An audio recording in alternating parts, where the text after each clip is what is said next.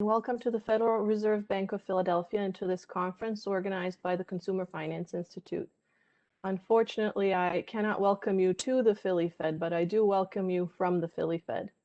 I'm Dubravka Ritter. I've had the pleasure of organizing this event with our visiting scholar, Raj Darolia, whom you will meet later as he moderates our first panel. We're really thrilled that you could join us today for a discussion of the unprecedented challenges faced by colleges and universities during the COVID-19 pandemic. This event would not be possible without our brilliant speakers who have already invested many valuable hours in preparing for this conference. I want to thank them before we even begin and look forward to learning from them today. Now I invite the President and CEO of the Philadelphia Fed, Patrick Harker, to formally open our symposium. As the president of the University of Delaware and dean of Wharton School at the University of Pennsylvania before his life as a central banker, Pat has both a personal interest in and a deep knowledge of higher education. Pat, please go ahead. Thank you so much, Dubravka, and good morning. It is great to be here. And really, a special thanks to our staff at the Philly Fed who organized this symposium, our distinguished panelists, and of course, all of you for taking the time to join us. So as Dubravka mentioned, as a recovering academic, I'm particularly excited about today's program. The future of higher ed is obviously of personal importance to me, but it's not just that. It's also crucial to the future of our country. We've assembled a terrific assortment of panelists today who will, I am sure, provide unparalleled insight into the challenges and opportunities facing the sector. How lucky we all are to be here, in some form, of course. I wish we were there physically. But now, before I begin, I have to say something I never needed to say back in my lecture hall days, and that's what we call the standard Fed disclaimer. The views I express today are my own and do not necessarily reflect those of anyone else on the Federal Open Market Committee or in the Federal Reserve System. There, I am covered. The Philly Fed has invested significantly in research in higher ed and education finance over the past couple of decades. Our interdisciplinary applied research group, the Consumer Finance Institute, or CFI, which is sponsoring this event, is just the most recent strategic initiative in this area. So our bank's strong interest in the subject is partly geographic. Now, some may like to call the Boston area the Athens of America, but here in Philly, we're at least Alexandria. Some 80 colleges and universities populate our home, the greater Philadelphia area. The two largest employers in the region are universities and their associated health systems, the University of Pennsylvania and Thomas Jefferson University. These anchor institutions, comprising both eds and meds, are of vital economic importance to the district we serve here at the Philly Fed. But that does not make us unique, far from it, in fact. And for all its civic virtues, higher education is also an industry whose economic effects are felt coast to coast. Indeed, in the fall of 2019, there were some 4,000 post-secondary educational institutions in the US, counting both four-year and two-year institutions and nonprofits, as well as some for-profits. Their economic impact is quite obviously sizable. The National Center for Education Statistics counts more than 4 million people employed in higher education. Those employed in the sector earn higher than median wages. Nor can we forget the students and the value they bring to the communities where they study and socialize. As of last fall, 19.7 million students were enrolled in America's colleges and universities, 12 million of whom were attending full-time.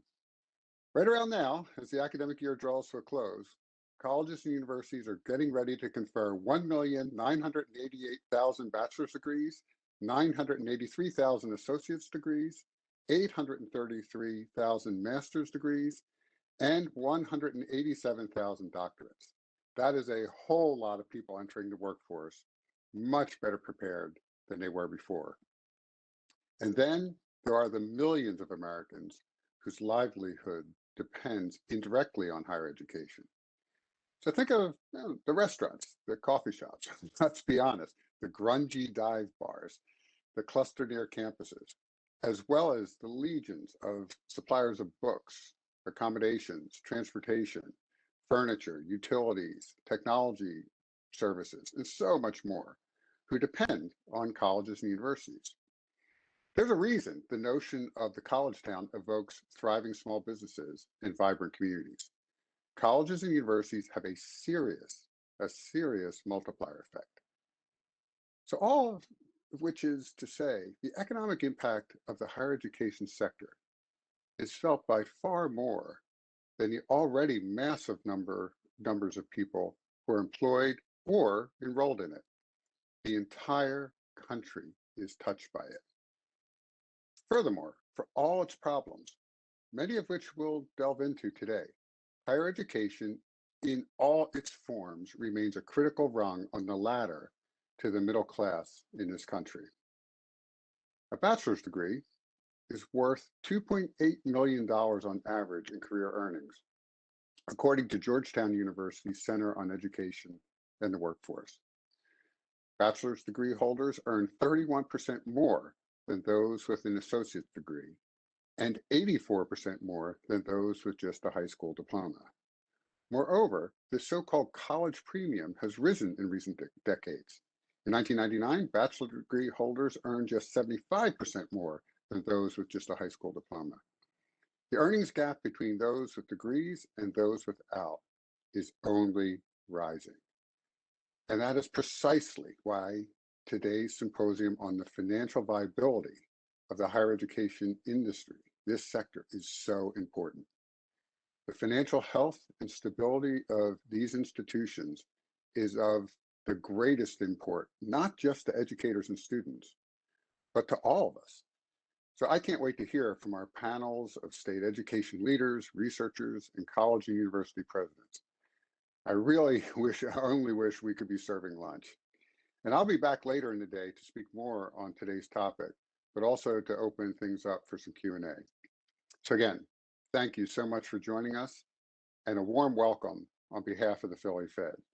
And now I'd like to turn things over to Raj Garulia of the University of Kentucky, who will lead our first panel. Raj?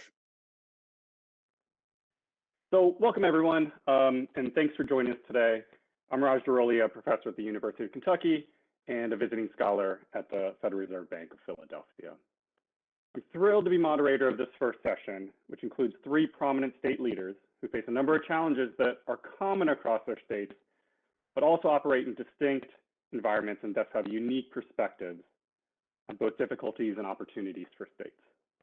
They have served in various roles inside and outside of government, within higher education institutions, and in other formats. I'm really excited to have this discussion. I will first introduce our distinguished panelists, and then we will hear from our guests. I believe the administrators will be posting in the chat the way to post a question. It'll be using a separate app, and I will be taking questions from the audience and asking our panelists to answer those as we move through the session. So first, let me introduce our distinguished panel. First is Dr. Zakiya Smith-Ellis, who currently serves as the Chief Policy Advisor to the Governor of New Jersey, where she is responsible for developing and directing the governor's policy initiatives in coordination with the cabinet. Prior to becoming Chief Policy Advisor in 2020, she was New Jersey's Secretary of Higher Education, where she was responsible for policy development and coordination of higher education activities for the state. Prior to her work in the New Jersey state government, Zakiya led the DC office of the Lumina Foundation and worked in the Obama administration as a senior advisor for education at the White House Domestic Policy Council and as a senior advisor in the U.S. Department of Education. Dr. Ellis holds a bachelor's degree from Vanderbilt, a master's degree from Harvard, and a doctorate from the University of Pennsylvania. Our second panelist is Daniel Greenstein. Dr. Daniel Greenstein became the 5th Chancellor of the Pennsylvania State System of Higher Education in 2018. In this role, he serves as the Chief Executive Officer of the state system of 14 public universities. Dr. Greenstein previously led the post-secondary success strategy at the Bill and Melinda Gates Foundation and was Vice Provost for Academic Planning and Programs for the University of California system. He began his academic career as a senior lecturer in history in Scotland. He holds bachelor's and master's degrees from the University of Pennsylvania and a doctorate from the University of Oxford. And our third panelist is Dr. Erin Thompson. Dr. Thompson is the president of the Council on Post-Secondary Education in Kentucky, which is the state's post-secondary and adult education coordinating agency. Before taking the helm of the council in 2018, Dr. Thompson served as interim president of Kentucky State University and as a faculty member and administrator at Eastern Kentucky University.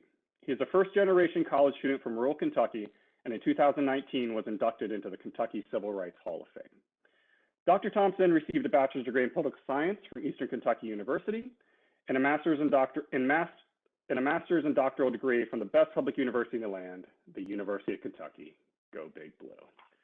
All right, so let's go ahead and dive right in. As has been mentioned, we're coming out of a year of ample turmoil, most obviously because of the public health crisis related to COVID-19. However, this pandemic intersected with other critical challenges that the higher education system must address, especially related to racial justice movements and economic insecurity. But I'd like to start by hearing your thoughts on some of the most significant fiscal challenges for your state as a result of the various pandemics, obviously related to higher ed most prominently. And if you'd like to comment also how these challenges changed relative to other challenges you may have had pre-pandemic. So I'll start, since I introduced Dr. Thompson last, I'll give him the opportunity to speak first, and we'll hear from all of our panelists on this question. Hello, Raj. Go Big Blue. I'm there with you. You know, absolutely. A couple of points I'd make before we even get started on talking about our challenges budget-wise and what we do with that is to talk a little bit about the richness of higher education. The idea that if we see higher education truly as a route, not only to what I call financial success, but a route to overall success, emotionally, culturally, socially, then I think we have to think of this within that context. When COVID happened and we talked about innovation, we talked about what will we do after COVID.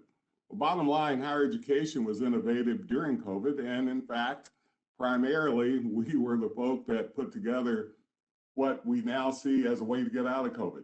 And it is our way forward. The challenges we faced in Kentucky, obviously, Raj, as you all know, we hadn't had any funding given to us in higher ed since 2008.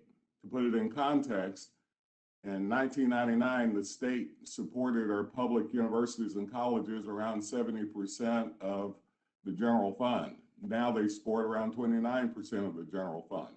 And having no money put in higher ed, but yet continuous cuts, created what I would call a process of surely being efficient, but also maybe a process of not being as strategic as we would like to move forward the agenda that we had for Kentucky. And as you well know, that agenda is getting 60% attainment by 2030. But in that decline of funding, we did get more efficient. We got more effective. And a little bit later on, I'll talk a little bit about what we've done because of that.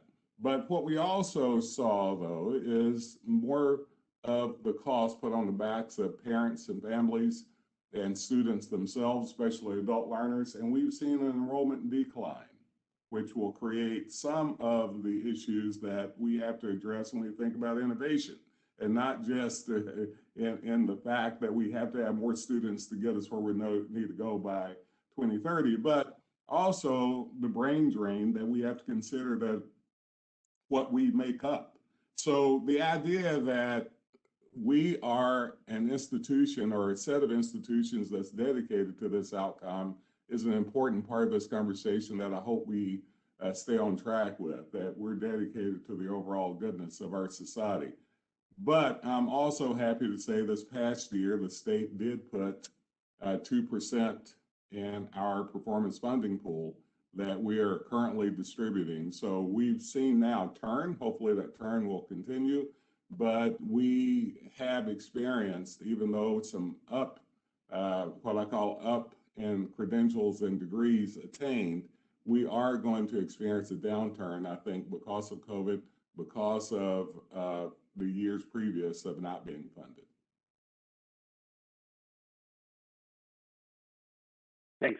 Thanks for that insight, Dr. Thompson. Why don't we go next to Dr. Smith-Ellis and hear her thoughts on her location in New Jersey. Sure, and I will speak both from the perspective that the seat that I currently sit in, where dealing with policy across state government, including the responsibility for developing budget policy lands in my lap. And so our state budget is somewhere in the realm of about $40 billion annually. And you have the ability then to see kind of where higher education fits into that picture. When I was secretary, of course, I was always trying to figure out how we could increase funding, especially, let's say, similar to Dr. Thompson. We were in a position in the state of New Jersey where there had not been significant increases to higher education funding. I wouldn't say there was none, but there were not significant increases. And when there were increases, they were not across the board to all of the colleges to split for our public institutions, because we had no funding formula. It was basically the Wild West. Every college was on its own in terms of lobbying to the legislature and asking for line items for increase. So that was just kind of no way to do things. So we did institute a funding rationale. We called it outcomes-based funding for new dollars for higher education, and we're able to secure some new dollars toward that goal. But sitting in this seat, especially over the past year, as you mentioned, in a state that has struggled fiscally in terms of its credit rating and having enough funding in its rainy day fund. And when you have issues like that, when it rains, and it rained with COVID in New Jersey quite a bit, and you have nothing really to fall back on, that's quite challenging. So in the last fiscal year, we had to borrow. We borrowed $4 billion. We actually didn't end up borrowing $4 billion, but we were authorized and had a plan to borrow $4 billion because interest rates were low, and that kind of changed things. We were able to borrow a little bit less, but it's still quite a significant amount if you think about the state budget being $40 billion, borrowing upwards of 10% of your budget to cover. And that was because we saw a significant decline in revenues. So all of the shutdowns, you think about the main sources of revenue in state income tax, state sales tax, state property tax. And I can tell you, we have some of the highest property taxes here. So property tax is not really impacted, but sales tax and income tax were really something that we were concerned about, sales tax in particular. And that had a drastic impact on our revenue 2 fiscal years ago, like when COVID first hit. I'm glad to say and I say this with a caveat, thankfully our revenues have seemingly rebounded quite a bit. But in that moment when we didn't know, and when we were seeing, these stark declines in revenue, we were in a place where it was the previous administration at a federal level. There was no state relief in the CARES Act. So we had funding to some of our localities and things, but we didn't have really, really robust relief that we knew was coming on the way. And we were in a place where if we did nothing, we were going to have to cut not only higher education, but social services across the board, which just make no sense. You think about cutting services like first responders and hospitals and the things that you need in a public health crisis. So looking at it that way, it was like, yeah, we're not only going to have to cut funding to higher ed, we're going to have to cut funding to a number of different areas. So just with that perspective, just wanted to share that's how we kind of came into this new fiscal year. Revenues have rebounded, but where does that put higher education? The governor previously had a really robust education policy agenda, including, again, putting funding into that funding rationale to higher education, and had just rolled out, I think it was like 2 weeks before the first COVID case in New Jersey, had rolled out a plan to make free for low-income students through an infusion of new operating aid dollars. And we had to put that on hold because then COVID happened. And like I said, we declines in our state revenue. So we're on the other side of that now, and we're currently in process and working with the legislature on our budget. And I think we'll see kind of where we end up, but we're feeling a lot better. One last thing I'll mention before we kind of go on, and maybe this is fodder for discussion later.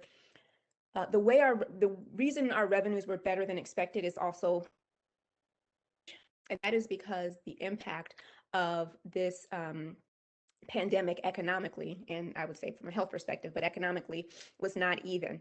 So it turned out that those people who pay income taxes were not really impacted. They just went home, they worked from home, and they continued to have a job. those folks who earn so little that they really don't have an impact on our state taxes one way or the other, those were the people that lost their jobs. So when looking at it, it's like, oh yeah, a lot of people lost their jobs, a lot of people were out of work, but thankfully they didn't pay taxes, so it didn't matter to our state revenue. Now, so that's the plus side for our state revenue, but what does that mean for what our state responsibilities are to those individuals? It means that we have a tremendous task ahead of us in terms of helping them recover on an individual level. Thanks so much. Let's hear from Dr. Greenstein.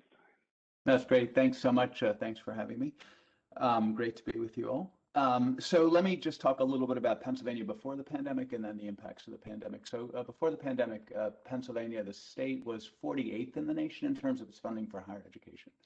Higher education in Pennsylvania is a pretty crowded place. Pennsylvania state system, 14 universities, is the public system, but then there's state-related institutions, Penn State, Pitt, et cetera. There are a dozen or so community colleges, and then there's a very active private not-for-profit sector as well. So it's like 113 institutions overall. And what happens when the state is 48th in the nation in terms of funding, you see this drift up in price because each institution is chasing the same students and trying to get the maximum dollar they can from each of them. And so you see this leveling up in price.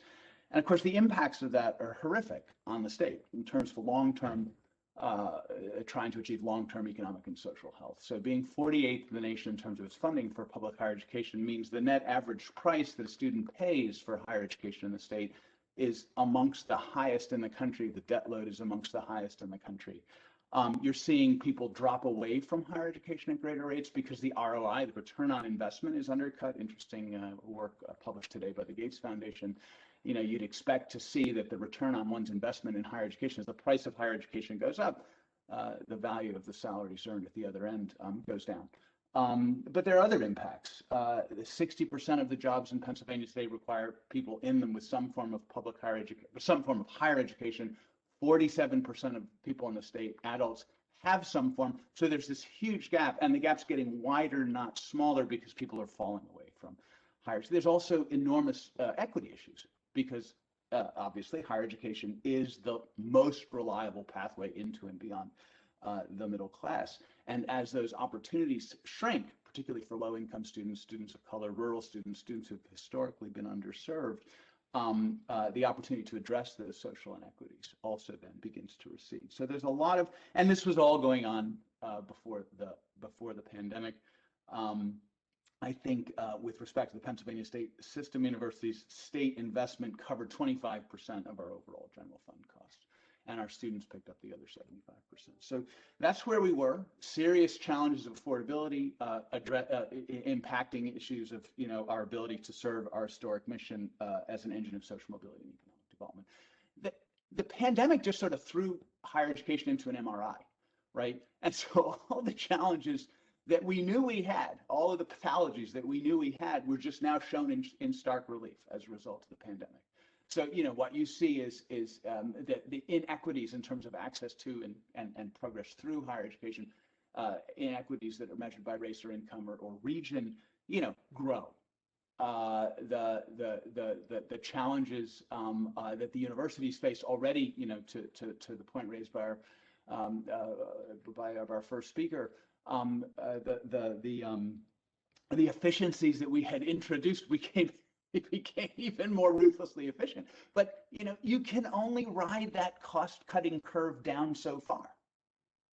Eventually, you're cutting into the things which deliver value into the industry, and we probably passed that a few years ago, right? So those trends obviously get exacerbated, you know, by the pandemic. You know, fortunately in Pennsylvania, we had started down the path, at least in the system, of addressing some of these concerns already by 2015, 2016, sort of through some fundamental sort of board-driven systemic transformation of our organizational structure and approach to try to sort of revitalize our mission as an engine of social mobility and economic development. And I just thank God every day that we started a few years before the pandemic, because I would not want to be here today starting from scratch.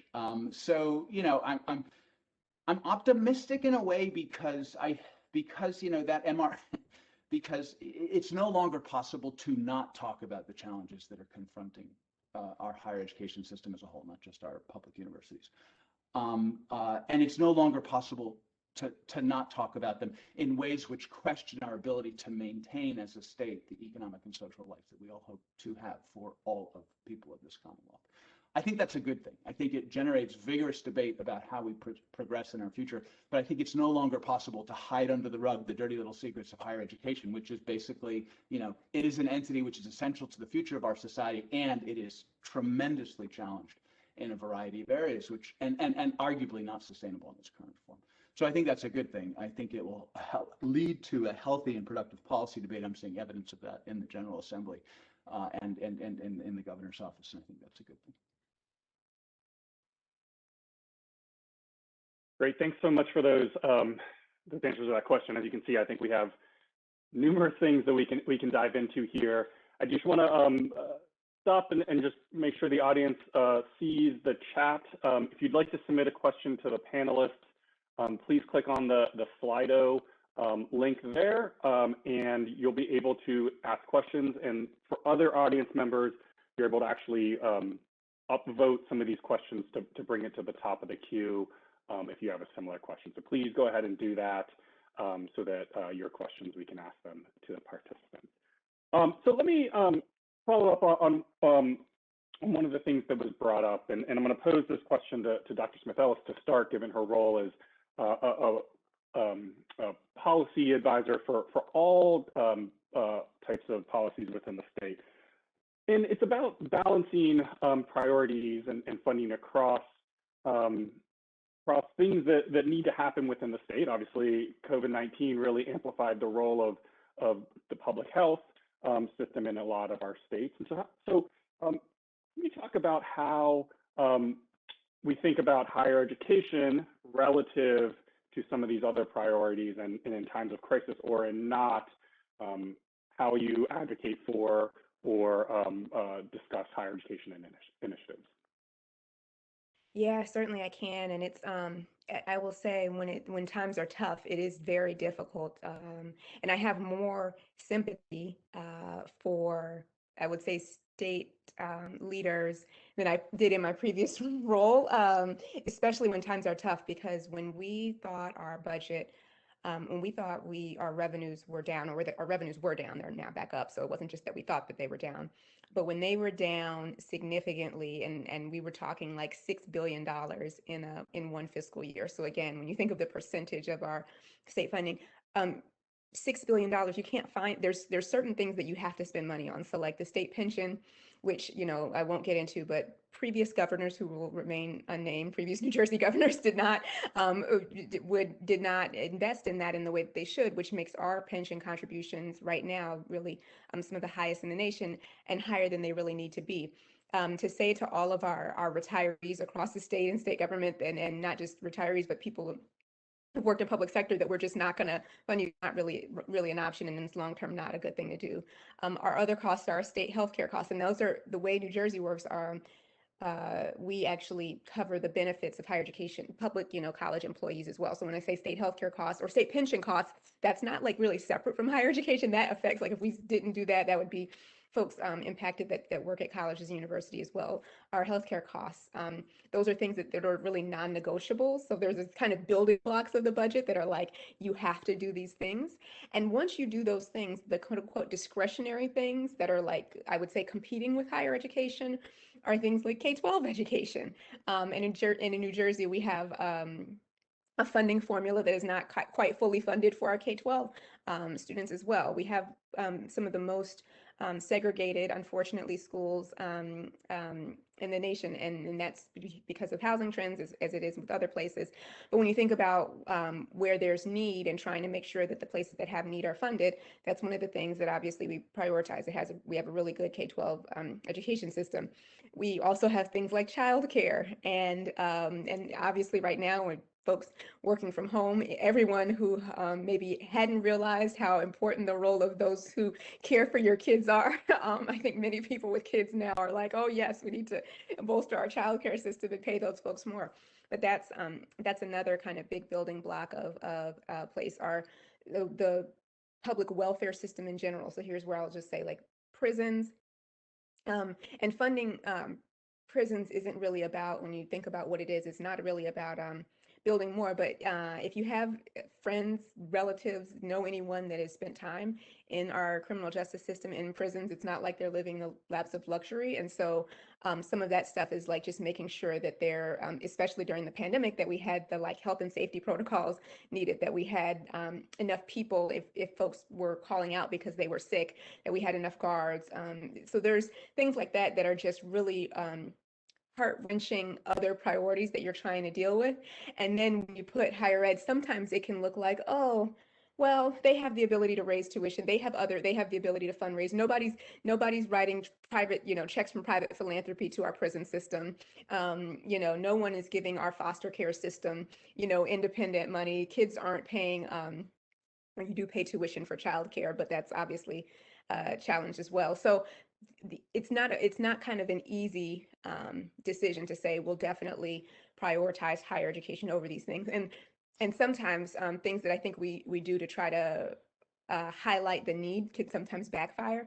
So prior to me being here, I heard a story of there was a similar, maybe it was the previous recession, and folks from one of the colleges brought in like little, tchotchkes or something, pins or something. But to legislators, it's like, well, if you have money to be giving us free stuff, then you're fine, right? Like, so it was like a reverse message. It's like all of these other advocacy groups that were coming and saying, oh, we're Little Sisters of the Poor, we really need help, but you're giving out free stuff. So that's just to give perspective of balancing the priorities. And what I do and what we do, I have a team of policy advisors, and we really just go piece by piece and say, what are the needs here? What have we evaluated? What the consequences, the way I like to frame this is, what are the consequences of not doing this? Like, what will happen if we don't fund the prisons at this level? What will happen if we don't give this amount of money to our child care sector? What will happen if we don't provide this amount of additional subsidy for our healthcare market? So the same thing goes for higher education. And then you're just weighing, it's really a grueling exercise to weigh all of those worst case scenarios against one another. Thanks very much. You definitely have a unique role, having kind of led multiple different types of efforts in your state role.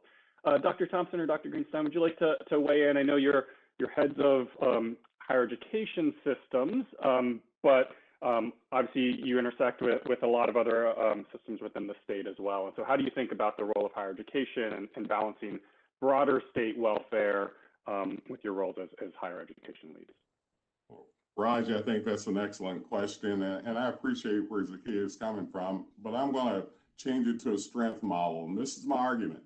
I don't necessarily talk about the 20% cut we've taken over the last 12 years. What I talk about, I'm an entrepreneur by trade, I'm a sociologist by education, and I spent a lot of time in for-profits before I got into nonprofits. And one of the things that I know, and we've asked our campuses to do this, is to strategically place your budget where you get the best return on investment for those that you serve. So I ask our governor and our legislature, General Assembly, to think about that. When you think about higher ed, and let me give you some other data before I even tell you this. During this pandemic, 90% of the people that were on unemployment did not have a higher ed credential. Before the pandemic, 90% of the people that was on Medicaid in Kentucky, no higher ed credential. 90% of the people on SNAP, no higher ed credential. The people in prisons, I could keep on going forever with this. So it's about thinking about return on investment, if you want to put it within that business context, or even within that social capital context. The idea that in the state of Kentucky, the state gets 62% return on investment for every dollar it spends in higher education. They don't get that with the others. And I understand the competing circumstances if you look at it as, well, all my children need shoes. But if you look at it in a way that the fastest runners should get better shoes because they're going to help support the other kids to run, then that's a different way of thinking about how you should be looking at higher education. Give you an example, even during this time of budget cuts, Kentucky, and one of the reasons why I think we are in a better shape economically now is because in the last 5 years, we put 17.5% more higher ed credentials on the streets in Kentucky. We closed gaps. We're closing gaps fairly fast. We put 37% more higher ed credentials of underrepresented minorities there.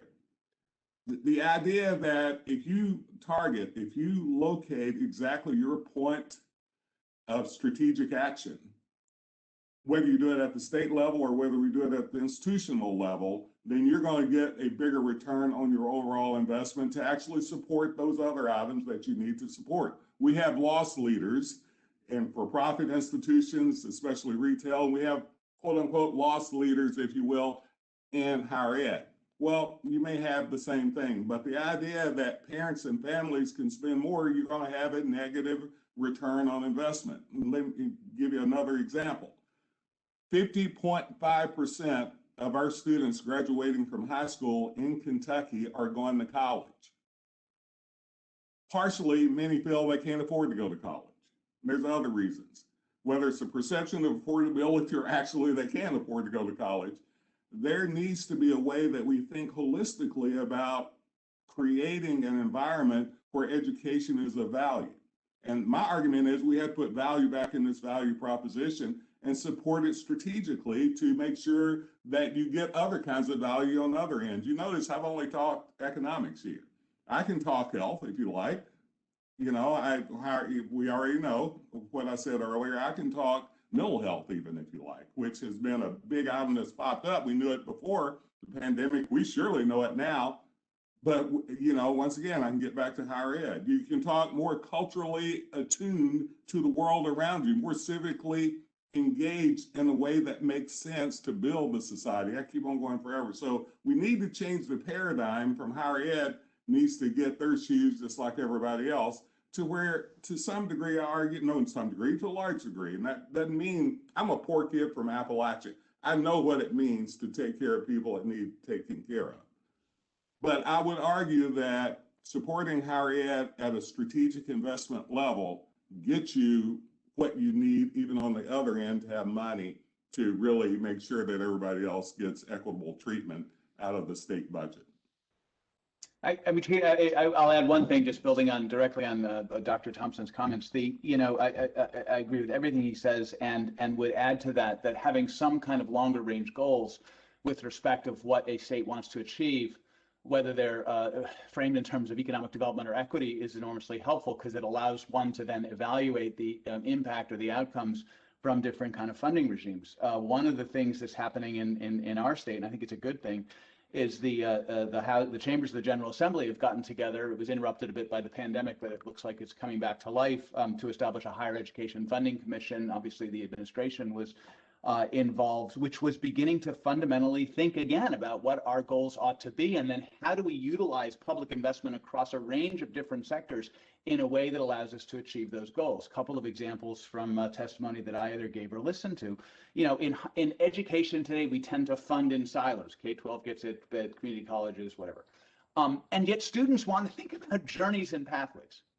How come we're not funding in terms of journeys and pathways? We're still sort of locked into a model which is really born of the 1940s and 50s, where we think about it, right? You could approach student mental health issues and you could say each sector needs, each institution needs to resolve its own student mental health and wellness issues. And yet, doesn't it make sense to think about providing resources on a regional basis, right, that are much more impactful? Again, think now cross agency in terms of the utilization of funding, public funding, in order to achieve a set of public goals, including goals which would get at access, affordability, and student outcomes. I think until we see that kind of fundamental rethink in the way state agencies are funding, and of course are funded, and it's challenging because state agencies, like any bureaucracy, are going to compete for their own prerogative. I mean, that's like natural. It's a natural thing. But how do we actually then align effort and funding in ways which allow us to get more bang for the buck that are being spent, you know, across public sector in a way that helps us grow our economies? That's great. Thanks all for those questions. Let me let's stick on the kind of theme of distributions and balancing priorities, but I'd like to narrow it a little bit to within higher education itself. So one thing that was brought up earlier was an enrollment declines. We know nationally that enrollment declines were not experienced similarly across different types of institutions. We also know that funding, every institution doesn't get an equal amount of funding as well within a state. And so I'd love to hear your thoughts on how you think about funding and meeting goals within the state across the different types of institutions. I'm going to start with you, Dr. Greenstein, on this, as I know you've in particular had some challenges related to the structure of higher ed in your state. Yeah, I mean, I think, we can operate within our 14 university system to address some of our structural problems, some of our funding problems. We can only go so far as the purview of the board extends. The challenges that exist with education generally require a broader view, right? They are challenges that engage and entail, consideration of K-12 community colleges 4 years, as well as privates, which benefit from public funding in terms of scholarship dollars for students. And as in many states, we do not yet have a clear understanding of what our policy objectives are, whether measured in terms of workforce or equity or some combination of the two. But I think I'm hoping that I see the General Assembly working with the administration, drifting towards a more rational approach to the distribution of scarce resources across the educational sector. Not just everybody gets their bit, as historically has been the case, but everybody gets their bit in order to accomplish a certain set of objectives. So in my testimony to the Higher Education Funding Commission, I just, I engage in some thought experiments. We talk about performance funding, and performance funding is basically tied to completion of underserved students, educational progress and completion of underserved students. What happens if we were to tie performance funding to engagement of a university or college or sector in pathway development, recognizing that students are engaged in a journey, right, from K-12 often through many different flavors of higher education and across their entire lives? Wouldn't there be an opportunity to fund institutions to some performance funding that recognizes the extent to which they engage in those pathways, allowing credit transfer from institutions that students have attended before they arrive, and enabling those students to continue their journey at other institutions? Would we think about performance funding in terms of efficiency? Right, there's a really interesting public policy question, which is in front of all of us. Is there's a lot of stimulus funding, hopefully some of it for higher education. Should all that funding be spent on all institutions equally? Are all institutions equally positioned to spend that funding well? The industry is fragile. Whole sections of the industry, I should say, are fragile. I mean, there's a fascinating policy question about whether or not it is possible, desirable, viable to expend dollars on universities that cannot and are not likely to succeed. A horrible question to have to ask, but it's a question that the condition of the industry forces us to at least entertain. So I think it's going to be important to think differently.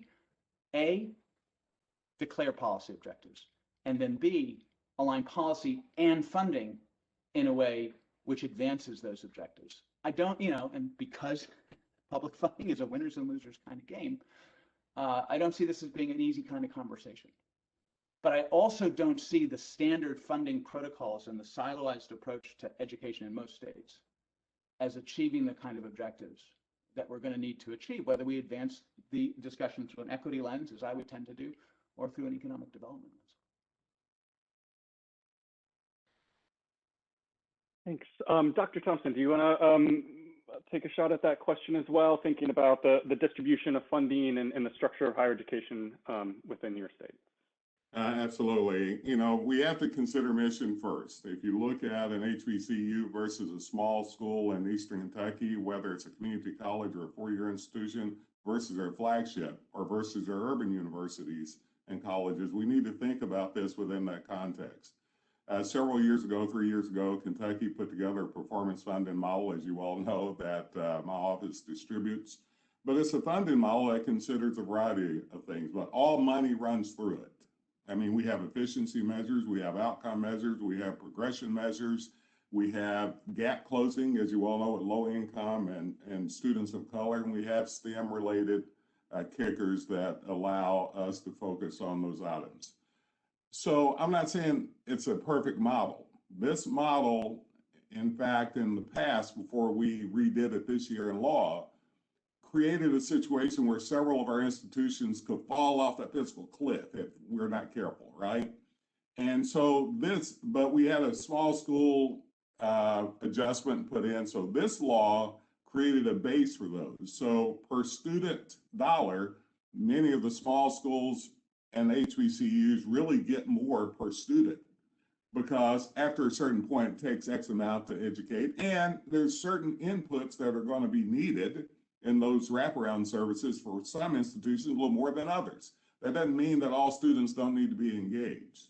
Now, the argument then becomes, how then do we use that funding model to make sure that the mission of every institution reaches where it needs to reach? That's still yet to be realized fully, I think, because it's going to take a while to make that happen. What we do know, it has had an impact on outcomes in Kentucky, the outcomes that we want, but it hasn't had as big of an impact on things like adult learners. So we have to look at that.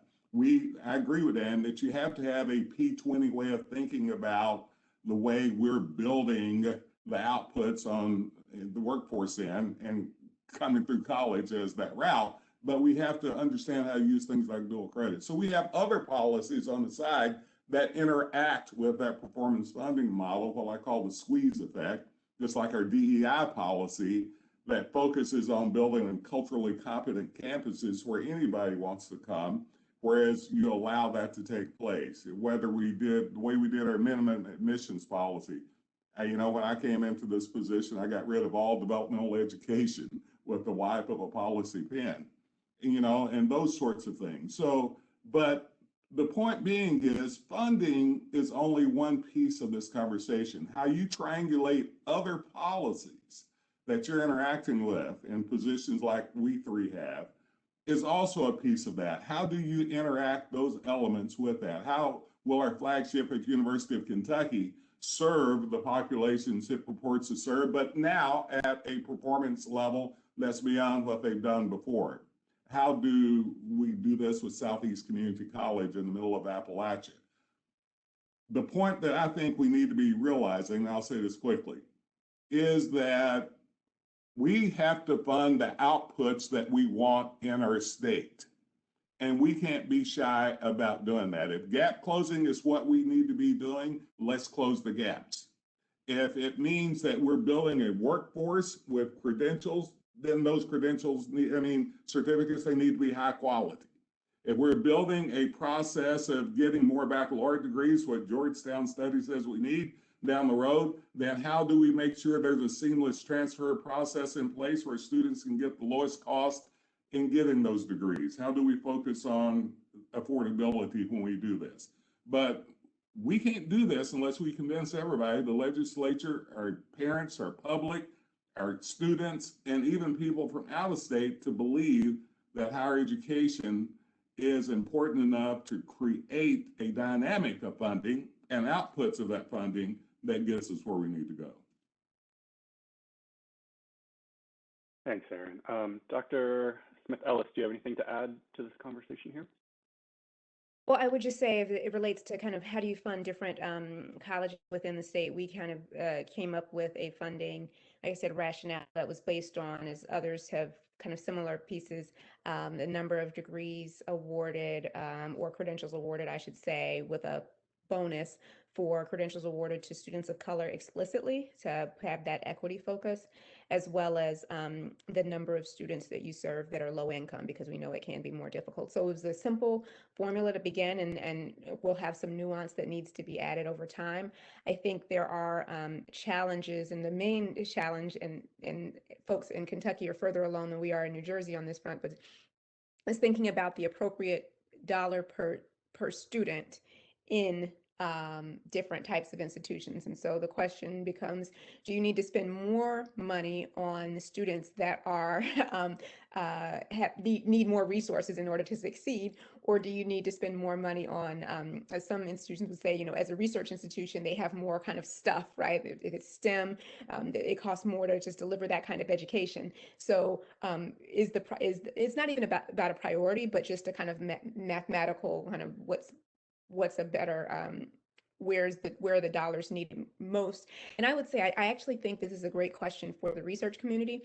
I don't see this tackled enough. Like, what is the appropriate? We talk about it a lot in K-12. What's the appropriate dollar per student? So I can tell you in New Jersey, it's $14,000 per per student. You can compare internationally, like how much money are we spending per student? How much money are we spending per special education student? It's not something we really talk about in higher education in that way. Like, what is the appropriate funding level per student? And again, in Kentucky, they're much further along on this.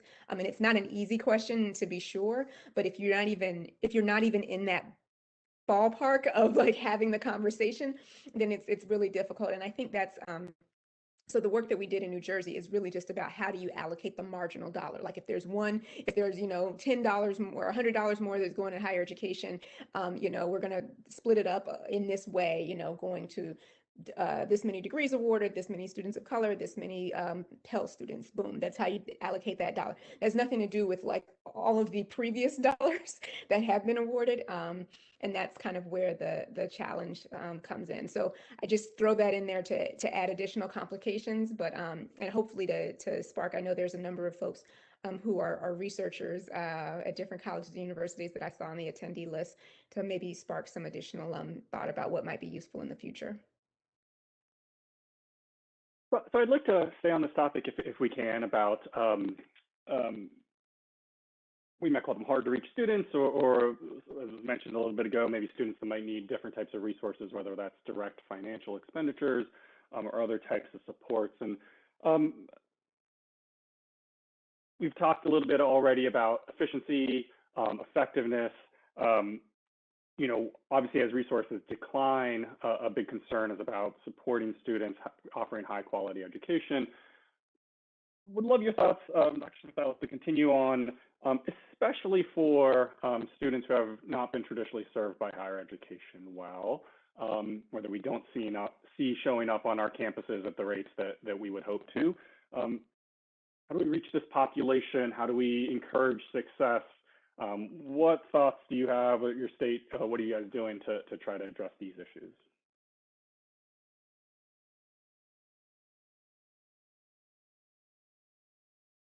And I'll just say the same thing, that the main we had a state plan that focused on increasing college attainment, post-secondary attainment, I should say, with a goal of 65 by 25 and getting more of our students to attain. And we realized the only way to reach that goal is by getting into those students that have traditionally not gotten there. And in New Jersey, that's Black and Latino students. So with a particular focus there, and that having that goal, knowing that that's what we needed to do to reach the goal. And I should also add adult students, which we haven't talked about enough, but I know both of the leaders here also care deeply about getting more adult students into the pipeline and serving them well. But whether it's people who have some college and no degree or never started at all, really, if we think about the workforce needs, we've got to serve them well, particularly at our community colleges. So those were the areas where we said these are the target places, and then designing that funding formula in a way that rewarded folks for serving them well was part of our key strategy. Since we found that our revenues are a little bit better than expected and we got some of the federal funding, we also directed some of that federal funding to serving those populations specifically as well. And I just add to that, we have to address the affordability issue. I mean, again, our net average cost of attendance in the system, and we're lowest in the state, is something like $22,000 or $23,000 a year. We're a $100,000 degree. That's assuming you get out in 4 years, and most students don't.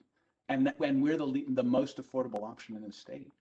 I mean, you're basically saying the state is basically saying, if you're a family earning less than $45,000, which is about the median income in the state, you're basically spending 55% of your income in any given year on one child, if you're a traditional student.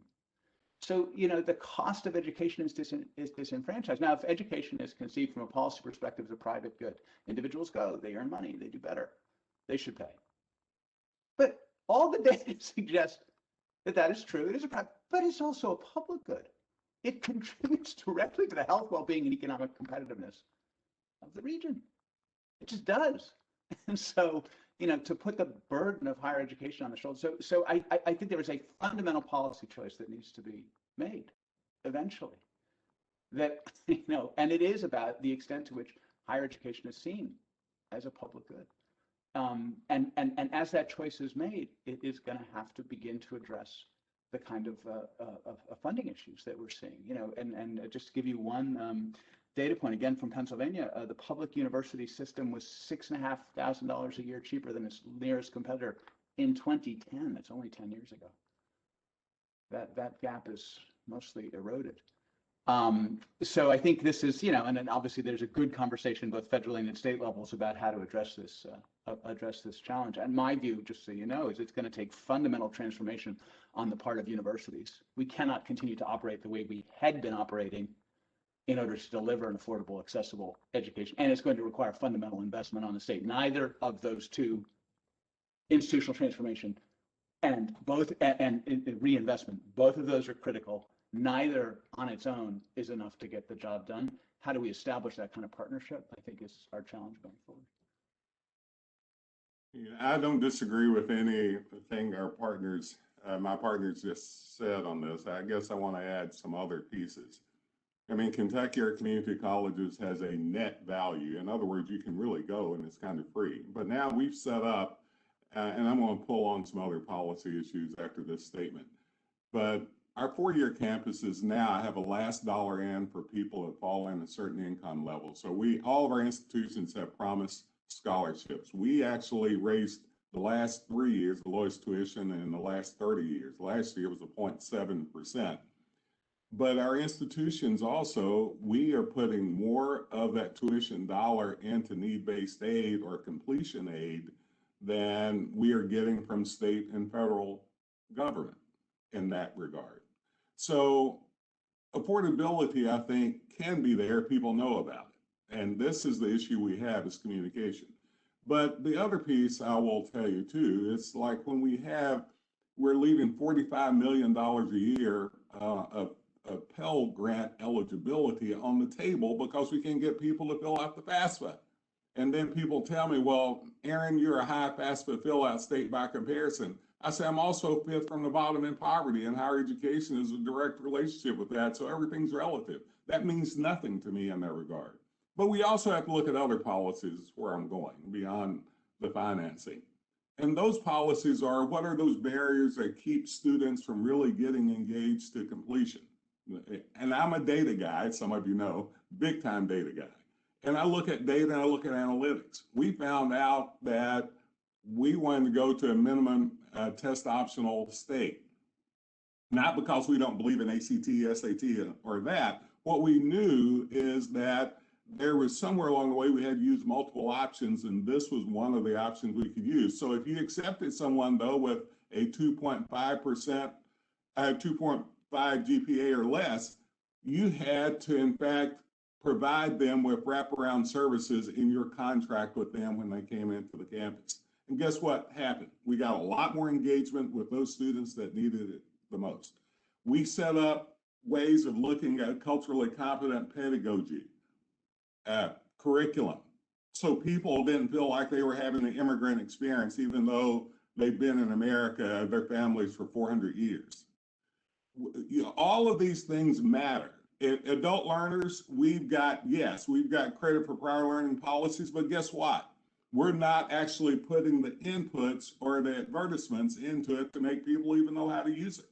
We have a seamless transfer policy between our 2 and 4 year, 4 and 4 years, but yet a lot of people still don't know what that means. We have a dual credit policy that's wonderful, but it's not curricularly aligned with programs where people can see where they need to go. So we created an ed continuum that I'm the co-chair of it, along with the lieutenant governor and the commissioner of K-12 education, to look at those. So my argument is that we need to be looking at those policies that we have in place explicitly or implicitly that hurts those students that we say that we want to serve the most. Yes, affordability is an issue. I'm not denying that, whether it's perception or whether it's real. But I am saying, though, we need to take a strong internal look at the state level, as well as the university and college level, as well as my office, to say what are those things we can get rid of statutorily, regulatorily, as well as what are those things that we can put in place that actually enhance what we're really wanting the outcome to be. And Raj, if I might, just one piece building on what my colleagues have said on the affordability piece of the puzzle. So I mentioned kind of what are we doing from a funding perspective. I have to really agree with Dan on, it has to be affordable. We did a process of looking at how do we build talent in the Garden State last year, and we rolled out this whole effort on that, and it was a collaborative effort with our Economic Development Authority and our Labor Department and others. And when we really saw, what the value of having that college degree would be, it was clear that students who are lower income are being left out of that, and we had to do something not only in terms of, again, encouraging institutions to serve them, but also giving students a message that we want them there. And that's not just always about kind of making it affordable, as Erin was saying, but it's other policies as well. But that's a big piece of it. And so we already had tuition-free, well, we created a tuition-free community college program in 2018, and that's been going strong, and it's for students that make less than $65,000. So again, targeted to the low and moderate income, and the median family income in New Jersey is a bit higher than in Pennsylvania, but $65,000 is under that, just for context. And so that same dollar threshold we have proposed going over to the four-year colleges. So it's not only that you can go to community college tuition free if you're lower moderate income in New Jersey, but also that you would be able to have that same benefit if you went to one of our four-year colleges. And we're in the process with the legislature now to see if they'll take us up on that offer. Raj, can I add one more thing? Because Absolutely. I would be remiss if I didn't say this.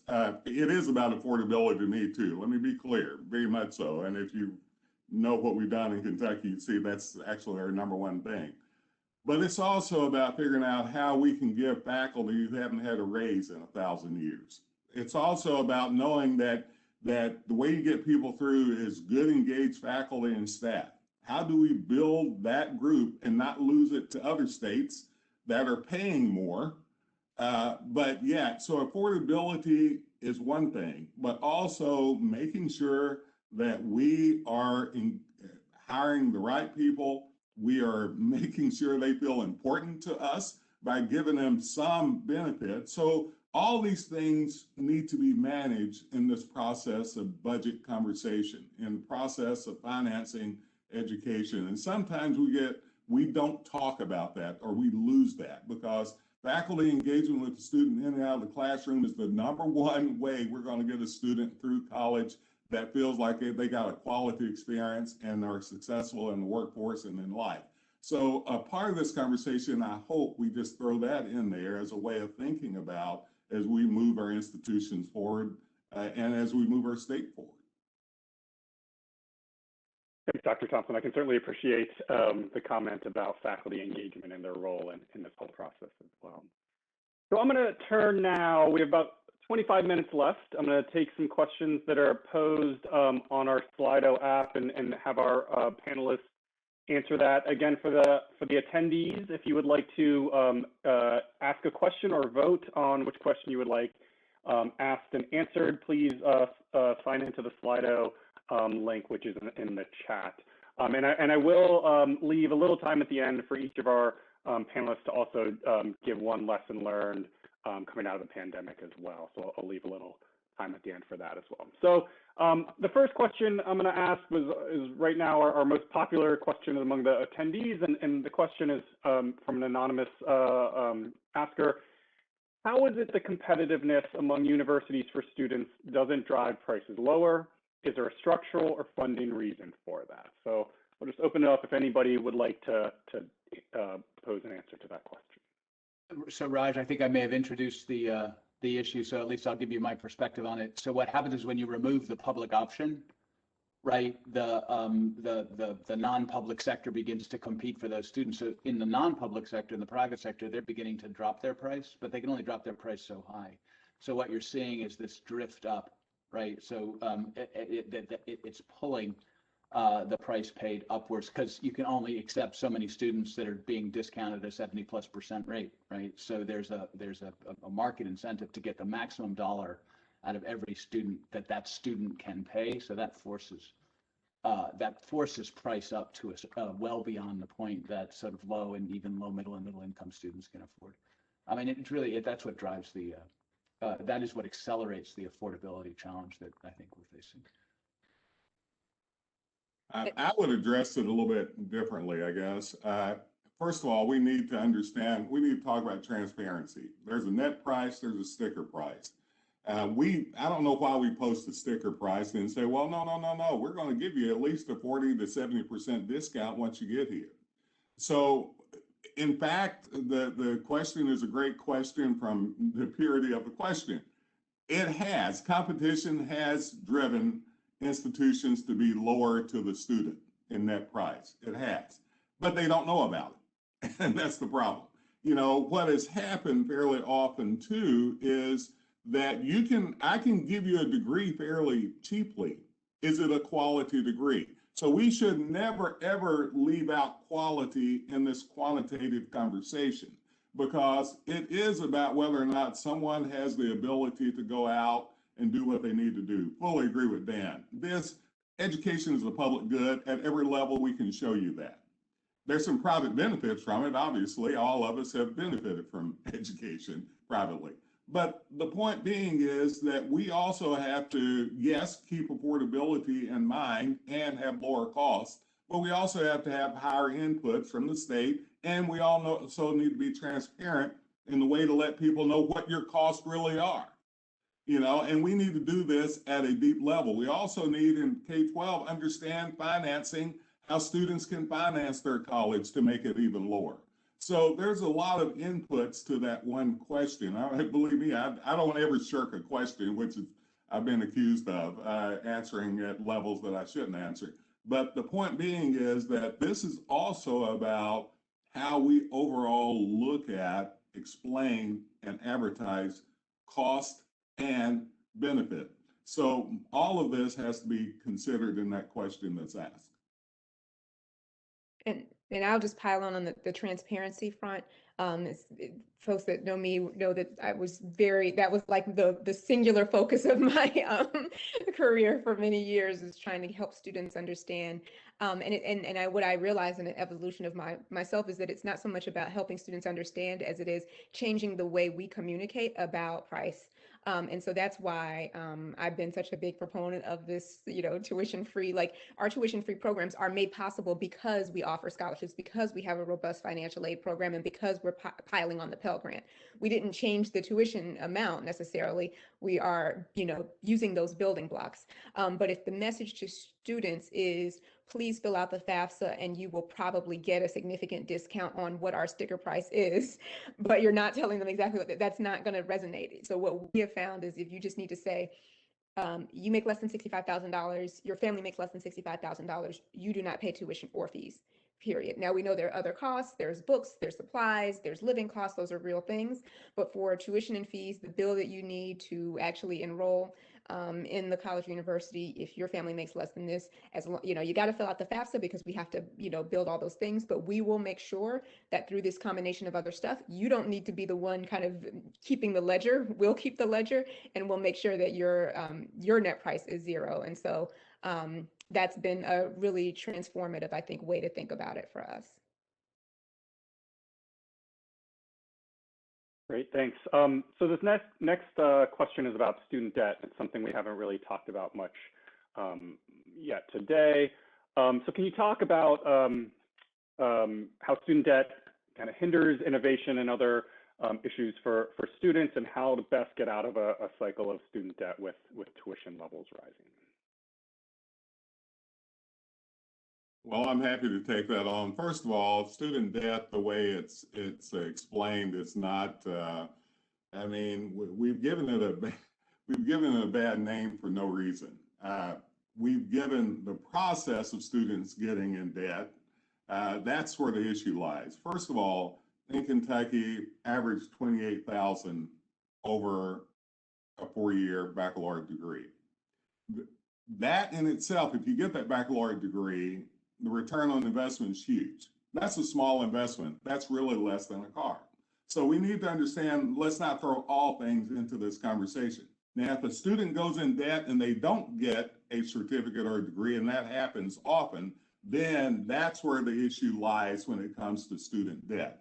Now, we've heard of this $100,000, $200,000 student debt. We also throw everything in one pot. If you get a medical degree or a law degree, we throw that in with the undergraduate degree and do the average, and we say, look at this. So we have to disaggregate this stuff too. Now, don't get me wrong. What we have to do, and this is what we've seen that works, and we don't do it enough, or we don't do it with fidelity or consistency, is show a student this is how you use student loans as the last option to your overall financing of a credential. That works when we do it right. And then student debt is mitigated.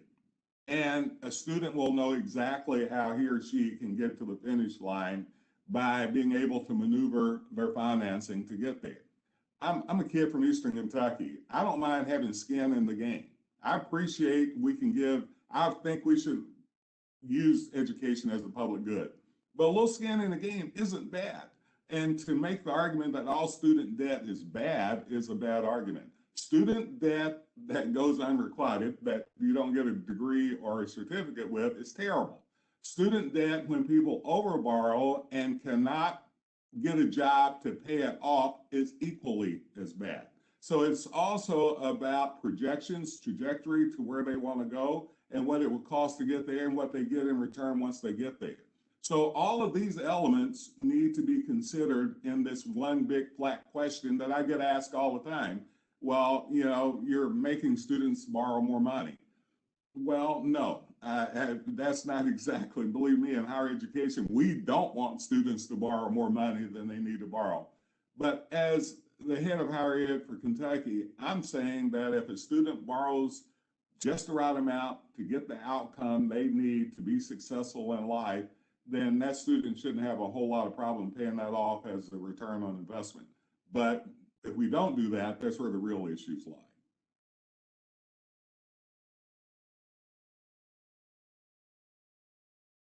Zaki or Dan, would either of you like to?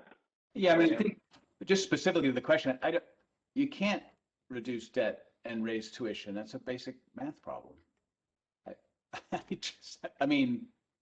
don't know how to solve that problem. But I do think again, it goes back to to having clarity around policy objectives. Debt is, I think, to Dr. Thompson's point, it's not a good thing or a bad thing. It's a thing. It's the context in which it resides, which determines its value or its inherent lack of value.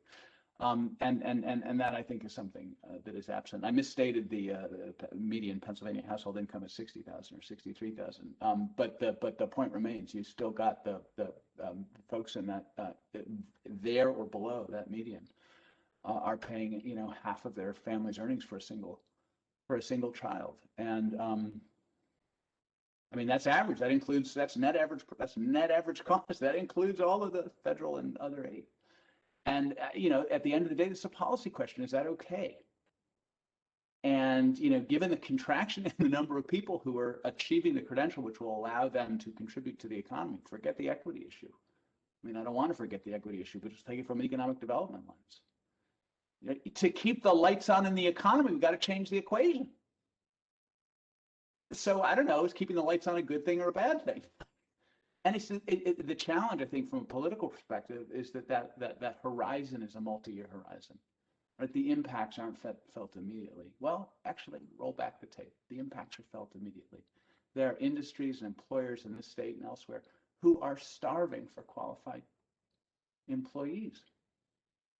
They're not there. Impact. That is the direct impact of a set of policy decisions around funding. So, I don't know how much more data you can throw at the problem. Some of this stuff is pure math and requires some fundamental reconsideration, at least in my view. I think the student debt question is really obviously the presidential election, and then the fact that we've taught student debt payments for a long time is one that is not an easy answer, to Dr. Thompson's point, and is a basic math thing. Like, if you're not giving significantly more money to colleges to lower tuition, I would note that some of the just one point for broader public that's listening here, sometimes I think we assume that if we make college free, the debt will go away. And I would just note that internationally, students borrow for living costs, and that unless you're talking about actually eliminating the ability for people to borrow, that would continue even here. And that a significant amount of what people do borrow for is those basic living expenses. And this is a point that I don't think we talked about a ton, but that I think about a lot, which is a lot of what challenges students from and hinders them from completing has to do with paying for things that are not just tuition and fees. So those living costs. So it's whether it's, when we invest in childcare as a state, it's not just helping people who are not students, that also helps, students. And when we invest in healthcare, that doesn't just help people who are not students, that also helps students. And when we provide housing vouchers, that doesn't just help people who are not students. So it's all interconnected. And I think just thinking holistically about students and their families and what their challenges are, some of those other pieces also interact. And I would say specifically on the student debt piece, it's more complicated than it can seem, because so much of what people are borrowing for is not always just the tuition and fees. And so how you solve for the other pieces, as hard as it would be to make sure, like, even if you could say, we have figured out an amount, we have found the money, we are going to cover the entire cost of the, core educational function, and students have to pay nothing, which I think that's not an, even if we were able to do that, then you've got all of these other pieces that are on the other side that could contribute to debt that we just have to think about. And students, we know, oftentimes work to cover not only their cost of their tuition and fees, but those other costs as well. And sometimes they're working really too much. You see that often in community colleges, where they're like working so much they can't really focus on doing their being a committed student. And that is also a challenge. And I would say, even if you're not taking out debt, because some communities, we have really diverse population in New Jersey, there's some folks that are more debt averse. What you see is working just multiple jobs, inordinate amounts of work, sleeping in your car, going to work, then going to school, and just not really taking care of yourself.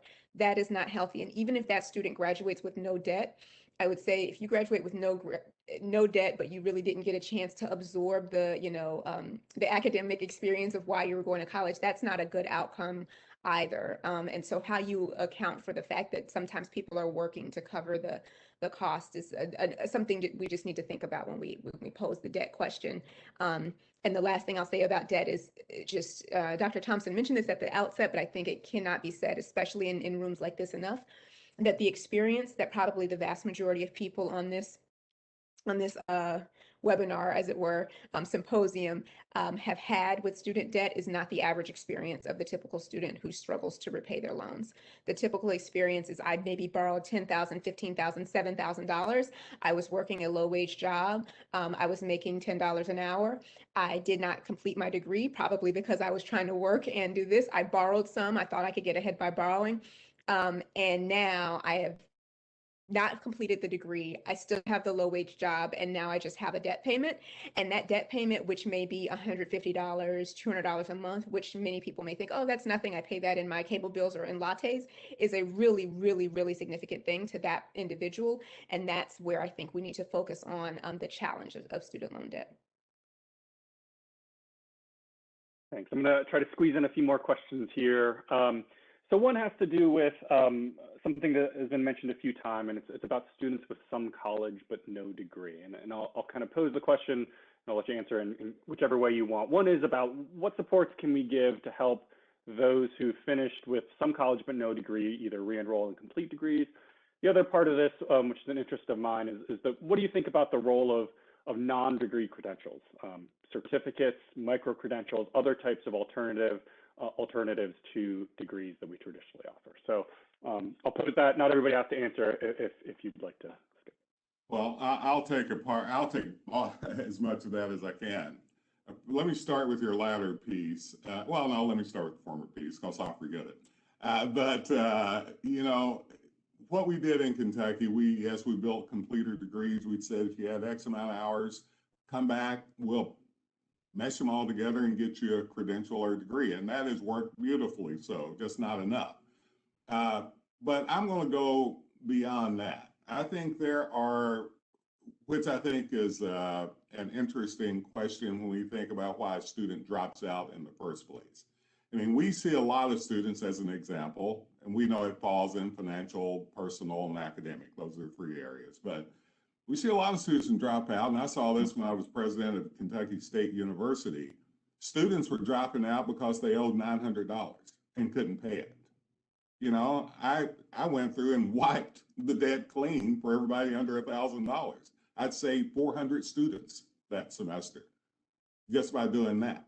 So we've got to look at what are those barriers we have in our institutions, parking tickets, whatever, that are just silly that if a student came back, you're even going to get more money than you could by keeping the student out trying to get the $900 back. That's one thing. So I would look at those sorts of policies.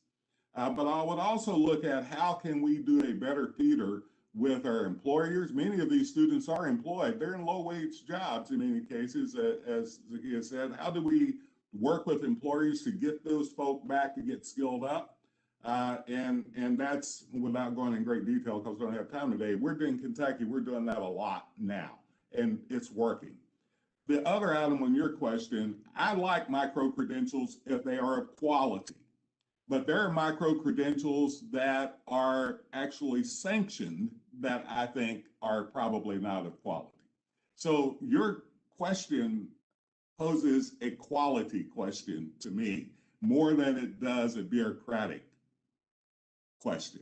So if they are of quality and we can verify it, assess it, and know it, and the student can use it, quality means that student has something in his or her hand that wherever he or she takes it, people recognize it. They have the skills, employability skills, as well as the technical skills to be able to use it. Then I think we have to do that. But being the head of public education for Kentucky, I will say that we need to look within ourselves first, and then look with your questions secondarily. Now, you could say that we need more degrees to get where we need to go, or credentials to get where we need to go. We need to do it in a parallel fashion. I would agree with that. But being the head of Kentucky's higher ed, I'm going to say let's look at our public, how we make those of quality first and get it out there. But I do like micro-credentials. They're milestone credentials. They're credentials that allow people to know that they can do their work and can get paid for it when they do it, and so on. So I do like that. Great. Next question. This is from Jake Gross, another Kentucky institution member. I agree effectiveness and efficiency is important for higher education. What does this look like at the operational level? Gordon Winston talks about this. How do you make a classroom more efficient and effective? How do you scale that up?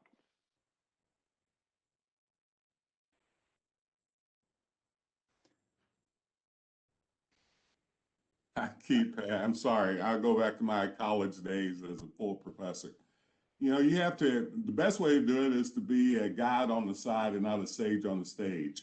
Teach students the value of the course, teach them how to do the course, teach them how to do it on the outside more than on the inside, and then you facilitate a higher learning. We in higher education has gotten to a point of thinking of efficiency and effectiveness purely as a quantitative outcome. It's a qualitative income and outcome, the deepness of it. When we see efficiency happening more and effectiveness happening more, it's when a student devotes more of his or her time into the learning experience outside the classroom that faculty member inside the classroom actually pushed for that to happen.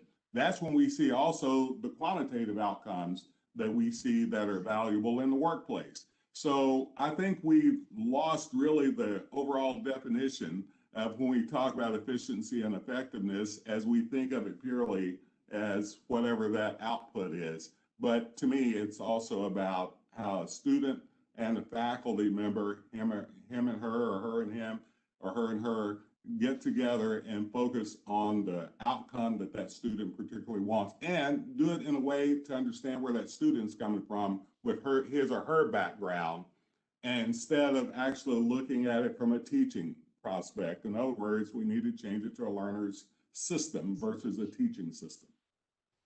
Yeah, I mean, I think just to build on that, the research data show active learning is highly effective and impactful, and actually disproportionately for at-risk and underserved students. So I think the first order question is the one that Dr. Thompson just asked, is how do you actually deliver? What does active learning look like? And then the second question is, okay, what does active looking like at optimum efficiency? Yeah, but they're different questions, and I think the first is actually the critical one. And then once you get into the optimal efficiency, I think it forces a kind of a consideration of a variety of different approaches to introduce active learning. So we've seen some really interesting, results with in hybrid environments with online course material, which is itself interactive and encourages active learning with feedback loops, et cetera. We've seen some really interesting outcomes as a result of the pandemic, horrible experience. But we've learned a little bit about, how to engage students differently and, how to engage different students differently through different environments. So, I think that to me, this is about a constant quest after improving learning outcomes through a constant evolution of our pedagogical practices, which is hard to do because higher education or education is so autobiographical. Hey, it worked for me. I can just, perpetuate the same thing. But as students change, as technologies change, as the environments in which we're operating change, as cost structures change, I think it forces on the academy, all of us in the academy, faculty, as well as administrators, that sort of, constant evolution to improve the continuous improvement in our practice that delivers against those outcomes. The research literature that was pretty rich on this subject. Great, thanks. So how I'm going to try to conclude today is I'm going to ask each of you to just spend 30 seconds to a minute talking about a lesson that you learned coming out of this past year that you think would be helpful for your fellow panelists in the audience to hear, and then we'll try to end close to on time. So Dr. Smith-Ellis, I'll start with you. A lesson learned coming out of this past year that you think would be helpful to share. Well, I think times of crisis, things that you thought were never possible suddenly become possible. And this actually has little to do with higher education, but I'll just share the New Jersey state government had no mechanism for telework prior to COVID-19. It was just not something we did. You had to be at your desk. And I remember when I was Secretary of Higher Education, I said, came from this foundation where you kind of, sometimes you could be at Starbucks, you could take your laptop, you could do stuff like, as for our employees here, can we have that benefit? And the answer was very clear, absolutely not. That is a risk. What if they slip and fall in a Starbucks? Who pays for that? From an insurance standpoint, from the union standpoint, yada, yada. And then immediately when the stay-at-home orders went into effect, it was like, everybody grab your laptop and go and do it from home. And we figured it out in like 24 hours. So I will just say that shows that when we don't want to have to be in a pandemic to show our flexibility, but that things that we say are impossible are often possible if we can just be creative about them. Great, those are great comments. Dr. Thompson. Well, we know that we can do digital and hybrid learning well and fast, but we need to do it better. We know that the digital divide is there, but it's even worse. We know that though higher education is the key to success, look at the vaccine. But the other thing I want to leave with is we talk about DEI, we have to also look at what happened during the pandemic with Black Lives Matter. And I use a quick analogy of dancing. We know it's important that at a dance, we invite diverse people to come to this higher ed dance, right? They have to be. But number two, we need to actually ask them to dance. And ask them to dance at a level that, in fact, they don't feel isolated. That's called inclusion. Equity, we need to have the right inputs in the right places for the people that need it the most in order to get out the biggest outputs that we need, and all boats rise. We knew this before, we know it now more. Mental health, all those other pieces, yes, but I would leave us with the idea that equity takes on a different conceptual framework if we think of it within that particular year that we just spent.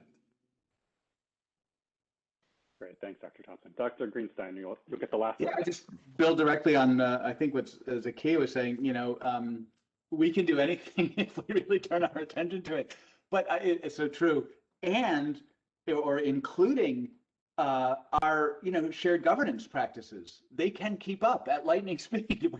We rebuilt our policy and practice environments in like 24 hours. or 48 or whatever it was, not long. But we managed to actually do all the consultation. So those, it shouldn't never any longer require us to take 2 years to offer a new academic program, because we know we can move much more quickly. So, it's not just about the ability, it's about the ability to do it in ways that are respectful of our shared governance origins, which I think inspires me with a degree of optimism. Great, thank you. Well, thanks to all of our panelists. This is a real treat to get 3 incredible state leaders together to spend an hour or so with us this morning. If everybody can, in your own room, I guess off camera, give them a round of applause. Our panelists won't be able to hear them, but let me just say on behalf of the organizers, we really appreciate you sharing your work today, and for all the work over the past year. I know being a public servant is often a thankless job. But I think that it's been an incredibly challenging year for all of us, and so thanks for all your leadership on that. I'm Stephanie Cellini, professor at George Washington University, and it's my pleasure to welcome you to our panel on research on institutions of higher education and COVID-19. We have 3 excellent panelists today to talk about their research on how institutions have been adapting and changing in response to the pandemic and recession. They will talk about their work on some of the challenges that institutions are facing and how higher education might change as we move forward. So I now want to do some introductions of our panelists. We are lucky to have Michael Kofed, Associate Professor of Economics at the U.S. Military Academy at West Point. We have Dubravka Ritter, Advisor and Research Fellow of the Consumer Finance Institute here at the Philadelphia Fed, and one of the organizers of this great event, so thanks Dubravka. And Robert Zemsky, Professor of Education and Chair of the Learning Alliance for Higher Education at the University of Pennsylvania. So what I thought we'd do today is start with about 10 minutes for each presenter. 2 of them have slides to share for their new research papers that are out on these topics. And then we'll open it up for questions. I'll ask a few of them to our panelists. And then we'll go ahead and add your own questions that you can share on the Slido site with the hashtag that is shared in the chat box there. So go ahead and put in your questions as you're listening, and we will take those questions at the end. So I'd like to turn it over first to Dr. Kofed. I'd like to hear about your new research with your co-authors on online education during the pandemic and a great new experiment that was done at West Point. So take it away, Dr. Kofed. So thanks again for having me and the opportunity to present. So this paper is joint with 3 of my actually active duty military colleagues, Lucas Gebhardt, Dallas Gilmore, and Ryan Bushido. And just as many of the Fed employees have to do the usual disclaimer, so do I. So these views are those of the authors and do not reflect the position of the U.S. Military Academy, the Department of the Army, or the Department of Defense. And so kind of the motivation that we all experienced together in this very, very crazy year is thinking about the pivot to online education in the spring of 2020. And then the fall semester became kind of a patchwork of both online, in-person, or hybrid instruction.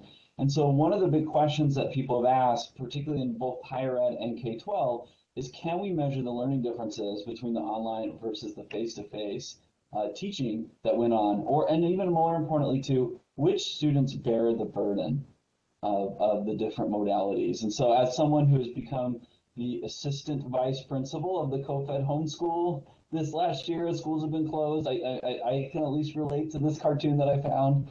And I know that my shoe became much of the show and tell during schooling. But if we think about online learning in general, online learning has kind of captured the imagination of lots of college and university administrators.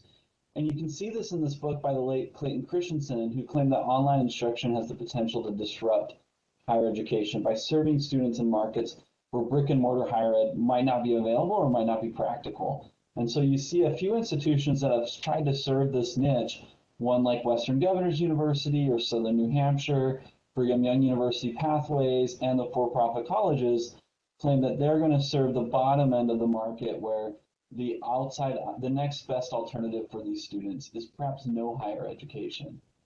But it's difficult to estimate the causal effect of online instruction on learning because we're going to have different types of students select into online classes. So folks that are administrators that are listening, you could think that if I offered both a face-to-face version of a class and an online version of the class, there would be different motivations that would cause students to sort themselves into these different modes of instruction that could be correlated with the learning outcome as well. And one benefit for online, and one reason that a lot of colleges like to think about online education is the cost advantages. So Dave Deming shows that colleges decrease their tuition, and Calvin Tarbuck showed that you could spread out possibly the fixed cost of an instructor over many, many students. And so it could increase market reach to potential students who can't come to campus. So what we're going to ask here is, will COVID-19 increase college offerings, and is the education experience the same and the learning outcomes the same? Again, as we mentioned earlier, it's difficult to estimate this causally because of the selection of different types of students into different types of modalities. So I want you to come with me to my institution, which is the United States Military Academy at West Point, and we are a very different university, and I'll talk about why those differences matter.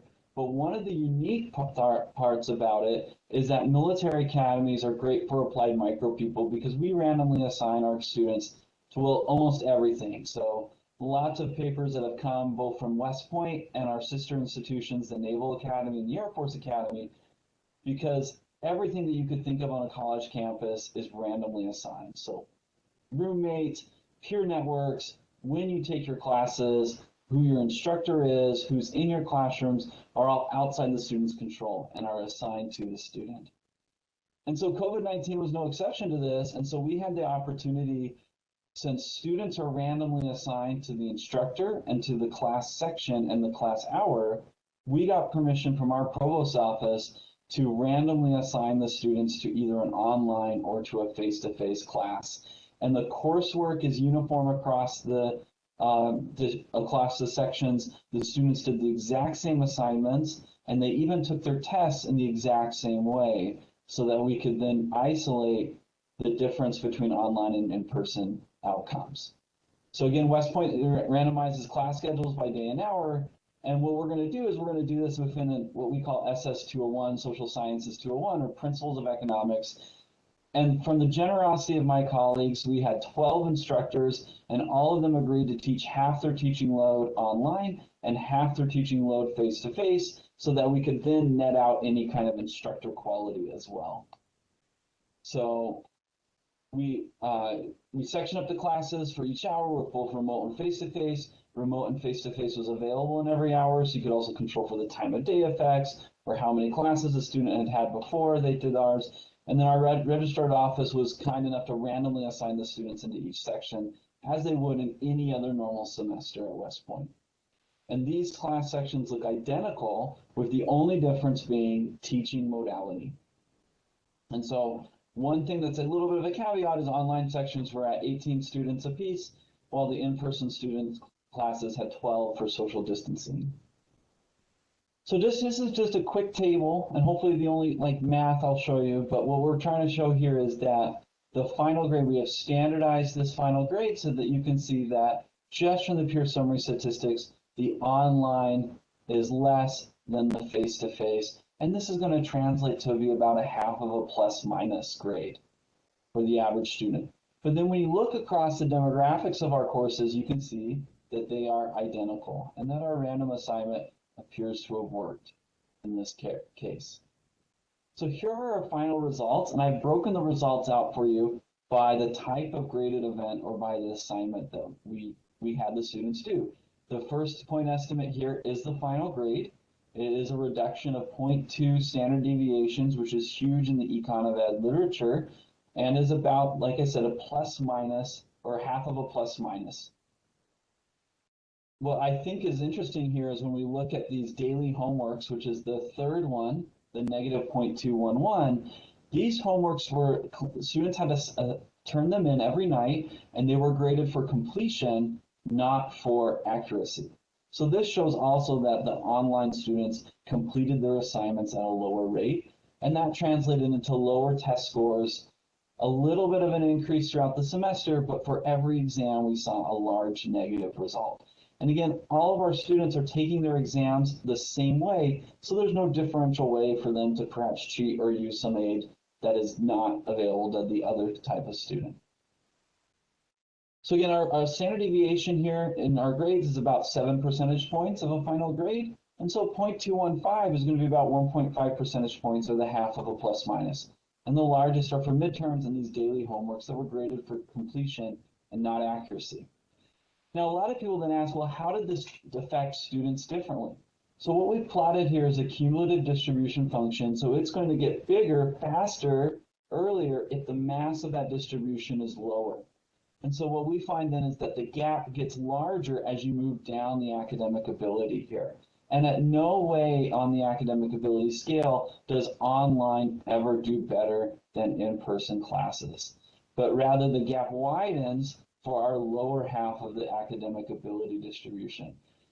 This is going to be then about a plus minus. So if a student that had a below average SAT or ACT score, which is about for West Point maybe in the low 20s, then this student would have gone from a B plus to a B because they were in the online. Now, for ethical reasons, we did scale up the online students' final grades so that they wouldn't be harmed by being in this experiment. Then we wanted to think about, well, what could be actually causing these effects? And what we did here is we gave a post-course survey, and we asked the students their ability to concentrate, their connectedness to their instructors, how much their instructor cared about them, and how connected and how much help they received from their peers. And we asked them to rate it from 1 to 5, 5 being the greatest amount of concentration. And what we found is that concentration dipped by a factor of 0.6, 0.3 for I felt connected to my instructor, a little bit less, but a little more noisy if my instructor cared about me, and then finally felt huge isolation and disconnection from their peers. So our caveats, again, West Point is a kind of an interesting place. Random assignment to everywhere. Cadets also remained on campus, and we're kind of in the semester in like an NBA style bubble from the summer. Attendance was mandatory in both modalities, and students had access to housing, food, and financial stipends throughout the pandemic. If one of them was sick, there's a hospital on campus that they could get aid from. So that meant that we kind of argue that those attributes mean that if we can find it at West Point, it probably exists in a larger magnitude at other universities. Like all of us that were in this pandemic world, our instructors got little training and had to pivot right on the fly. And so frankly, that means a lot of us were not trained to do online education. So this doesn't necessarily evaluate online education as a whole, but it evaluates the pivot to online that happened during the pandemic. And so again, just to wrap up, we did 550 students over 12 instructors in 36 classrooms. We found this drop of about a plus minus, half a plus minus. And for lower and academic ability students, that result was about double. We also found they were less able to concentrate and didn't feel as connected to their instructors. And these results show that learning losses to online education, particularly in the pandemic with little opportunity to adapt, were quite significant and probably larger for at-risk communities in K through 12 or higher education where our students might not have access to the same resources as West Point cadets. So kind of the takeaway then from this is while online instruction may lower costs for institutions, it also has the potential to perhaps lower learning outcomes, particularly for institutions that specialize in that kind of deep mentorship and the on-campus experience. So if any questions, feel free to reach out and contact me. My email is michael.kofed@westpoint.edu, and there you can connect with me on Twitter at @MikeKofed. Thank you. Great. Thank you so much, Dr. Kofed. Again, put in your questions for him in the Slido app that should be, you should have a code for it in the chat there and a website to put it in. So go ahead and put in questions and we'll take them at the end when we talk to all of our panelists in a little bit. So thanks so much. That was very interesting research and I'm really looking forward to opening up the discussion when we come back to it. Now to Dr. Ritter to share her research with her co-authors. We are really looking forward to hearing about her work on the financial challenges that institutions have faced traditionally and how they have changed during the pandemic. So Dr. Ritter, to you. Thank you very much, and a great presentation, Mike. I've known about this paper behind the scenes for so long and so glad to see you presenting it for our audience. Thank you. So we heard some fantastic details from the speaker on our previous panel about the precarious financial position of our higher education system even before the pandemic. Then colleges and universities lost billions of dollars in revenue by suspending in-person classes in spring 2020. And these losses have continued during the subsequent year. Colleges whose classes remained partially or entirely online continued to lose revenue from dining, housing, and other campus services. And many have faced pressure to freeze tuition and increase student financial aid during this tough economic time. Colleges that resumed in-person classes have generally done so with reduced density and increased standards for cleaning and personal protective equipment, incurring additional losses. At the same time, enrollment fell during the pandemic instead of increasing, as is typically the case during recessions. Overall enrollment declined by about 2.5% between fall 19 and fall 2020, with really larger losses among community colleges, first-time students, and then especially new international students at over 40% decline. At the same time, higher education employment fell by 13% due to cost-cutting measures between February 2020 and February 2021, which has wiped out over a decade of employment increases. So for this project, we set out to put some numbers to the short-term and medium-term revenue losses the sector might see due to the pandemic. And to do this, we put together an array of historical and current data sources that provide insights on how colleges have been affected by the pandemic since 2020. First, we use historical data on state general revenues and appropriations for higher education to estimate how much state appropriations, which are such a significant portion of revenue for public colleges, might be cut in the years after the pandemic. Then we put these estimates together with data on the reduction in economic activity on and around college campuses to forecast reductions in auxiliary revenue at the institution level. We then characterized the extent and the distribution of financial distress due to the pandemic over the next 5 years. Next slide, please. Now, the obligatory Fed disclaimer that Pat already shared, but I'll repeat. The views expressed are solely mine and don't necessarily reflect the views of the Federal Reserve Bank of Philadelphia or the system. Next slide.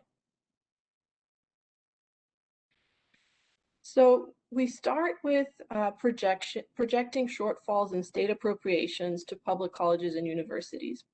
And we know historically that declines in appropriations consistently lag the downturn in revenue. Appropriations don't fully recover until well after the revenue recovery in most states, with the representative one being Georgia on the left. The line in red is appropriations, the line in green is revenue. And as you can see, the revenue cuts occur first and then appropriation cuts follow later.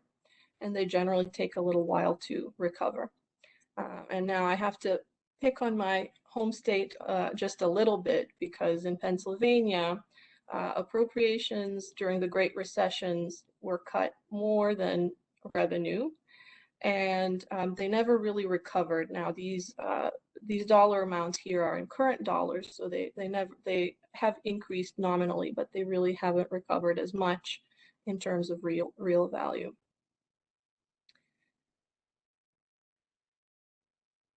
Additionally, appropriations tend to exhibit more variation than revenues because higher education expenditure is typically a discretionary line item that's more likely to end up on the chopping block than other expenditure categories. So the pandemic is likely to affect appropriations for years to come, well after the public health crisis has passed. During the Great Recession, real estate spending overall hit a low point in fiscal year 2013, and there was not a full recovery to pre-recession levels until more like 2018, and in some states it never occurred. So even though fiscal year 2020 state funding was generally steady thanks to an influx of federal funding and the fact that budgets were already set prior to the pandemic. Funding challenges are likely to come in the next several years. Next slide, please. So what we do is estimate an empirical relationship between state revenue and appropriations based on this historical data at the state level. And then we project state appropriations by state for 2020 through 2025. And as suspected based on those charts, most of the hit to state support is yet to come. Next slide. We project that about 20 states will implement cuts to higher education at the peak in a couple of years, which is about half the number during the Great Recession. In this chart, we show the number of states that reduced appropriations relative to pre-recession baseline during the Great Recession, where baseline is 2008, and during COVID-19, where baseline is 2019. And on the next slide, we see that the amount of the shortfall in dollars is also about half the fiscal pain during the Great Recession. To put it another way, by 2025, state appropriations are expected to decline by a cumulative about $30 billion relative to the 2019 baseline, compared with approximately $60 billion between 2009 and 2014 during the Great Recession, again in 2019 dollars. Now, that doesn't mean that some states will not be significantly strained by state budget cuts in the next few years. In fact, we expect some of them to face large revenue shortfalls, including some of the larger states like California. But if legislators respond as they did in past recessions, the public institutions in those states will see meaningful declines in state investment once again. So it's really important to emphasize that the relatively less severe reductions in state appropriations in 2020 and 2021 are not necessarily indicative of the cuts that are likely to follow as states begin to feel the effects of the revenue shortfalls during the pandemic more. Next slide. We then turn to looking at individual institutions' revenue sources from the Department of Education's IPEDS data that's commonly used for this purpose. We focus on three key revenue categories that we believe are the most likely to be affected during this pandemic. We use our estimated annual state appropriation cuts from the previous exercise to calculate annual shortfalls at the institution level from state and local appropriations. We also use Department of Education data on Title IV financial aid at the college level, and we compare third quarter 2020 relative to third quarter 2019, and take that as an indicator of shortfalls from net tuition revenue.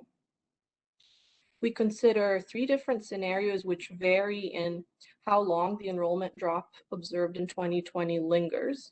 In our most optimistic version, we assume that it's a one-time hit to net tuition revenue in the current school year, and then we magically go back to pre-pandemic times.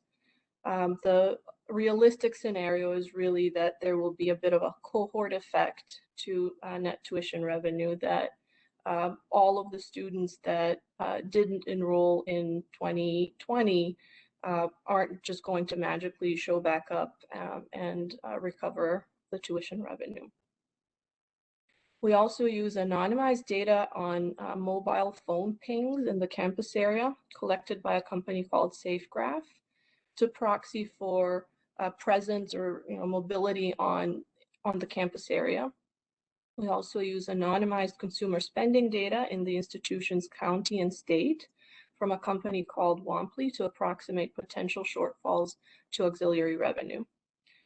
Now, there are a ton more detail on all of these data sources and our methodology in the paper, which is now on the CFI's website. So I won't get into excruciating detail about this today. Next slide, please. So as you can see in this chart, we project that institutions stand to lose about $13.6 billion in net tuition revenue under the optimistic scenario, and more like $50 to $60 billion under the pessimistic and realistic scenarios.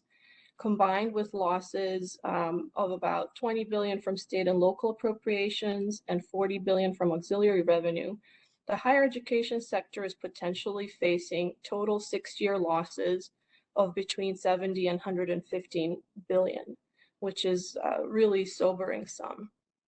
Now, we wanted to emphasize that the tuition and auxiliary revenue losses are front-loaded, weighing heavily on institutions already due to the last 12 months of losses, but that the losses from state and local funding are projected to ramp up over the next few years and provide additional challenges for public universities. So we think that taking the timeline of these shortfalls into account, as well as the distribution across institutions and students, will be crucial for effective public policy. Next slide. Now, this figure illustrates the differing effects of the pandemic across the different sectors in higher education. By design, the entire revenue loss from state and local appropriations is borne by public colleges and universities. For all sectors, the auxiliary revenue losses represent the single largest percentage loss, which as a out of the baseline auxiliary revenue in 2019, with for-profit colleges faring particularly poorly compared with public and private nonprofit colleges. Now, for some of these institutions, like the for-profits, the auxiliary revenue isn't a huge source of revenue. So while the percentage amount is large, the dollar amount won't necessarily be.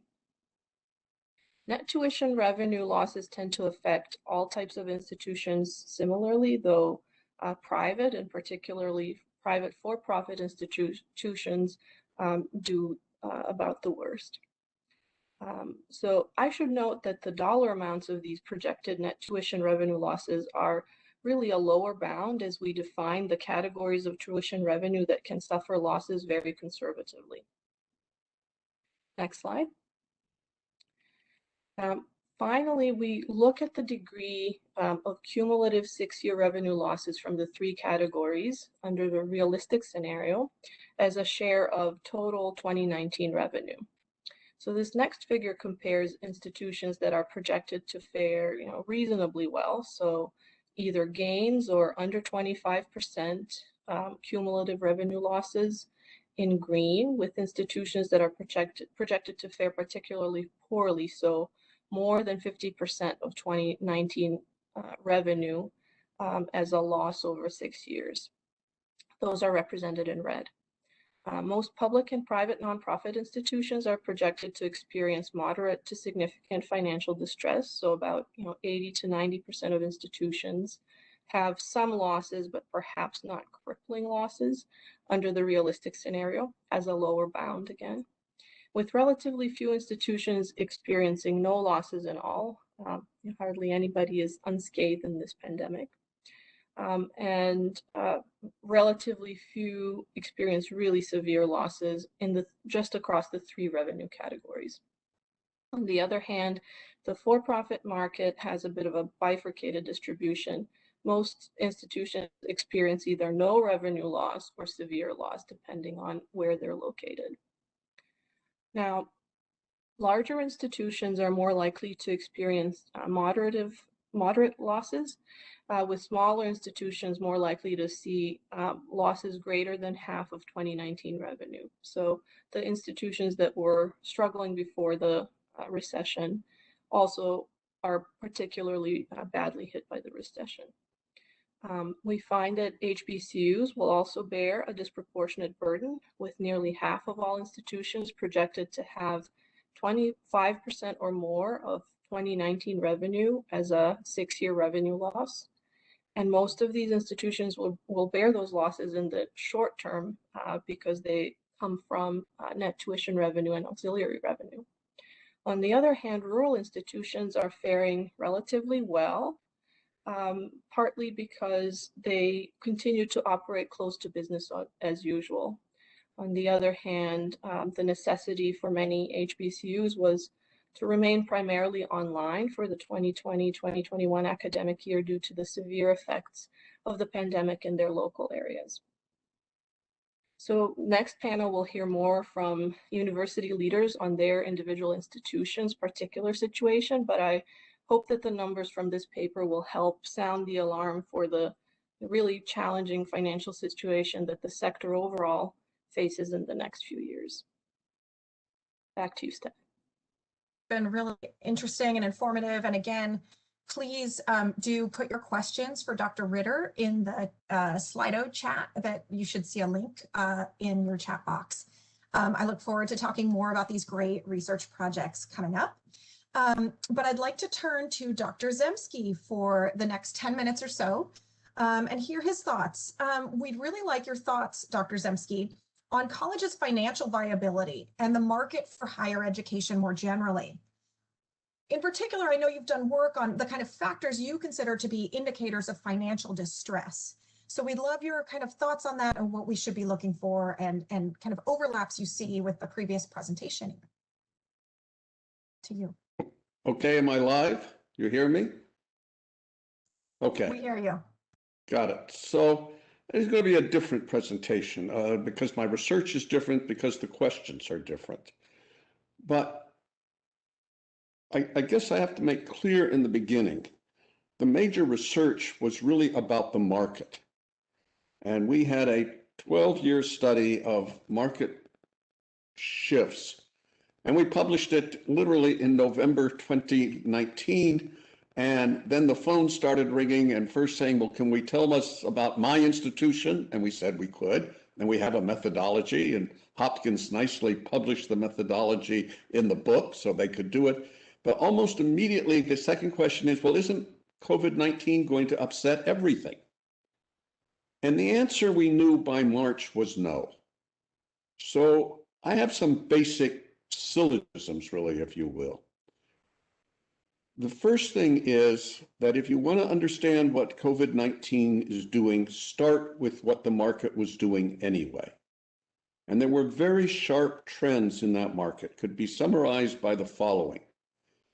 The big were getting bigger, the rich were getting richer, and the small and troubled were getting more distressed. And that the real question was the institutions in the middle. Were they going to be sucked up with the big institutions, or were they going to be shoved down with the smaller institutions? And our original estimate was, before COVID-19, was, well, we thought about 10% of the institutions faced real closure. And if you read your daily Inside Higher Ed, that's not a bad prediction that's coming out. We thought that COVID-19 might add another 10 percentage points at the individual level, but remember, it's the small institutions that are going to close, not the big ones. And therefore, while the number of institutions may be a higher percentage, the number of students affected isn't going to be. So having said that, the other big thing that we learned as we unpacked all of this was, woe to the person that tries to make generalized statements of any kind. So even ours is the big will get bigger, the rich will get richer. Some of the big public universities are in trouble. They're in trouble not because of the market shifts, but because of crazy politics. You do not want to be in Iowa right now with the legislature deciding they are going to punish the faculty for whatever they're going to be punished for. And you got the same thing going on all across the Midwest and some into the South. Now they're taking advantage of the chaos of COVID-19, but that's not what's causing it. What COVID-19 lays bare is sets of political pressures that were about to erupt, and it made it easier to erupt, and they did.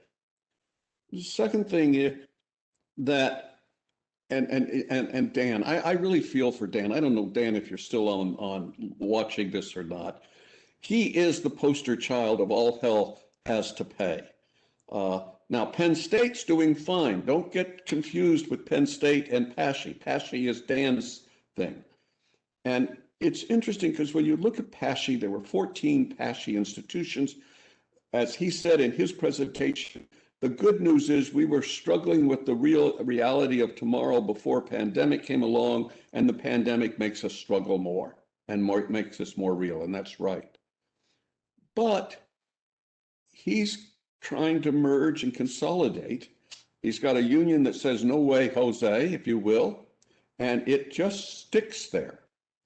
But why is Pennsylvania in more difficulty? That's the real question. Well, because when we went to create the public college system, what came to be known as PASHE in Pennsylvania, they took all the things that had normal in it. It was almost as though that's how they decided to sort. One deck had normal in the name and the other deck didn't. So Slippery Rock was normal, I think, before, and so on. Normal schools, if you know your history, they were rural and remote. So the reason PASHE is in trouble is not so much because of the pandemic, but because they're rural and remote. The pandemic makes it worse. So that the way to think this through is the pandemic is making it worse. Now, one other kind of thing, and I know this is contrary, so I have to be even more careful than usual.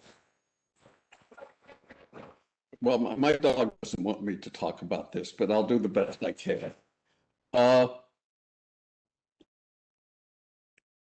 This is all in the detail. So let me tell you as nicely as I can, and my president does not like it when I say this, the University of Pennsylvania is doing just fine, thank you. Stock market is up.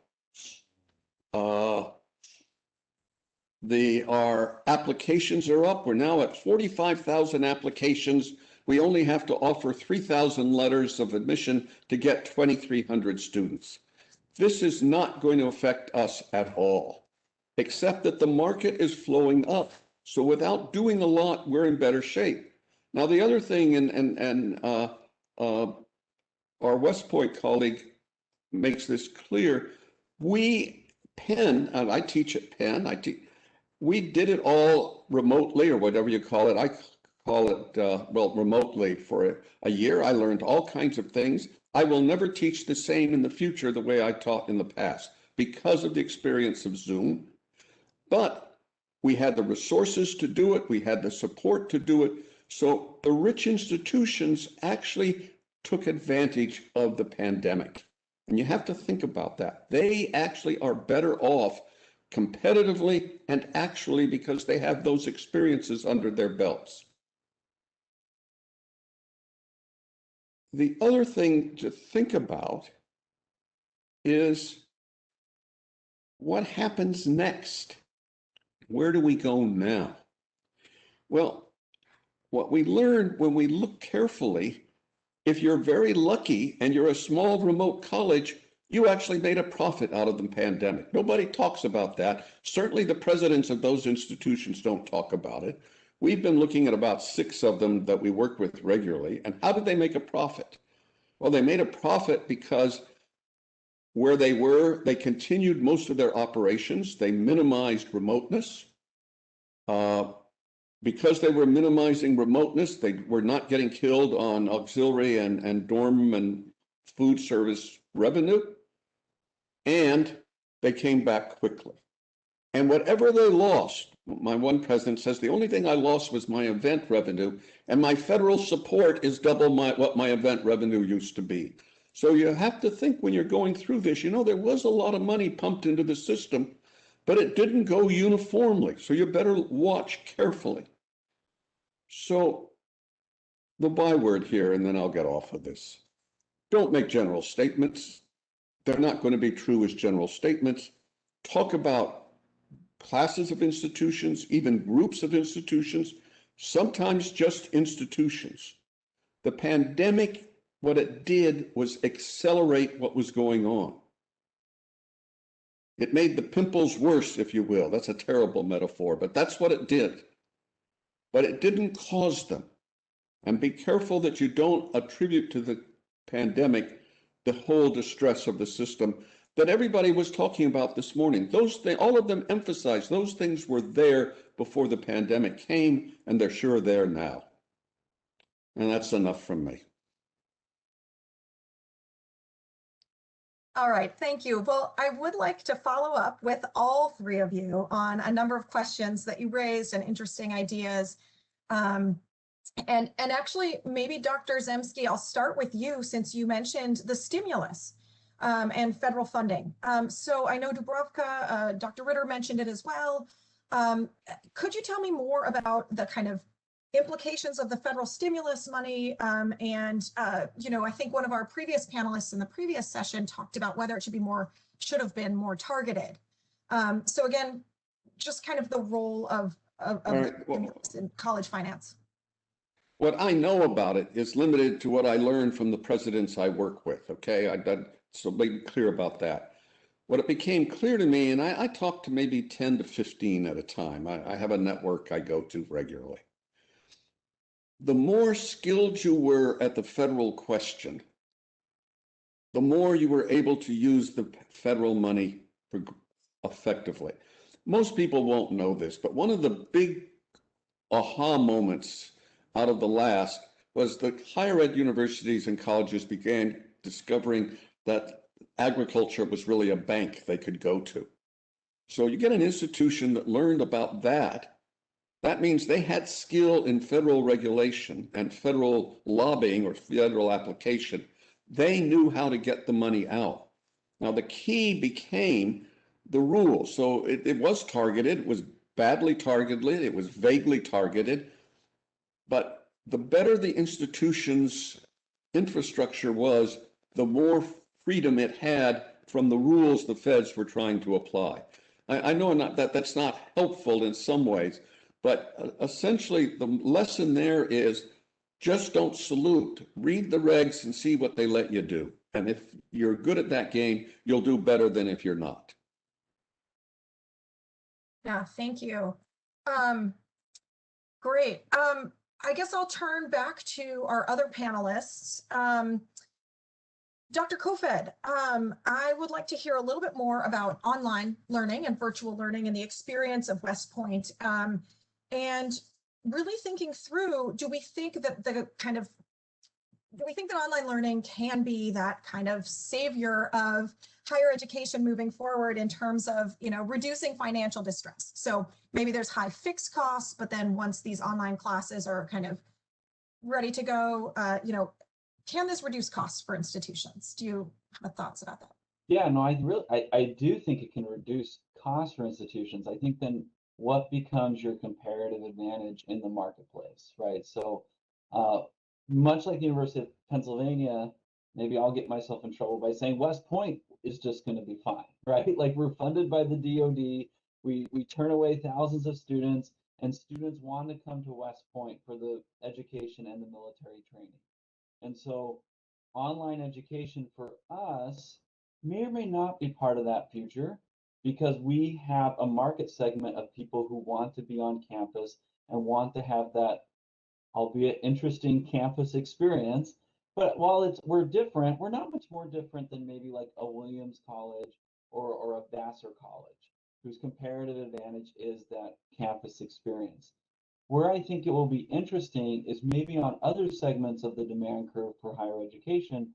For example, if I am a regional public university and I'm competing for students both against my flagships, but also against my technical colleges that are maybe a little bit farther down the demand curve. If I switch to online and make that a permanent fixture, what happens then is the students who really want the in-person experience might go elsewhere. And the students who value the flexibility will also go down on that demand curve. And now you've lost some of your real market share. So you've saved some money, but now students aren't feeling like they're getting the educational experience that they want. And so now you've caught yourself into a kind of a corner.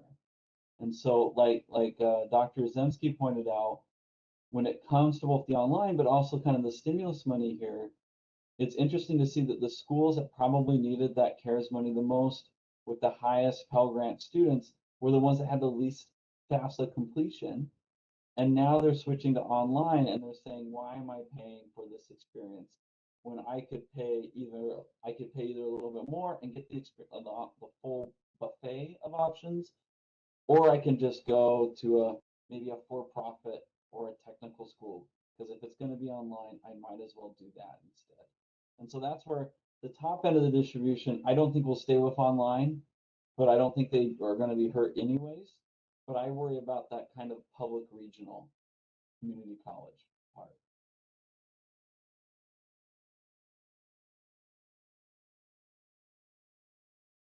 Thank you. Thank you. Sorry, I was looking at the questions coming in, and we have a question about hybrid instruction, which I think is really interesting. So maybe that's just a nice follow-on to what you were thinking here about how does hybrid fit in to all of this, and what do we think institutions will do in that realm? Yeah, I think hybrid instruction is interesting here. So in our randomized control trial, we did not do hybrid. Everyone was either in a totally online or totally face-to-face. One of the nice things about hybrid could give you the potential to be is that allows you an in-person opportunity to build that connection with the instructor that we saw that was so informative. However, again, the tough part is it also reduces, the online option reduces the travel costs. And so maybe a lot of students will just choose not to come to class, and then they'll lose that opportunity to connect with the instructor. So in my mind, I'm kind of agnostic about hybrid because I didn't test it in the experiment, but I could also see the push and pull. The in-person gives you that opportunity to connect, but the reduced travel costs mean I'll substitute towards staying at home perhaps. Great. And Dr. Zemsky, do you want to jump in on that question? Yeah, so this is my general pitch, is that we have to be careful how we parse the question. So, and he had to do his experiment, and I'm impressed as hell by the experiment, Mike, don't misunderstand. But it's interesting. You don't want it to be either hybrid, to be either online or not. Some things really work well online and some don't. So when I say to everybody, this year has fundamentally changed my teaching. My God, I've been teaching 55 years. Why in the world should I change now? Because what I have learned is certain things are possible in Zoom Zone that aren't possible in in-place courses. So next fall, you will laugh at me for this, but the people at Penn have agreed with me that I can do this. So we run an exec doc program. That's what I teach in. They come into Penn for a long weekend. We put them in a hotel. They walk up and they sit in our classrooms.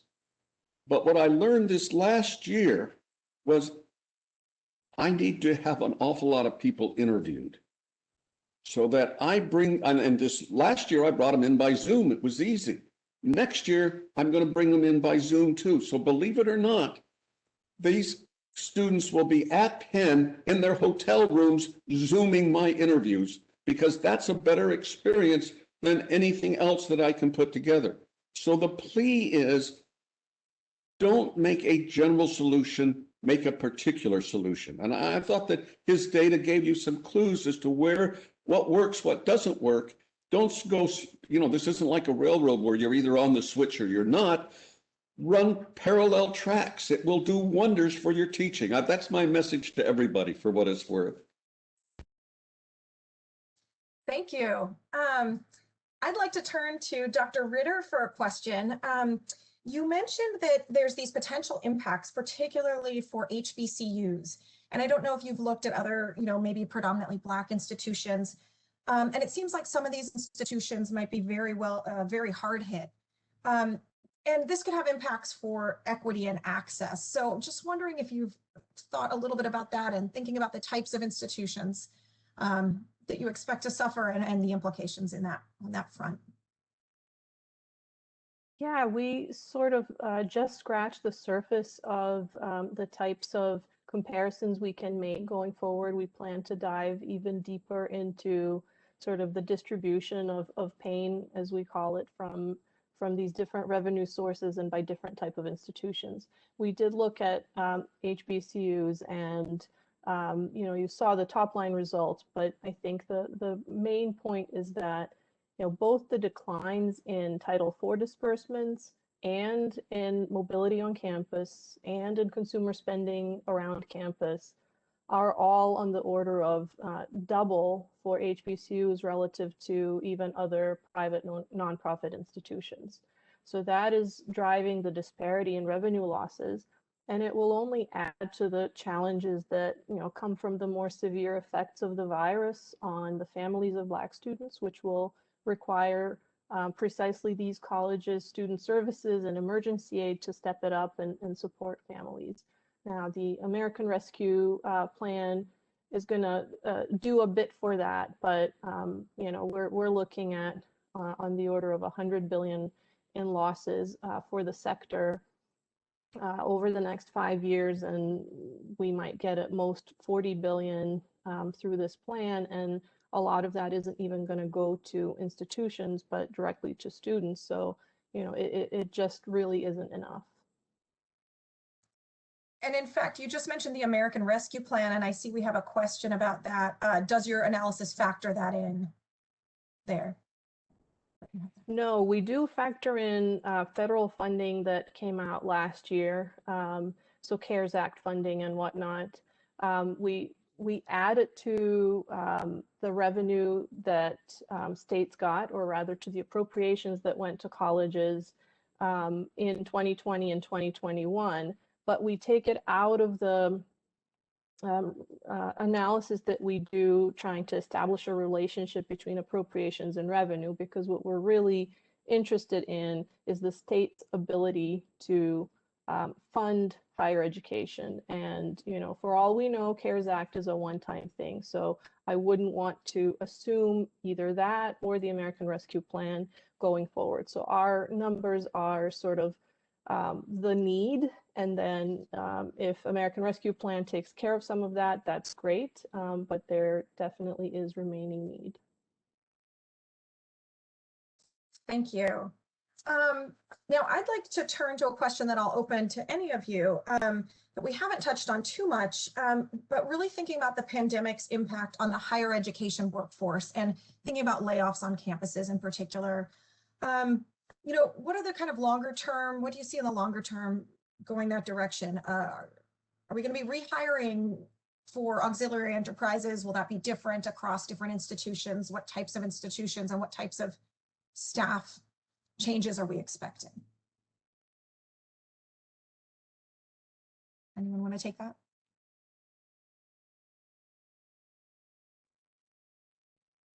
Well, I can start it if that's okay, and I'll just make the question even worse, because what's really gone on in the labor force is that the pandemic has forced a fissure between staff and faculty that didn't exist, what was always there, but not like it is now. So on top of everything else, the faculty, this is all about whether there are two questions that floated through, and remember, you have to track the questions. The one is, do I have to teach remotely if I don't want to? And almost every institution faced this sort of dual question. Do I make my students remote, and do I make my faculty remote? And learned they could make their students remote, but they couldn't make their faculty remote. And this raised some really tough questions in lots of these workforces. Now the second wave of this is about vaccination. So you've got institutions everywhere forcing vaccination of students, and I can't find any yet that have forced the vaccination of faculty, because this is this fissure. So, and then you're going to play in all of this, the unions are going to play, because the unions have not done well during all of this. And you won't believe that, but that's true. But now the unions, being the nature of them, they will seize the opportunity to push these issues as a way of preserving their power within institutions. So I think this is going to be a very messy, very sad labor market question for the next 5 years at least. Thank you. Anyone else want to weigh in on that one?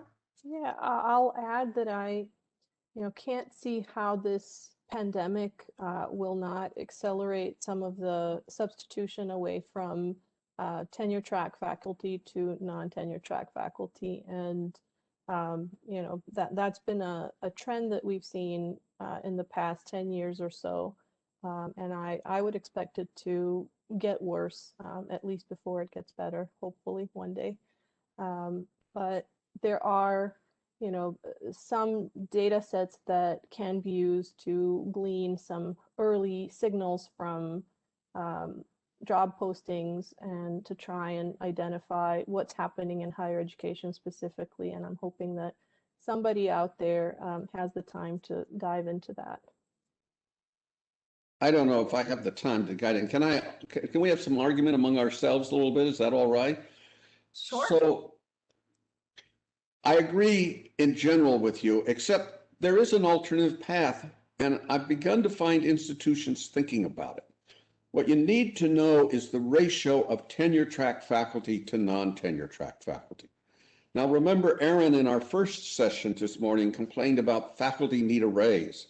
So I actually serve as a trustee. I serve trustees as two institutions.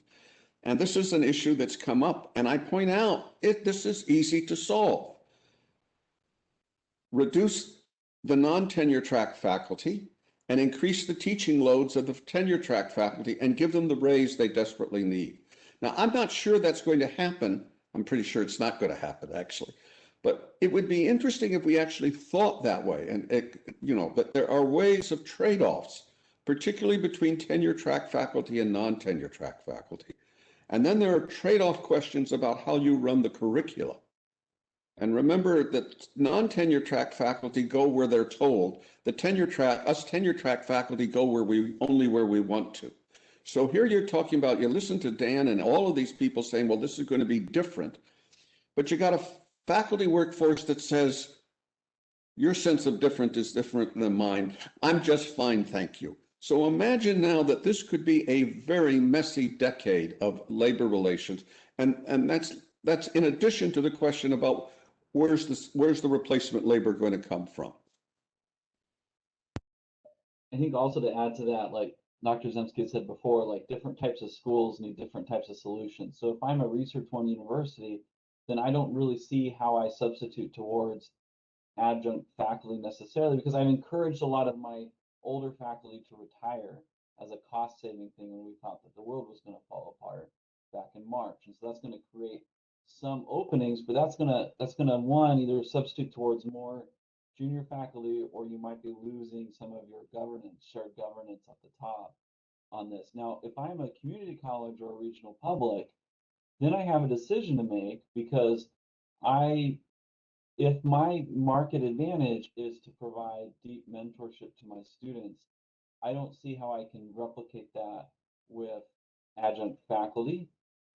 But if I increase the teaching loads on my tenure track faculty, then it depends on the subject. If I'm operating in the humanities where I have surpluses of faculty, maybe that will work out.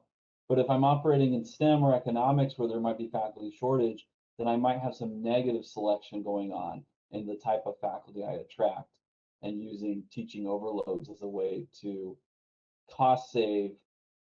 But in the end, I end up not being able to attract the right faculty to campus. All good points. Thank you, everyone. In our last few minutes here, we're getting close to the end. I'd like to address some of the audience questions. And looks like there's two for Dr. Kofed. Were there differences in results based on the subjects being taught? Certain subjects would seem to be more adaptable to online teaching and learning than others. And I will just add to that, did you study teacher evaluations? Those are the kind of two questions on your research there. Awesome. Yeah. So the first one, we did economics because I'm in the economics department. We tried to get some other subjects to join in, but they had already either chosen a hybrid or were reluctant to participate in an experiment. So I would have to say that my research can't say anything else than about economics. However, the one nice thing about economics was that it is objective. Like, we graded like math problems. Did you get the problem yes or no right? And also the instructors used the online software to do their grading so that they couldn't try to like round up for the online kids or students if they felt bad for them, for example. In more subjective courses like English, maybe I could pull that off better in a pure online, because then it's a little bit more subjective on how I grade. But I just can't say. The second one on the faculty evaluations, we were allowed to add extra questions in this post-course survey that didn't duplicate the official faculty evaluation system. We don't get very high compliance at West Point. Maybe it's the one non-compliant thing when it comes to faculty evaluations. But what we were able to tease out from our post-course survey was kind of the results that I showed, that, I felt less connected. I felt like my instructor cared less about me. I couldn't concentrate in class, and I don't see how that would then translate to better course evals on the back end. Thank you. And I'd like to just finish up now by going around and giving us one big takeaway a policy implication, a lesson learned from your research, your kind of last 30-second roundup here about how we look forward. So who would like to start? I turn it to Dr. Ritter. I can start. This entire event really, and the paper specifically that I presented, can be summarized as, we need more funding. There will be shortfalls. Let's not relax just because 2020, didn't look as bad as we thought it would. But on a more specific note, we have shown that you can use both historical and local economic trend data to analyze both the timing and the distribution of fiscal pain, and then target funding that way to students and colleges that need it to most. So I would, really put that out as a real objective for policymakers going forward. Thank you. How about Dr. Zemsky? The great untold subject here is nobody's talking about the curriculum. Mike comes closest to that. But if you really study efficiencies in college, what you really want is a different curriculum. I can demonstrate, we are in the process of demonstrating, that first year gen ed is probably a total waste. I know most people will not like that, but that's if you actually talk to the students and what they're getting. So we are now actively thinking about what would a 3-year curriculum look like instead of a 4-year? And how many of these problems, and does the pandemic make that more likely and all of that? But I think that the takeaway is not whether we go to a 3-year or not. I think we need to begin asking bigger questions about rearranging not just the chairs on the dance floor, but actually rearranging the dance, because we're not going to solve these problems unless we rearrange the dance. Thank you. And Dr. Kofed, last word. Yeah, I think just to wrap it up, I would say that given Dr. Ritter and Dr. Zemsky's comments, we know that higher education is going to be looking into some issues and choppy waters going forward. I think if I was a higher ed administrator right now, I think I'd be getting a lot of pressure from my trustees, from my state legislators to use online education as a cost saving. But I think my results from this would be very, very cautious and very careful with that. I think, as Dr. Zemsky pointed out, use the tools that have worked well, but I think that there could be some challenges for student outcomes lurking there. Thank you so much to all three of you. Really, really appreciate you sharing your research with us and your thoughts. So round of applause from the attendees that you might not be able to hear, but thank you to all of you.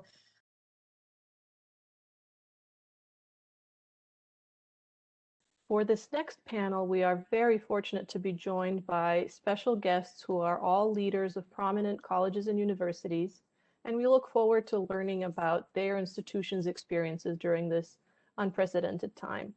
We are also fortunate that Washington Post reporter and higher education expert Danielle Douglas Gabriel has agreed to moderate this panel and lead the conversation. So Danielle, please take it away. Thank you so much for the introduction, and thank you all for joining us this afternoon. We have with us a very illustrious panel of experts in the field who are going to hopefully give us some insight into what they're experiencing at their institutions and more broadly what the sector is dealing with in the face of this pandemic. Joining us today are Pam Ettinger, president of Bunker Hill Community College in Massachusetts, Wayne Frederick, president of Howard University in Washington, D.C., John Fry, president of Drexel University in Philadelphia, and Jonathan Holloway, president of Rutgers University in New Jersey. So we're going to try to keep this very conversational, and I hope that we're going to have a really great discussion about some of what folks are facing at this point. So I'm going to pitch this question to whomever would like to take it first. I guess, what were some of the significant challenges from a revenue and expense perspective for your institution prior to the pandemic? And please feel free to speak generally, but also about the specific challenges at your institution or even the sector within broader higher education system.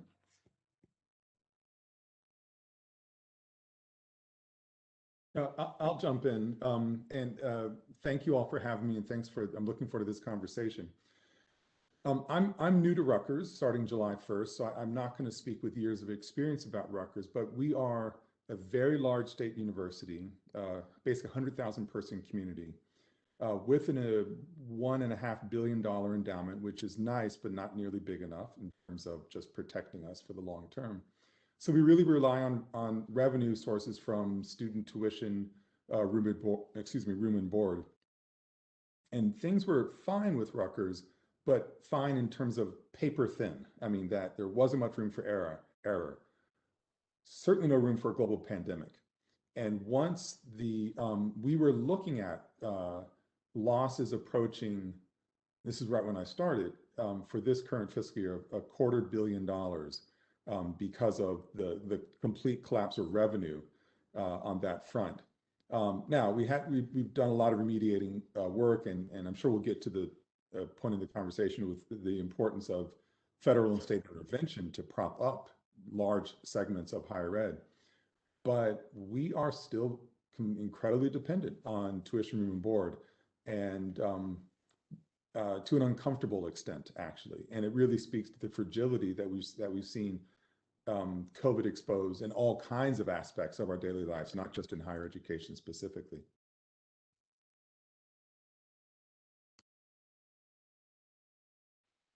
Yeah, I think I'll comment on the social aspects. We have, 46% of my undergrad students are Pell Grant eligible.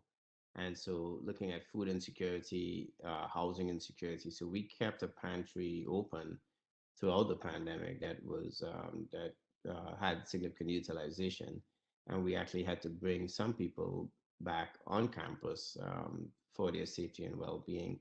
So apart from, just the resources, as President Holloway was alluding to, I think the social and mental aspect was a huge part of the investment that we had to make, both in terms of dollars and personnel, but also in terms of, I think, our own mindset about that impact as well.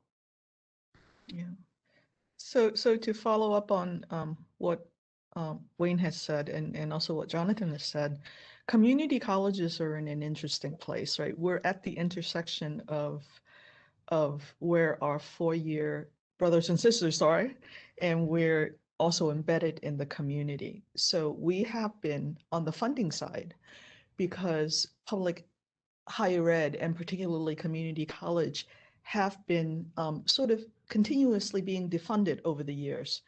We're more and more reliant on tuition and fees than we were ever before. So our reliance on tuition and fees is about 70% of our budget now. And because we serve communities of color and communities of poverty, in the middle of COVID, folks are unemployed, they're struggling with health issues, they are frontline workers. So they're not going to come back to us in terms of pursuing their education as vigorously as they were before. So we lost about 15%, close to 15% of our enrollment during COVID. And our calculus is that for every 1%, we're a medium-sized college, for every 1% is $500,000. So those dollars add up in terms of having deficit on the income. And in the meantime, our students need laptops, they need food, they need, have housing needs, they have childcare needs. So we also kept our food pantry open, even though no one can come on campus. So we begun delivering groceries to our students. We had a partner with a nonprofit. But ultimately, we are understanding that our students are not going to rebound for another semester or two, or maybe 3 semesters. It takes that long for the economy to stabilize. And we're much more tied to that economy, I think, as a 2-year college being embedded so much in the community itself. So I found one of the real challenges beyond the actual circumstances that my colleagues have outlined is how do you make sense of all of this to your community? And I've sort of thought about this in sort of 4 ways. The first is to just make it clear that above everything else, the health and safety of our students, faculty, professional staff, and neighbors is our primary concern, and that we're going to follow the science back to campus, but we're going to do it safely and we're going to take our time and we'll withstand any impact in order not to compromise that. The second was to make it clear to our employees, no layoffs, no furloughs, we'll be there for you, whether it be mental health issues or just getting set up at home with the right kind of technology so you can continue your work. The third was to be as liquid and flexible as possible and to make it clear that this was going to have to be a shared sacrifice. You know, everyone is in this together and we need to feel our way through this because it's unprecedented what's happening. And then the last thing, which I found to be really helpful for our community, is that we were at the very beginning stage of a strategic plan. We have our middle states tenure accreditation coming up next year. I got everyone focused on the future. You know, let's think about 2030 while we're gaming through 2020. And I think that, not to distract people, but to give them a sense of, you know, there's going to be hope and maybe even some optimism this year as we work our way through these really difficult issues. So from early on, there seemed to be pretty dire projections as far as what the revenue losses would have been for a lot of schools. And we've seen that bear out in some instances, but in other cases, it hasn't been quite as bad as what some segments of the higher education system had initially projected. How much have your early projections of losses tied to the pandemic changed over the last year? Yeah, I'd be happy to start. You know, we changed significantly, to be quite honest. The CARES Act was helpful, as well as the pass-through to students. I think was a critical part of that. So I certainly commend the government for stepping in there. However, what was probably most dramatic for Howard was our enrollment.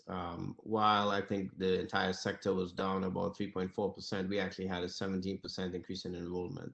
And that was unanticipated. Our projection was to see a softening in enrollment because of lack of affinity for the online and having students who, you know, would not be able to be at home. But we had very resilient students. I met with a student who was at a community college in the lobby using their Wi-Fi for our Zoom meeting. And then he did inform me that he is one of 9 kids and so was using the community college there. So our increasing enrollment really changed significantly, as well as our fundraising over the course of the year. And that changed our projections, I would say, dramatically. We also took an unusual step not to lay off or furlough any of our employees. We hire and employ more African-American faculty than any other four-year private institution in the country. And so we made a commitment that I think my board took a leap of faith with me on to do that. But given where unemployment was and the disproportionate impact on African Americans, I felt it was something important for us to do. And the last thing that we did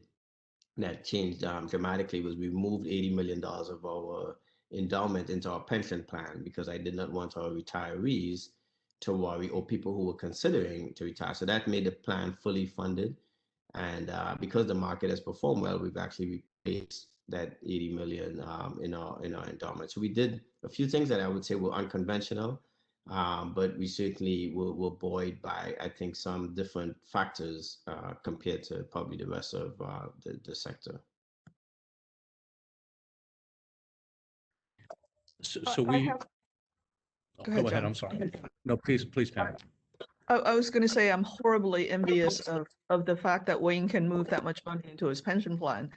Those of us in the community college sector pretty much echo the paycheck to paycheck mentality of our students, right? Just because of the way that we run. The predictions that we had on enrollment slide was actually pretty accurate. We had predicted about 15%, and that's where we landed. What we were surprised about was exactly what Wayne said, was the resiliency of the students of being able to hang on, right? In that complete flipped onto online. We did notice that the group that struggles the most in terms of retention and in terms of re-enrollment is our Black and brown men, particularly young men, because they are forced in very many ways by the circumstances in their family to immediately go get a job, right, in order to help the family finances and so on. So our finances, even though we're relatively stable, you know, sort of paycheck to paycheck on campus, are very much affected by the finances of our students. And their desperation is what's being reflected on a lot of the fluctuations that we have in enrollment. But, about the same. We said 15 and we're here 15. John, I'm sorry I interrupted you. No, Pam. So just continuing the story, we estimated about a $90 million hit between lost revenues and additional expenses, and a piece of that was a smaller than expected freshman class by about 18%. So that was difficult, and we put in the standard types of things that you would imagine. Again, having made the no layoff, no furlough commitment, we really attacked non-personnel expenses.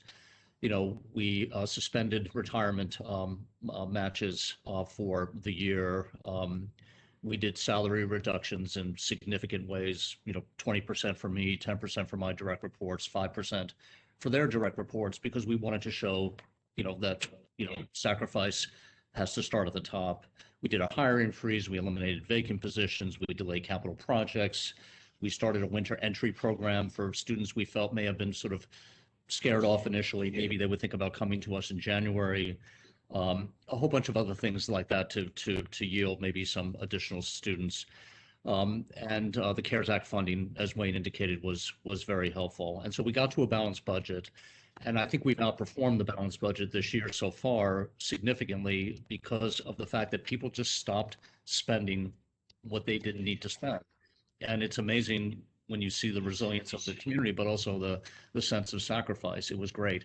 The other thing, echoing my colleagues, is that we didn't lose as many continuing students as we thought. We do cooperative education at Drexel, and so 89% of our employers stayed committed to our students working in their workplaces virtually, which we didn't expect. We thought we would get, actually hammered badly on co-op, but instead everyone stayed there with us. And I think having the co-op, having a fairly advanced infrastructure for online learning, and being a quarter system, because we had a number of different starts, and I think every quarter we got a little bit more adept with the online learning for the undergraduates. It all added up to more students staying with us. So it was bad. We're getting through it with some room to spare, but it would have been hard to game all those things out at the beginning of the year. One of the things that I think you're hearing here, I'll just make it explicit and I know this is intentional, there's 4 very different types of schools presented on this call. So I envy those of you who were able to not lay off or were able to not furlough. We had to, 66% of our budget is payroll, and it's a massive hit. And we had and we have 22 unions. So you take those two things together, and the unions had just been, before I arrived, had signed new contracts with built-in wage increases, salary increases.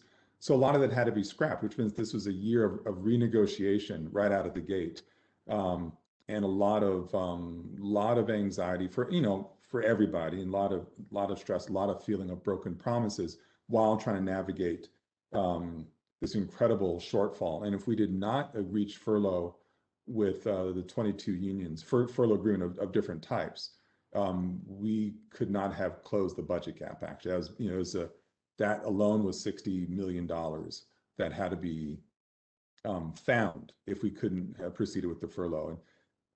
And it just speaks to the quite significant differences between a large public, a smaller private, a community college, et cetera, that we have just different scales or different kinds of opportunities and challenges about how we address this kind of financial turmoil. I think one of the important points that a few of you have mentioned is kind of the lasting uncertainty and economic fallout from the pandemic for students and their families.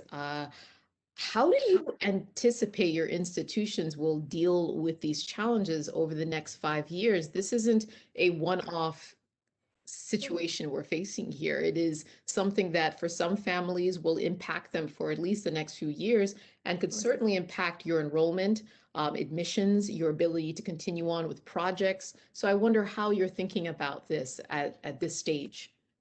You know, Danielle, I had a town hall a couple of days ago, and I can tell that my faculty and staff are literally giddy over the fact that they've got $60 million over the next 2 years of federal money, right, to sort of stave off a lot of these desperate kind of situations that we have. But there's a part of me, you know, as part of leadership, and as I think Jonathan had mentioned before, I need to take them 2 years into the future, because that's when we're going to drop off that economic cliff, right? All the money has to be spent by, I think, 2024, 2 years after it's drawn down, and that's about the time. But at the same time, there are a couple of things that we must do to stay vibrant. For the community colleges and our four-year, you know, brothers and sisters, we know that there is a demographic cliff coming. We're going to lose those high school grads. And that's about a third of my population. So in the future, I have to do two things. I have to make sure that I grow a different population in my adults in order to offset the enrollment loss that's coming. I have to make sure that if I'm going to serve the adults, I have to be much more flexible, and therefore the online and asynchronous learning needs to be grown. And at the same time, I'm looking at my communities going, I can't just go back to where they were before, because where they were before was a broken social contract and all of their living systems falling apart. I've got to recover better, recover more justly and more equitably. So there are things that I want to do to sort of change the wraparound services for my students and change the perspective of what it means to come to college for that layer of students. So you know, everybody's giddy. Money's going to run out in 2 years, and I'm running like crazy to plan for all of these things. So I'm thinking that, you know, retirement maybe in 2 years into my future, because I don't know if leadership can bear up under that kind of pressure. And we rarely talk about it amongst ourselves, right, as higher ed leaders, as to how much strain and stress there is and how critical it is in the next 2 years that we do these things. Whew, that was a big one. No, I think a good jump, you know, a good I would say reality check. You know, I do agree with you, but we do have, what we have been doing is kind of looking at what has happened in the past, and the prior recession of '08, we saw a similar type of pattern. To your point, the lasting impact of that got us almost all the way up to pre-pandemic, in which our students and families really struggled to pay the bills, and really had to make tough decisions about not continuing. So the number one reason that students did not finish their degree at Howard was because of finances.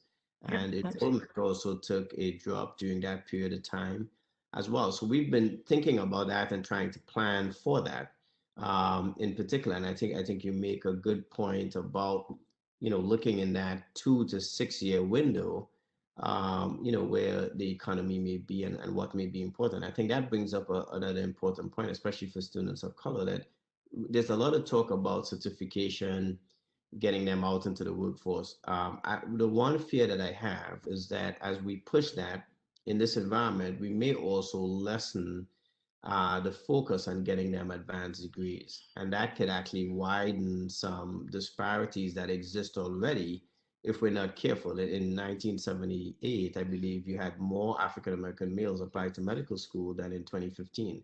We have a crisis.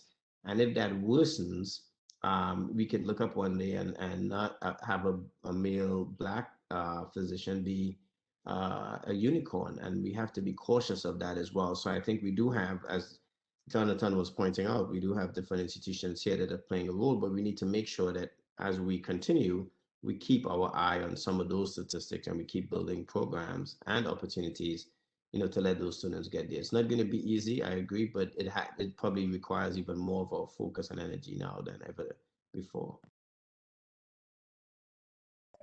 So we looked at two things. One, very short term, and we're working on something that's longer term. The short term thing is liquidity. We just decided that, you know, given low interest rate environment, we could refinance our debt. We went to Moody's and S&P early last July, got our evaluations, maintained our ratings, were able to refinance a significant amount of debt from variable to fixed, took out a couple of additional lines of credit. Not that we needed it at that point, but we just wanted to make sure we had flexibility. And so now I feel like we go into this next period of time with a lot of liquidity and with a lot of our debt fixed, and not feeling uncomfortable about that. But the more important thing for us is, having completed the strategic plan last December, we're into an implementation that we're calling Drexel Forward, which is basically a large-scale reevaluation of what we're doing both academically and administratively, based on the direction of the strategic plan, but really focused on revenue generation, expense reduction, retention of our students, maintaining and increasing our sort of research capacity, all the important things that you would expect. I have about 150 people on 12 teams working on those issues right now, because the demographic cliff is going to impact private universities like Drexel in significant ways, given that our draw is largely sort of northeast and southeast. And so we're preparing for 2030, knowing that it's going to be a sort of a rough decade ahead, and getting ready and taking it steps in advance and keeping the pressure on ourselves. So with liquidity and with, I think, some meaningful restructuring happening, that's the position we're in right now. I'll just build on that quickly. I was in a meeting with my senior leadership team just an hour or so ago, and this gets a slightly granular, although I won't go deep there. We're talking about returning to work. The whole nation is trying to figure out, how do we return to work? And we've got, in terms of thinking forward and along the lines of what John was talking about, we're trying to think about next month, how do we get people back? And then in 6 months, can we implement new ways of working so that we've learned the lessons from the last 15 months? Because not everybody has to be here full time. Sometimes it's going to be more effective to have some people working remotely, et cetera. And I'm not even thinking about how you fill a space post-pandemic in terms of a flexible workspace. I'm just talking broader. And that will affect how, when we go into implementing our own strategic plan, what kinds of buildings do we need going forward? We may not need whole classes of buildings. But for me, it's still that crystal ball is very murky, but we're at an inflection point on so many issues, whether it's academic mission and diversifying or preserving diversity, like that Wayne was talking about, whether it's the university or the college as basically a social buffer place, or as a place is how do we plan for the future when everything is so unstable around us, and do it in a way that's smart when it comes to resource management. I'm a historian. In 15 years, I'll look back and say, what a fascinating moment. Right now, I have different words I'd use for this particular moment. But it's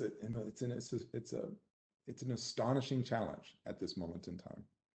Yeah, Jonathan, you and I must have been in the same staff meeting, because I think all of us are talking about it. And as I look around my campus, and we have a lot more women than men, both in leadership as well as in students. And I think about the time when I grew up in terms of management and leadership, in the 90s and early 2000s, where being on site and being in site is so connected to productivity and all of that, and all of our understanding of trust, right? Trust between units, trust between leadership and management and staff is all bound up in, are you here today?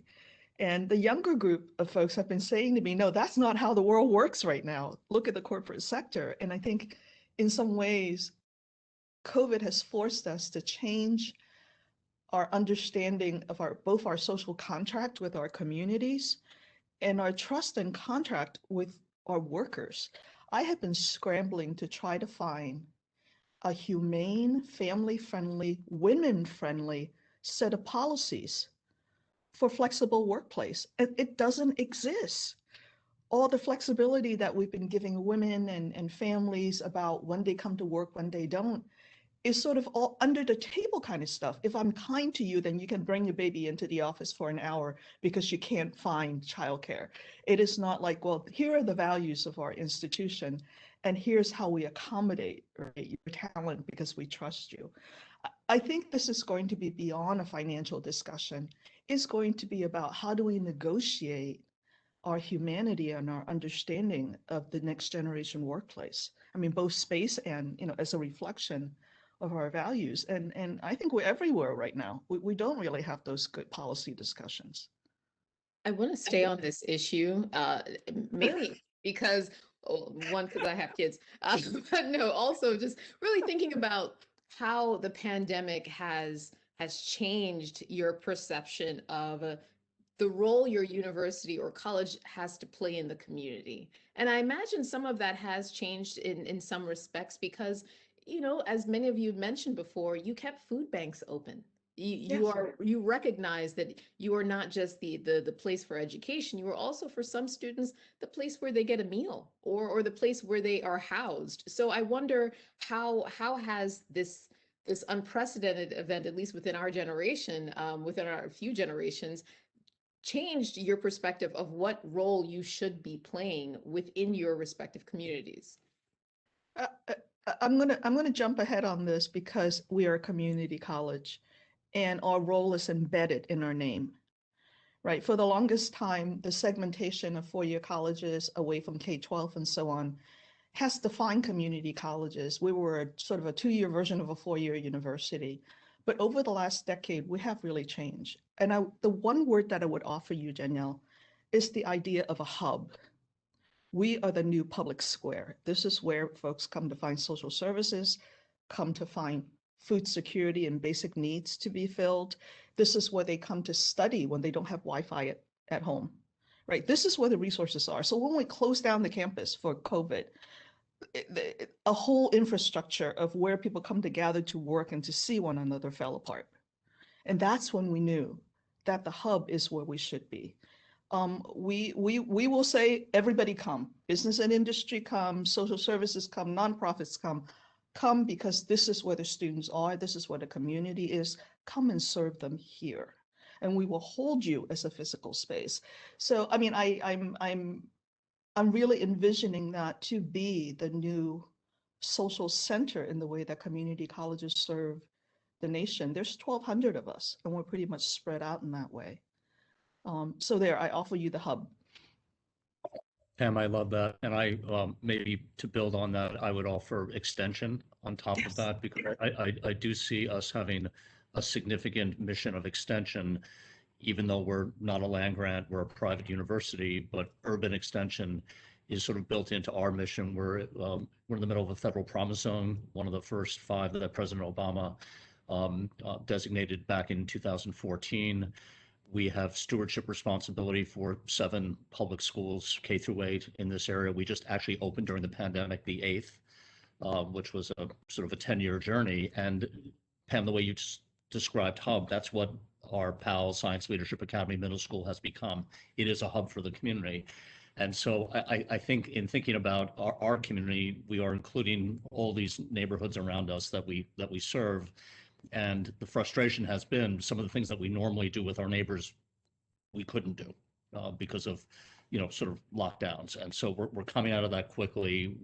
There's a long list of things that we have to get to right now, but it also feels during this time that we have to be larger than just teaching, research, and service as institutions, much bigger than that, because meanwhile around us, cities are also really having a difficult time here. And if our institutions don't step in and become hubs and extend ourselves, then, who's going to do it?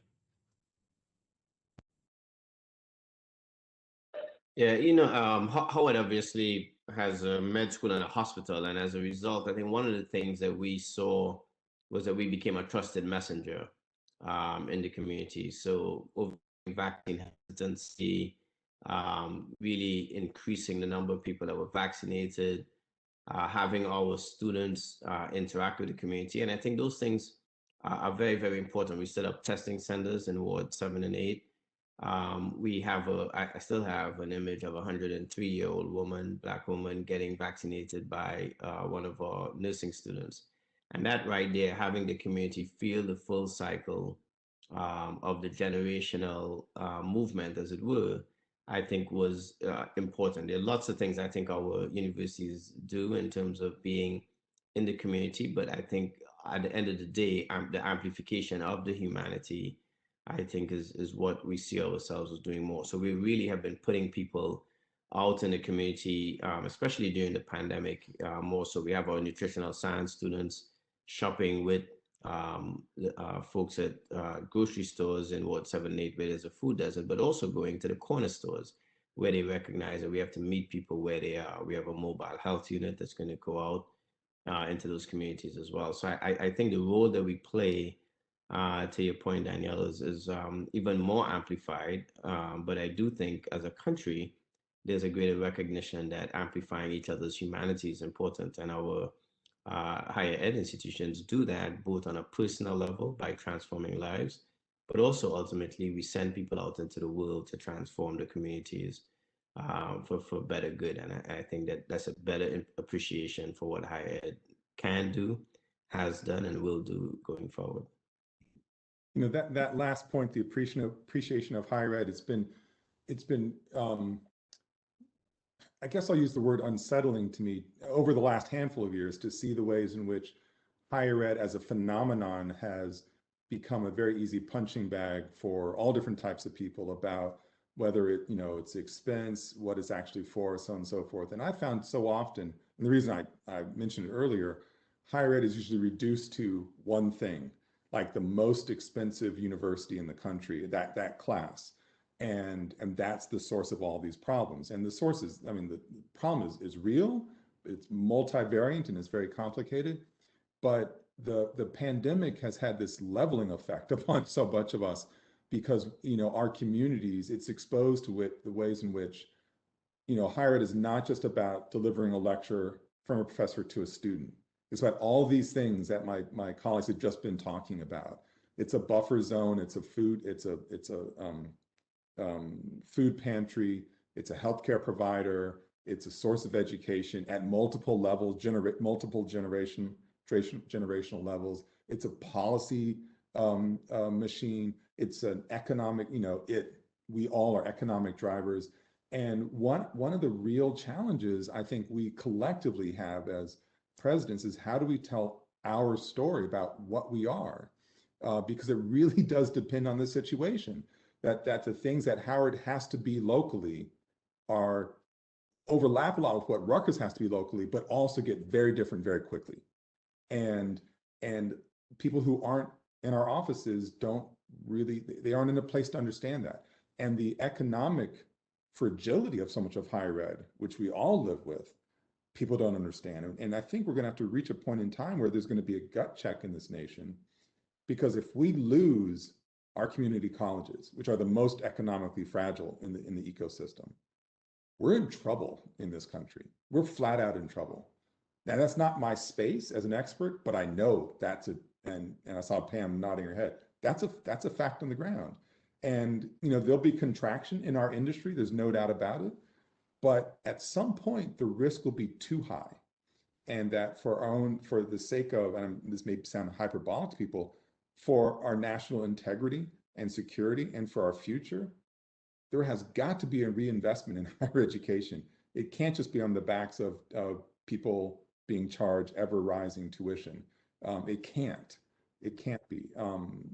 I just think there's too many things that we are doing that are serving the public good that we need to have. And I would say this when I was at private institutions, we need to have a public reinvestment in higher ed for the sake of our nation.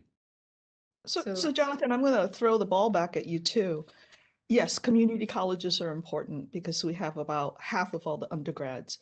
But when I look across at what's happening with smaller private institutions that are dependent on tuition, and they're basically going away. As a scholar and intellectual in this field, all of us should be worried about the lack of diversity in the kinds of colleges and universities that are available to the public anymore. It is, it's not, we are being forced to become just 2 or 3 kinds of fast food restaurants. And that is not going to be healthy for the higher ed and intellectual diet of the United States. There are some students who do well in small private colleges versus the large research universities and vice versa. And we're not paying attention to that. We think, oh, this is just, sort of a restructuring of higher ed. I think it's more than that. I think it's the flattening of the intellectual availability in the United States. I totally agree. And in many cases, those small private colleges, for example, are the economic anchors and the social anchors of their own communities. And so the impact is not just to the sort of fragile institution, but also to the fragile community that depends upon it. I ran a liberal arts college for a number of years, and the margins to begin with, unless you're in the sort of super endowed category, are so thin, as you go into any year. And right now we're seeing so much activity, institutions coming to bigger places like ours and saying, would you be interested in doing something with us? And we're trying to support them to the best degree we can, but I'm really worried about what's going to happen over the next 5 years, because I think the problem that Pam just outlined, I think might actually get worse. So you guys kind of nicely dovetailed into another line of questioning I'm hoping to get into: federal support and how that plays into kind of your immediate needs and challenges and kind of the future potential of it. And certainly there's kind of 2 lines here. There's the CARES Act funding and continued stimulus bills that was emergency aid, and it's still quite an investment as far as the federal investment in higher ed. And then there's a lot of what the Biden administration would like to see happen. So let's first start with kind of the CARES Act stuff. And other stimulus bills. Congress has passed, I think, 3 rounds of stimulus funding for higher education at this stage. What challenges, though, has federal support presented, and how have the allocations factored into your financial planning for the next academic year? I can start. We obviously are one of 2 non-military institutions in the federal budget for the appropriations. So the political wins and the back and forth are things that are difficult for us every year. I mean, I have to interact with all 100 senators and everyone in Congress to make sure that people are clear about the return on investment that Howard provides. Having said that, as we look forward, given what we just spoke about, one of the things that we have to recognize is that our institutions are more like flotillas as opposed to catamarans. And so turning around, having economic agility, being able to be nimble with changing social circumstances is not our forte.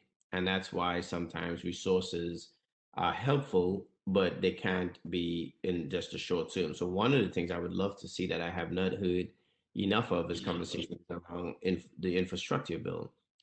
If we are major anchors in the community, then that is part of the infrastructure, not just as an economic engine, but to provide those types of services that we can on a much broader scale. And I think Jonathan may have said it earlier, people look at our institutions through one lens, but the reality is Howard has a middle school on its campus. As an example, we have a dual enrollment program with about 3 or 4 district public schools. So all of those things extend the tentacles for what we do and can do if we're seen as an important infrastructure anchor. And hopefully that's one of the things that our elected officials will begin contemplating as well.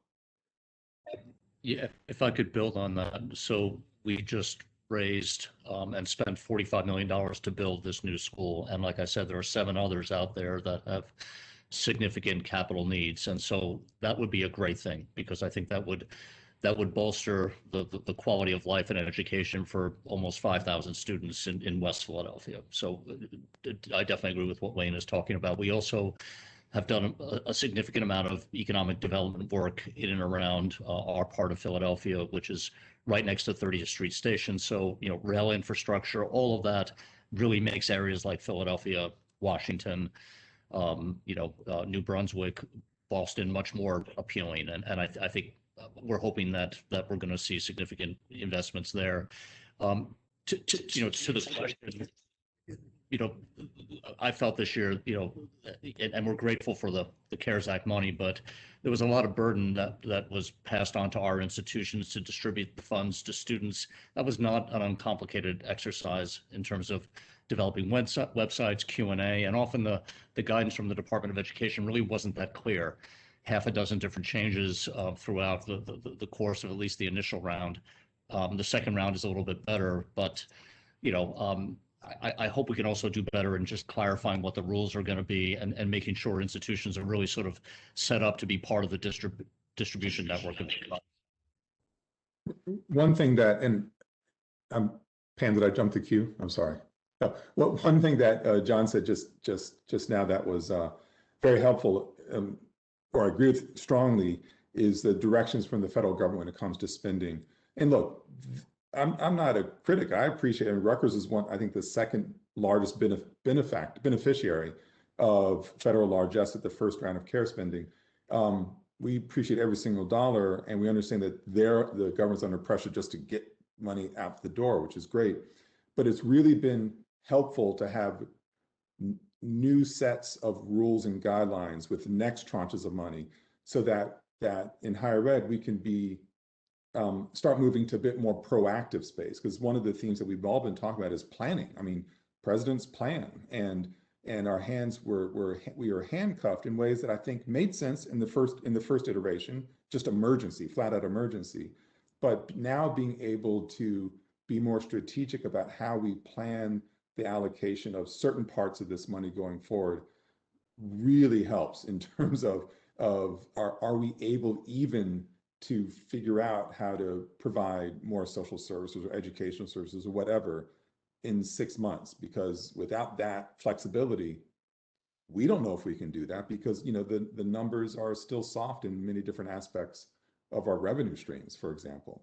And then I'll speak for the large public here, is that we do not have the kinds of liberties that, at least in my experience, the elite privates had in terms of capital planning. And so that, I know this is moving beyond CARES, I'm sorry, but we are going to need assistance in doing more than just supporting financial aid. We're going to need assistance in terms of infrastructure, which is really, my fingers are really crossed. I'm very hopeful that there's going to be a special opportunity here. But going back to something Pam said a lot earlier, this is a 2-year solution that we're looking at. It's what happens in year 3 is what I'm still quite nervous about. And it's okay, we don't have an answer yet, but it's something that we do need our federal leadership to understand, that this is not, it's not, here's the cash for a year or 2, problem solved. It's just not that.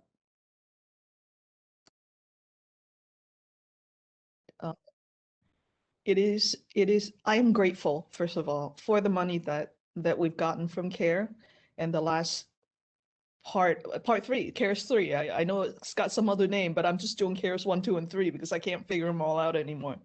So I'm grateful for the large numbers of dollars that are coming down, because it is keeping us stable.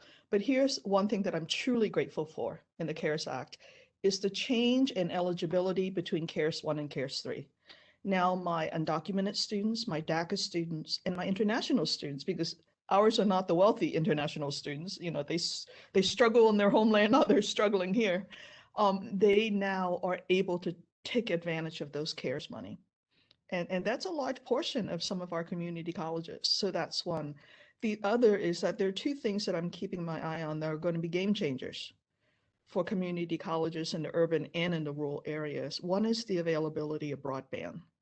So when y'all talk about infrastructure, that's immediately where my mind went to, because that's not only going to enable access for our students, it is also e-commerce, it is also flexible workplace, all of those things. And it's housing, right? So you can spread out the housing needs into areas that are less populous and able to maintain the vibrancy of economic development.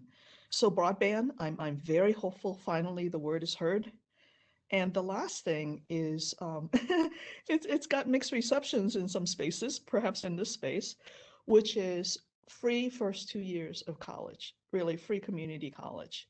And there are lots of pros and cons that's been put on the table, including, are the community colleges going to be able to deliver the transfers to our 4-year colleagues in order to keep advanced education moving? But when I look at the investment of $10,000 per student to get them an associate degree and what that means in terms of developing a workforce, that's a tiny amount of investment to ensure that we have the backbone of the workforce for the next couple of decades. So those are the two things that I'm looking for that follows CARES, but in a way supports CARE. So I want to take advantage of the fact that we have such a diverse panel of institutions here. How concerned are some of you about the proposal for 2 years of universal coverage at community colleges? There was a lot of speculation, at least among the reporting crew, of, oh, the private's going to hate this. The publics are going to be completely upset. And I haven't quite seen that play out in full, or at least not in public. I'm not sure what the conversations are behind closed doors, but I am really interested in, are the other elements of the president's plan? I mean, he's also talking money for MSIs. He's also talking about broader infrastructure to the benefit of large institutions that could use those sorts of investments as well. But the idea of making community college universal, is that a real existential threat, or is it far more nuanced and complicated than that?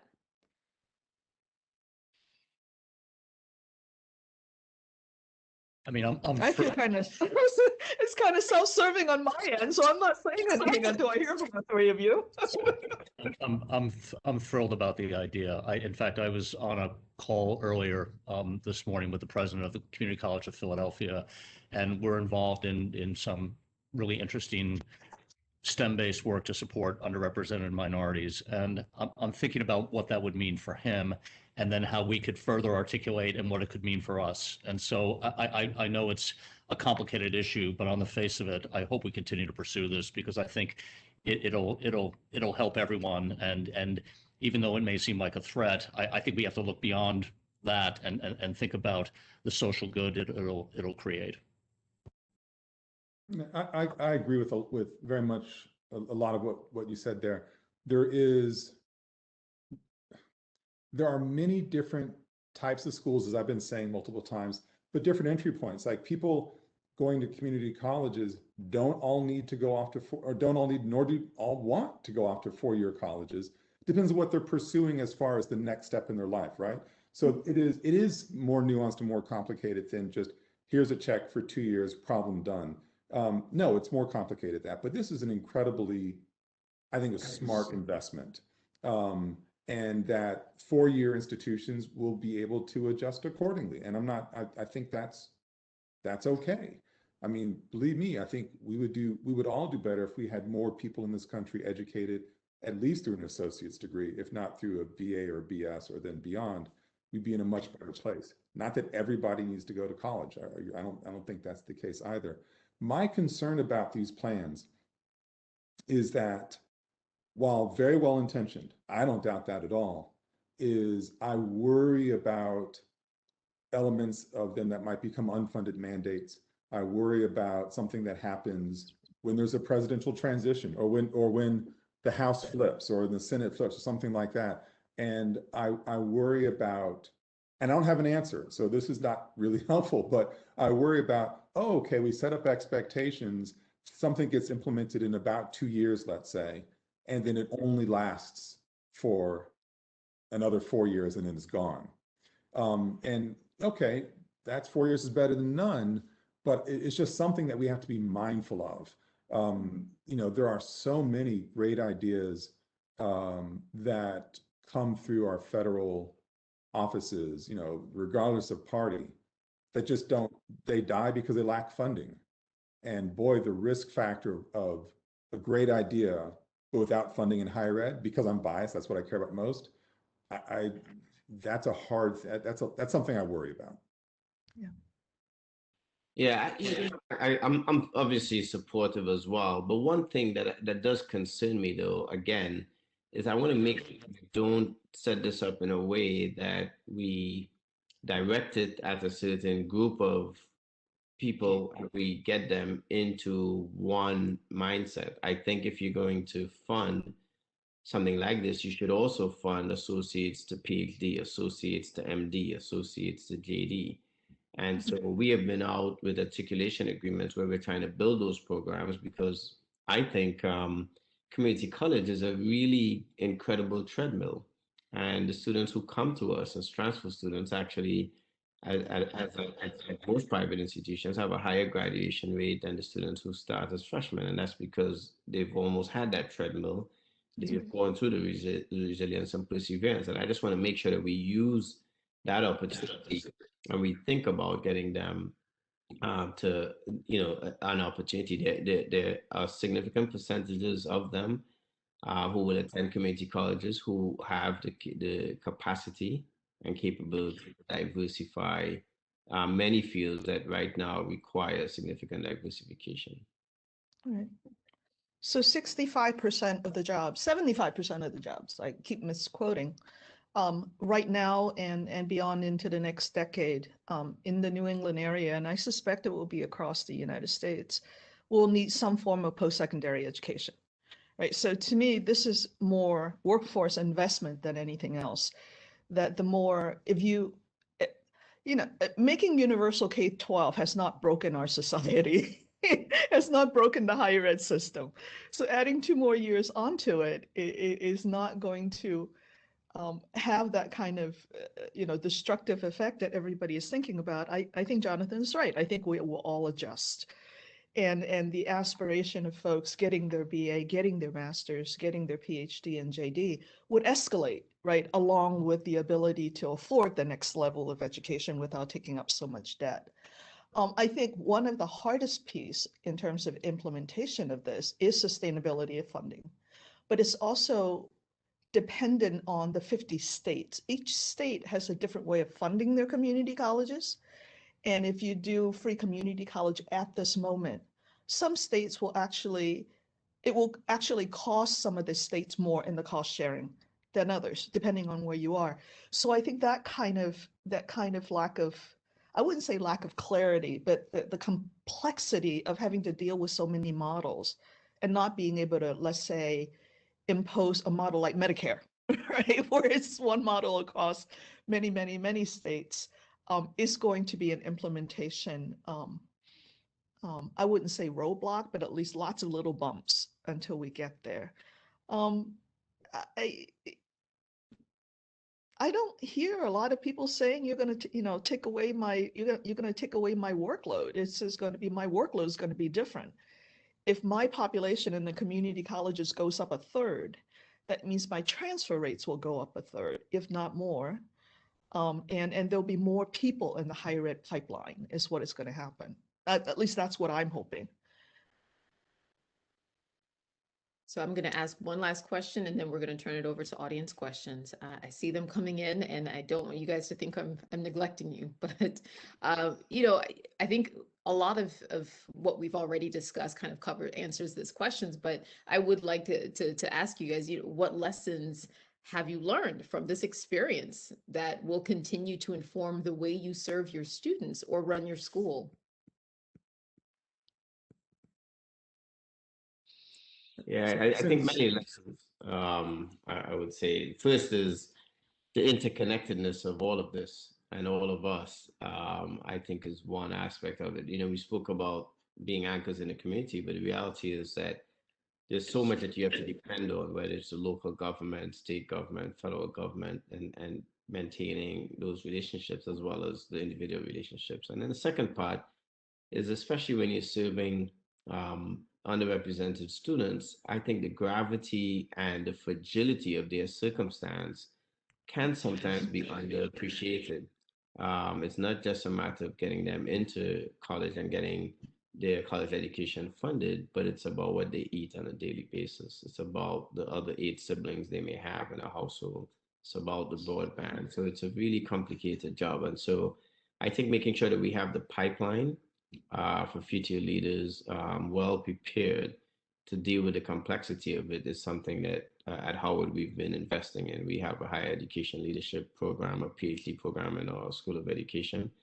And I think it's one that we have to be purposeful about making sure that we're training potential future university administrators on the wide variety and complexity of issues that they may face in the future.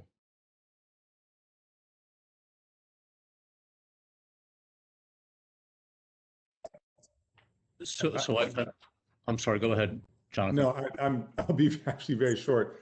I just started in July, so I only know Rutgers in a COVID environment mode and a remote mode. So I'm looking forward to learning. We will have to take lessons about how we did work in this moment, because there's a lot to be learned, and we can create efficiencies and deliver a better product. But this is basically me taking a pass right now, not avoiding the question. I don't know enough yet. I think one thing that has struck me in watching all the work that we've done in gradually bringing students and employees back to campus is that, like compliance, we need to have a much better infrastructure for public health, kind of writ large, for all of our students and employees, because we're going to be living together in community again in a new type of way, and who knows what the future will bring. But I feel like right now I need a chief health officer to advise me on all the various things that we have to think about, physical health, mental health, the community's health, because we're in this now, and the idea that somehow we're going to go back, and not face these challenges again just seems naive to me. And so we'll be focusing on building real infrastructure in health beyond our medical college and our School of Public Health and our College of Nursing and Health Professions, but real capacity to sort of manage this as part of our sort of fiduciary responsibilities as a university. I feel like we're facing a like every other time after a pandemic or after a war or after a some cataclysmic thing that happened in society. It takes down a lot of old assumptions, and it gives us a lot of room. And if we're not going to fail this reconstruction, as we have failed reconstructions in the past, I think we have to listen to the people. I need to be listening much better to my communities of color and the students I serve. And when they tell me things, I have to believe them and not, bring in some other theory that sort of takes away their voices. And it's really hard to do that because those voices are so difficult to listen to. About poverty, about how they struggle. And you kind of not want to believe it because it is so hard to understand. And with my employees, with my faculty and our staff, I think we're in a new phase of trust where when they say to me, it is really hard for me to come to school right now to do this work, I need to work at home. I need to think, yes, I'm going to trust that they're telling me the truth, not because they want to get away with something. And I would like to believe that that's a reset, right? So management and labor can be much closer together and better aligned now and not have so much distrust that affects our policy and the way we operate. We'll see. I mean, I like to believe that, and I felt some of that, and it feels very human. It feels very human. All right, so I'm going to open this up to a couple audience questions. So one audience member would like to know, to flip the script, what categories of institutions do you see as not worth keeping on life support? Which types of institutions are best closed or consolidated and their students redirected to institutions such as yours? Anyone can go for that. You're going to ask presidents to answer that question? All right, let me try. So I really believe that our students are smart enough and that if we give them enough information, that they will make good decisions, and where they go will determine who lives. Right. And if we're better at our public dialogue about what community colleges do, what our land-grant institution and public universities can offer, and why we need to keep our public or our private nonprofits that are small and unique, students will choose. rather than us saying at the top of the field, well, you should, nonprofits should close or profits should close and so on. I think we have to believe that if we educate our students right on what is special about each one of us, they will determine for us. Who the hell are we to say that some other guy should close? I mean, that's, a kind of higher ed arrogance that we've always practiced. Why do we do that? I would hope our institutions would seek to help other institutions that are struggling, and if for some reason they can't make it, pick up part of their mission or the part of their constituency that we can help. And I would say that, not that the sector doesn't have enough of its own challenges, not only for higher ed, but especially for some of the cultural not-for-profits that are also at real risk right now. There's a high level of synergy between what they do and what we do in terms of teaching and public programming. And these places are absolutely precious. And the idea that they would go away and not maybe instead find a home with a place like ours or your institutions, I think would be a really sad thing. So I think the sector is going to have to really stretch itself.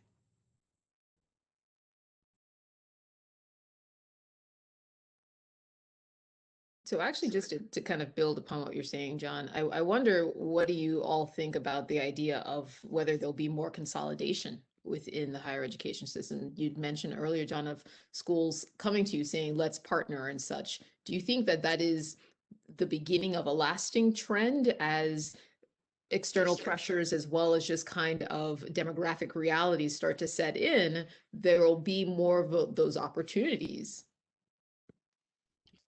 I do. I think it'll be a lasting trend, and I think the best way to approach it is not to let the sort of crisis of the moment drive it, because then people do, things that are not particularly well planned out, but to really sort of be proactive in their own work. I mean, I know a significant amount of the work we did in our strategic plan this year was about partnerships, was about, there are certain things we just can't do independently without support, expertise, finances, logistics. And a lot of it talked about a university that had to become a networked university, making sure we provide opportunity, but not necessarily we're the ones who are always delivering the direct service. So I think, unfortunately, because of demographics, because of finances, because of uncertainty, we're going to see the consolidation. I just hope it can be sort of proactively thought about and done. Yeah, I think the point that was made earlier about the states having a lot of involvement if you go to free community college, I do think that one of the other pressures that will come from the legislature could be that of consolidations, or at least at the very least about how we're structured. And so I think that is something legitimately to think of and may influence not only public institutions, but private institutions around that funding, et cetera. And so I don't think it may necessarily be one type of institution that may necessarily go away. But I do think that there may be more consolidations and partnerships of the kinds, or at least collaborations of the kinds that we haven't seen before, where you may have private and public institutions beginning to consolidate in a different way as well. Consolidations are always tricky with community colleges, right? There are systems with what may seem like a lot of community colleges over a limited number of areas, but ultimately it is about community identification and access. If you say, okay, well, the rural colleges only have 500 students, but if you close that campus or consolidate that campus without making provisions, right, for that population, they may never have access to higher ed. So I worry when the really efficient people comes around with their calculators and ledgers saying, well, this is not efficient, but efficiency sometimes clashes against access. It is not, sometimes it is not efficient. And that's just, the way things are if you're going to give everybody an opportunity. When that last point is so important. When I was provost at a private institution, the board of trustees really bristled at my statement that so much of what we do, and this is in higher ed, is deeply inefficient. And it's actually quite important because exploration and discovery is usually about failure, and there has to be redundancies built in. Now, there are always limits. Of course that's the case.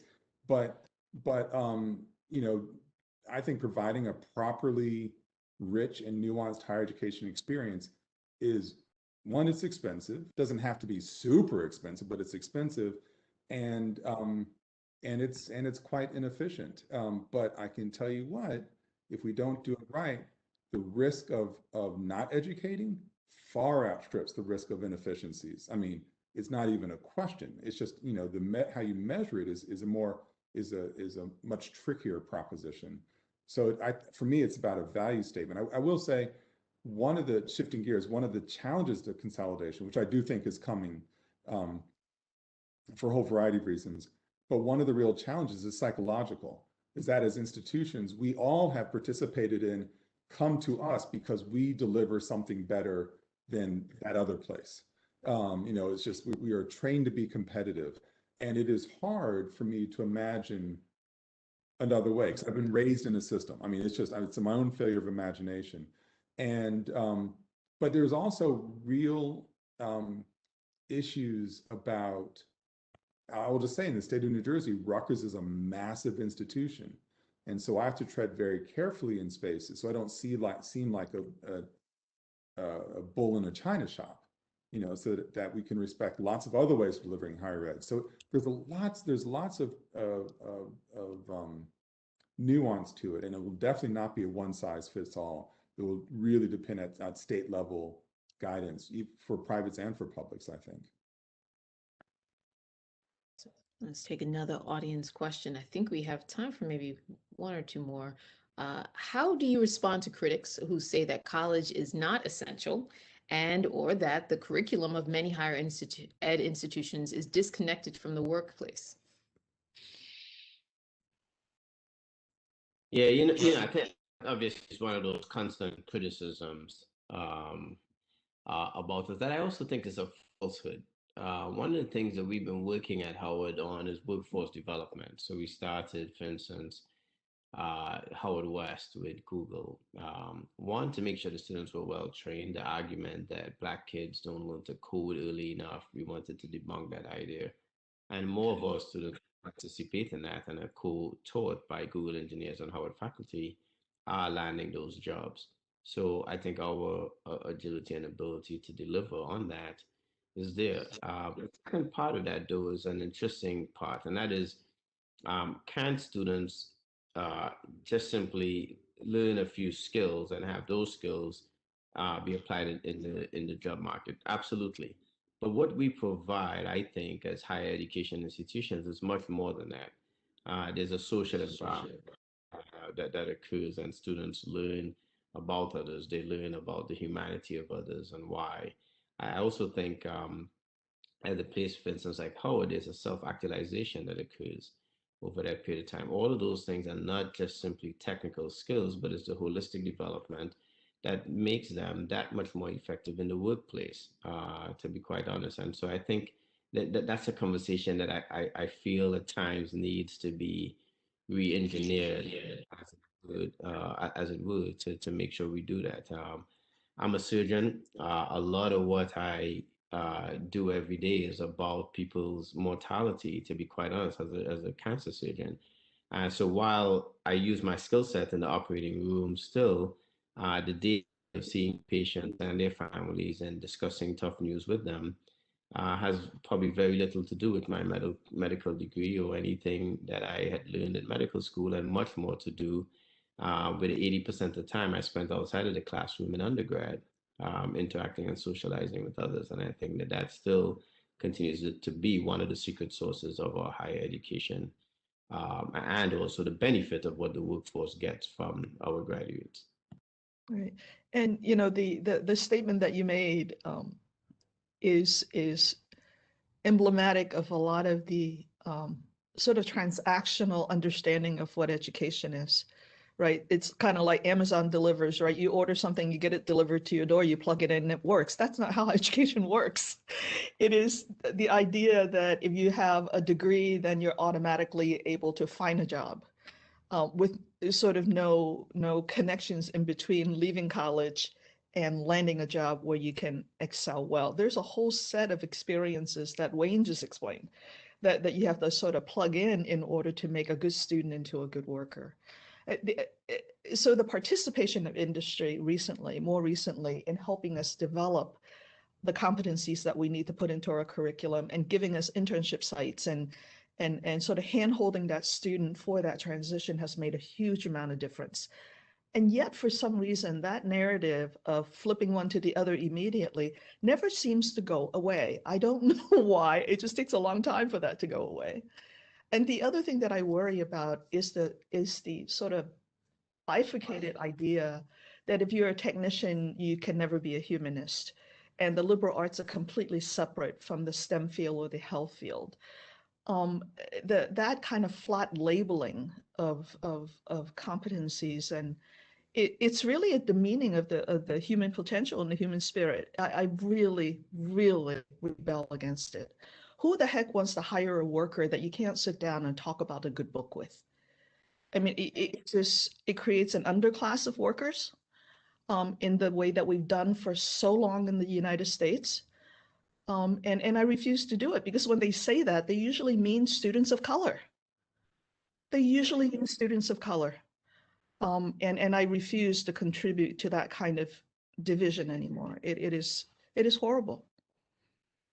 Well, I'll be the amen chorus for Pam's statement just now. And also, I love that Wayne, a surgeon, is talking about, the humanistic elements. I mean, I completely agree. I like to reduce it, and these are all complicated, but I'm a historian, so I love all of this.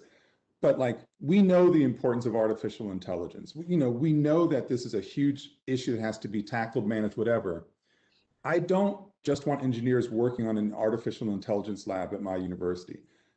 That's not a criticism of engineers, not at all. We need them. They are quite critical. But I also want philosophers in that lab. And I also want social linguists in that lab. And I want sociologists, because we know that no one of those four groups, just to pick those four, will be able to build the right machine if the goal is building a machine. Because engineer will not intuitively ask the question about that the philosopher would ask, that the sociologist would ask, that the linguist would ask. And vice versa across all those things. I'm a deep, deep, deep believer in the power of liberal arts, because it activates critical thinking skills that can carry you through a lifetime, that as industries change, as needs change, as desires change, you have a deep well of experience to tap into, a knowledge base that you could not get if you're only a philosophy person, if you're only an engineer, if you're only something else. And we need people trained in diverse ways with an awareness of, and with the kind of skills that could tap into it in order to prepare for the really challenging questions of tomorrow. It's not one type of thinker or one type of person. I will say also, one last little bit, this sounds a little bit catty, that people are so critical of higher ed, but boy, did they reach out to the presidents when it comes to admissions time. I mean, so I mean, there's some evidence right there. I don't think I could do any better than my colleagues have in terms of articulating any of these points. The only thing I would say is that as a cooperative education institution that's been doing this for over 100 years, there are ways also of connecting learning and doing in a Franklinian way that is really powerful without foregoing any of the things that we just talked about. So. There we go. Thank you, guys. This has been a really great conversation. I appreciate all of your insights. I think it gives us a lot of things to think about as we move forward through the rest of this year and in this administration, and broadly how each of your institutions are interacting with your communities. I think there's been some really important points about that made here today. I just want to thank each of our panelists. I want to thank the audience for also sticking with us. I think this was a wonderful conversation, and I'm very glad that I was able to moderate it. Thank you, guys. Thank you. Thank you, everybody. It was terrific.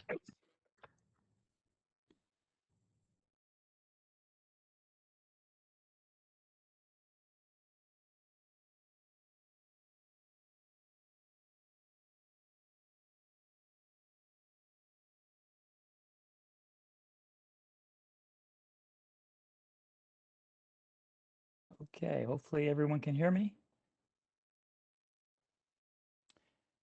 Good afternoon, I'm Bob Hunt. I'm the Associate Director of the Consumer Finance Institute.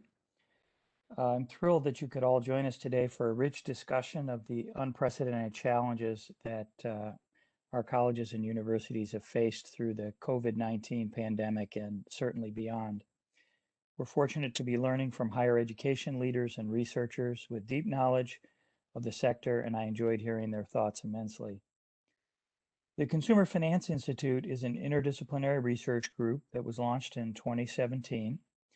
The Institute is a strategic initiative of the Philadelphia Federal Reserve Bank that brings together individuals from across the entire organization and that partners with researchers around the world. We engage in policy-relevant research related to consumer credit and payments. We carry out our work through an agenda of research and analysis, as well as forums and conferences just like this one. And you may have noticed that our approach is different from many other research organizations. We firmly believe that we learn best about how markets work by speaking directly to the participants in those markets and sectors. We have a rich tradition of these types of topical conferences that bring together the participants, researchers, regulators, and consumer advocates into the same room to learn from each other. Over the last 20 years, the Philadelphia Federal Reserve Bank has produced dozens of studies and organized more than a dozen events on the topics of education, finance, and higher education more generally. And we will continue our work on these topics and to engage with many of you as part of our efforts. And now we're particularly lucky to hear a keynote address delivered by our veteran higher education leader, Philly Fed's own president and CEO, Patrick Harker. Pat has served as our 11th president and CEO since 2015, and we're fortunate that he began his second 5-year term in March of this year. Before taking office at the Philadelphia Fed, Pat served as the president of the University of Delaware, where he was also a professor of business administration and a professor of civil and environmental engineering. Before joining the University of Delaware in 2007, Pat was dean and endowed professor at the Wharton School of the University of Pennsylvania, as well as serving as interim dean and deputy dean since 2000. Pat has published or edited 9 books and more than 100 professional articles, along with serving as editor-in-chief of the Journal of Operations Research for many years. And I would also point out that Pat holds a few patents. Pat is a board member of both the Chamber of Commerce for Greater Philadelphia and its Select Greater Philadelphia Council, and at the Science Center in Philadelphia. He served as a director of the Philadelphia Board of Directors before being appointed president in 2015. Pat is enormously fond of Philadelphia, as he holds a PhD in civil and urban engineering and an MA in economics, an MSc and a BSc in civil engineering, and all from the University of Pennsylvania. Pat, please take the floor. Great, thank you. Thanks so much. And again, hello again. And what a great program it's been. I just want to really say thank you again to all the people who put this together, the organizers of the symposium, the panelists, and all of you for joining us and hanging in there with us to the end. Also, I'm not sure if I want to say this, but I know I have to. It's a rerun of what I said this morning. The disclaimer: the views I express today are my own and do not necessarily reflect those of anyone else on the Federal Open Market Committee or in the Federal Reserve System. So today's presentations underline 2 fundamental facts about the higher education sector that indicate why we are approaching such a crisis point. 1, higher education is, as I sketched out a bit this morning, deeply, deeply important to the civic and economic life of our country. And 2, that very system is in peril, as we just heard. Even before the pandemic, long-standing secular trends were threatening the industry. One was the ever-increasing cost, the cost of a college education, whose persistent rise in tuition and fees has been outpacing inflation for decades. Low productivity growth has been a primary driver of this phenomenon. Closely related has been the explosion in student debt. The more expensive education has gotten, and the less support the public sector has offered to students, the more they have had to borrow to finance their educations. Americans now owe more than $1.7 trillion in student loans, far outpacing credit card debt and second only to mortgages in total borrowing. As you heard, demographics threatens the industry too. The traditional college age segment is actually in decline. The demographic cliff, those enrolled in higher education institutions now tend to be older and lower income than before. It's something to marvel at. College education has become more expensive at a time when the customer base has become less able to afford it. Technological advances, meanwhile, have brought forth increased competition to the traditional higher ed sector. Low cost, easily accessible online education represents a severe threat to an industry with high fixed costs. Now, there were bright spots like healthcare. Let's not make any mistake about that. As the country ages and medical technology advances, universities with medical campuses attached have prospered by and large. But for the most part, the trends were grim. And as we've learned today, COVID-19 has only served to strengthen those forces that are threatening the higher education industry as we know it. Cost pressures are intensifying at campuses from coast to coast. Online distance learning brought on by the pandemic may have only served to further undermine the value proposition of expensive traditional institutions. And unlike in prior downturns, as you heard, enrollment at community colleges has actually fallen during the pandemic as people have had to juggle family and job responsibilities under unprecedented strain. More pain is, unfortunately, almost certainly on the way. My colleagues at the Philadelphia Fed, using historical data on how states responded to previous economic downturns and contemporaneous measures of the severity of the pandemic and its economic effects, as you've heard earlier, have projected revenue shortfalls of between $70 billion and $115 billion over the coming 5-year period across our sector. Our researchers forecast that 80% of all institutions will face revenue shortfalls, with HBCUs, public colleges, and institutions with fewer than 1,000 students facing the heaviest fiscal burdens. The truth is, far from being the unkindest cut, state governments have shown little hesitance to cut spending on higher education. Nor are the cuts, as we were talking about earlier, nor are these cuts precisely aligned with revenue declines. A fall of 10% in tax revenue could lead to a 15% slash in higher education spending, for instance. Unlike K-12 education or roads and bridges, higher ed, unfortunately, makes an easy target. I recall vividly learning this firsthand when I was president of the University of Delaware, or UD as it's called. A powerful state legislator had called me into his office in Dover to let me know our appropriation would be slashed, even though that would mean, by necessity, a hike in tuition. A little later on that same day, I sat in a public hearing while that same legislator attacked me for doing what? Raising tuition. So there's your poli-sci lesson for the day. And I think that you can multiply this across the country. So as we emerge from this pandemic, I want to call on all American government and society to recommit to public post-secondary education, which, as you heard, remains the indispensable tool for economic and social mobility, and to educating our citizenry. Higher education is, as I stated earlier, an industry, but it is also a public good. And I am not, and I stress not, calling for blank checks. Colleges and universities need to meet the public sector halfway. They must urgently bend the cost curve.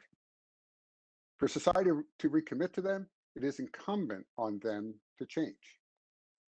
And I also want to stress that this commitment must extend beyond traditional 4-year colleges and their football programs, which, as I learned, many state legislators seem more concerned with than anything else in education. The country should be investing in the totality of post-high school training and education. Indeed, there are now many exciting alternatives to traditional four-year colleges or even community colleges.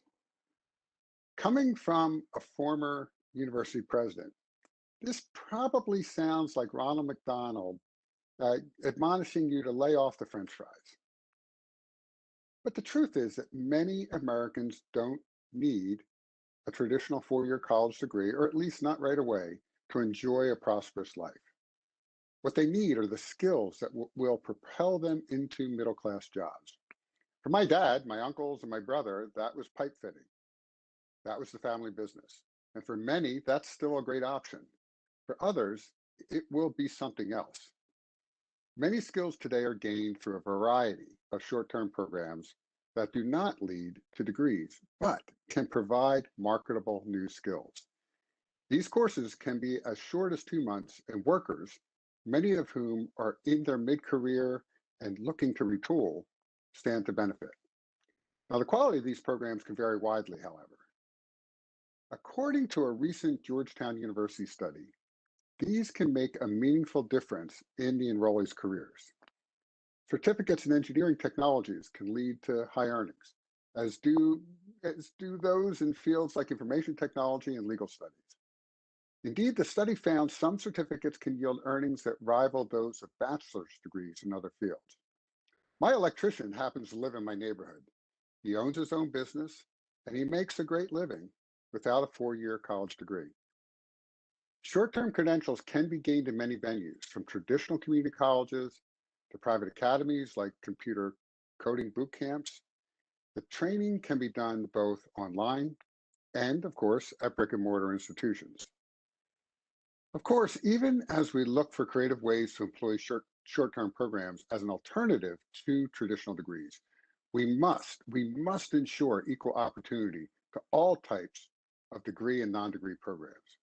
We must not allow for a two-tiered system of higher education to flourish, with low-income and minority students funneled into experimental programs while facing barriers to obtaining traditional degrees. There are also public-private partnerships designed to provide pipelines of talent to the private sector. The way the latter works is that companies essentially outsource a portion of their employee training to outside vendors, using what's called a pay-for-success model.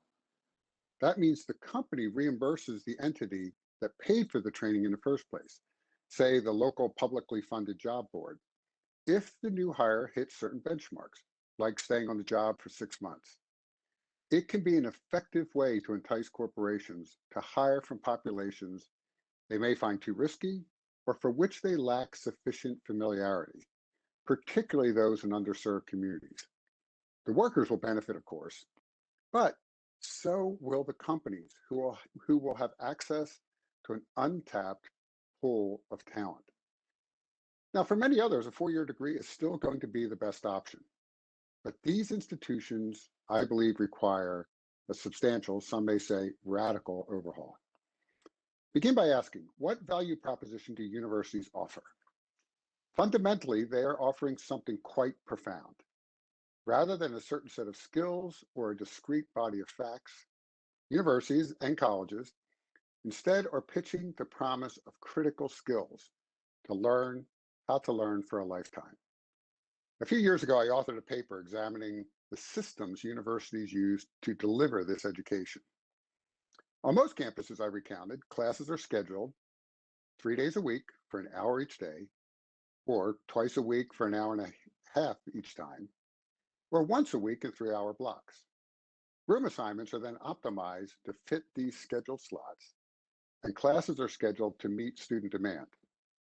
Although often class times are more likely to reflect faculty preference, as Bob Zemsky said earlier. Classrooms are designed to meet the schedule, which in turn is derived from optimizing the use of the classrooms. In sum, the entire system on a college campus is designed to optimize teaching, where teaching is defined as being in a classroom, for example, twice a week for 1.5 hours at a time. Over the decades, we have built optimized teaching factories.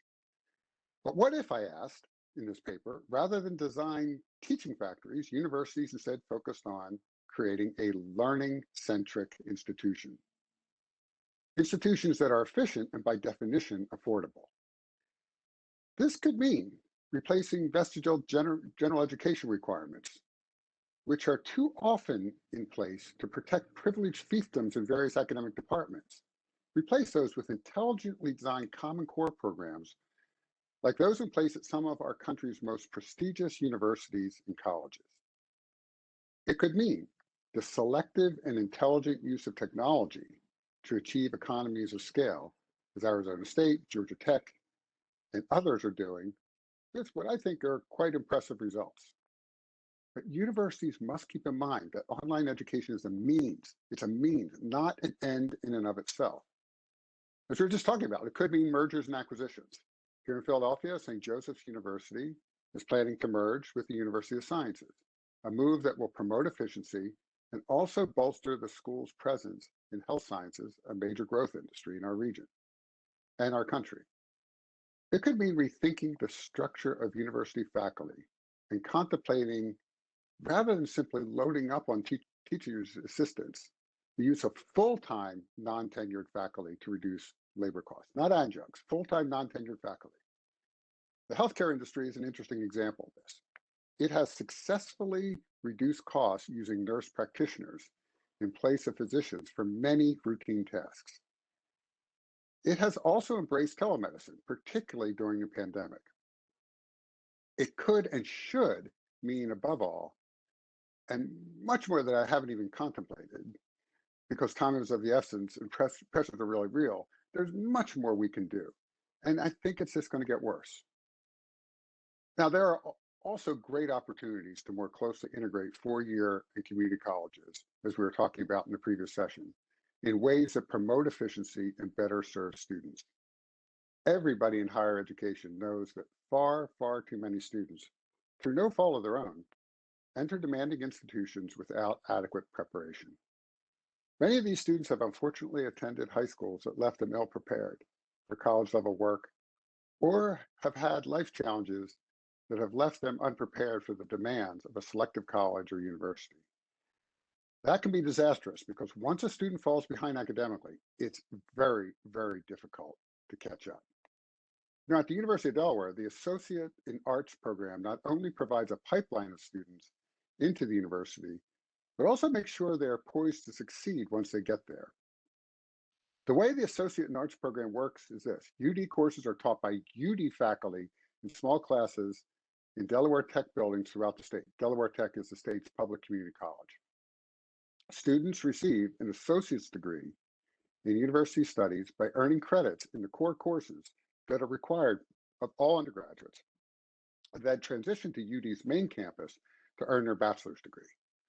Most full-time students receive money from the state to cover their tuition, demonstrating the potential for meaningful state support for well-designed programs.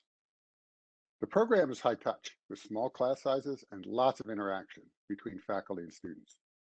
And I'm thrilled to report that 64% of students in the program graduate with their associate's degree within 3 years, 64%, well above the national average of around 33%.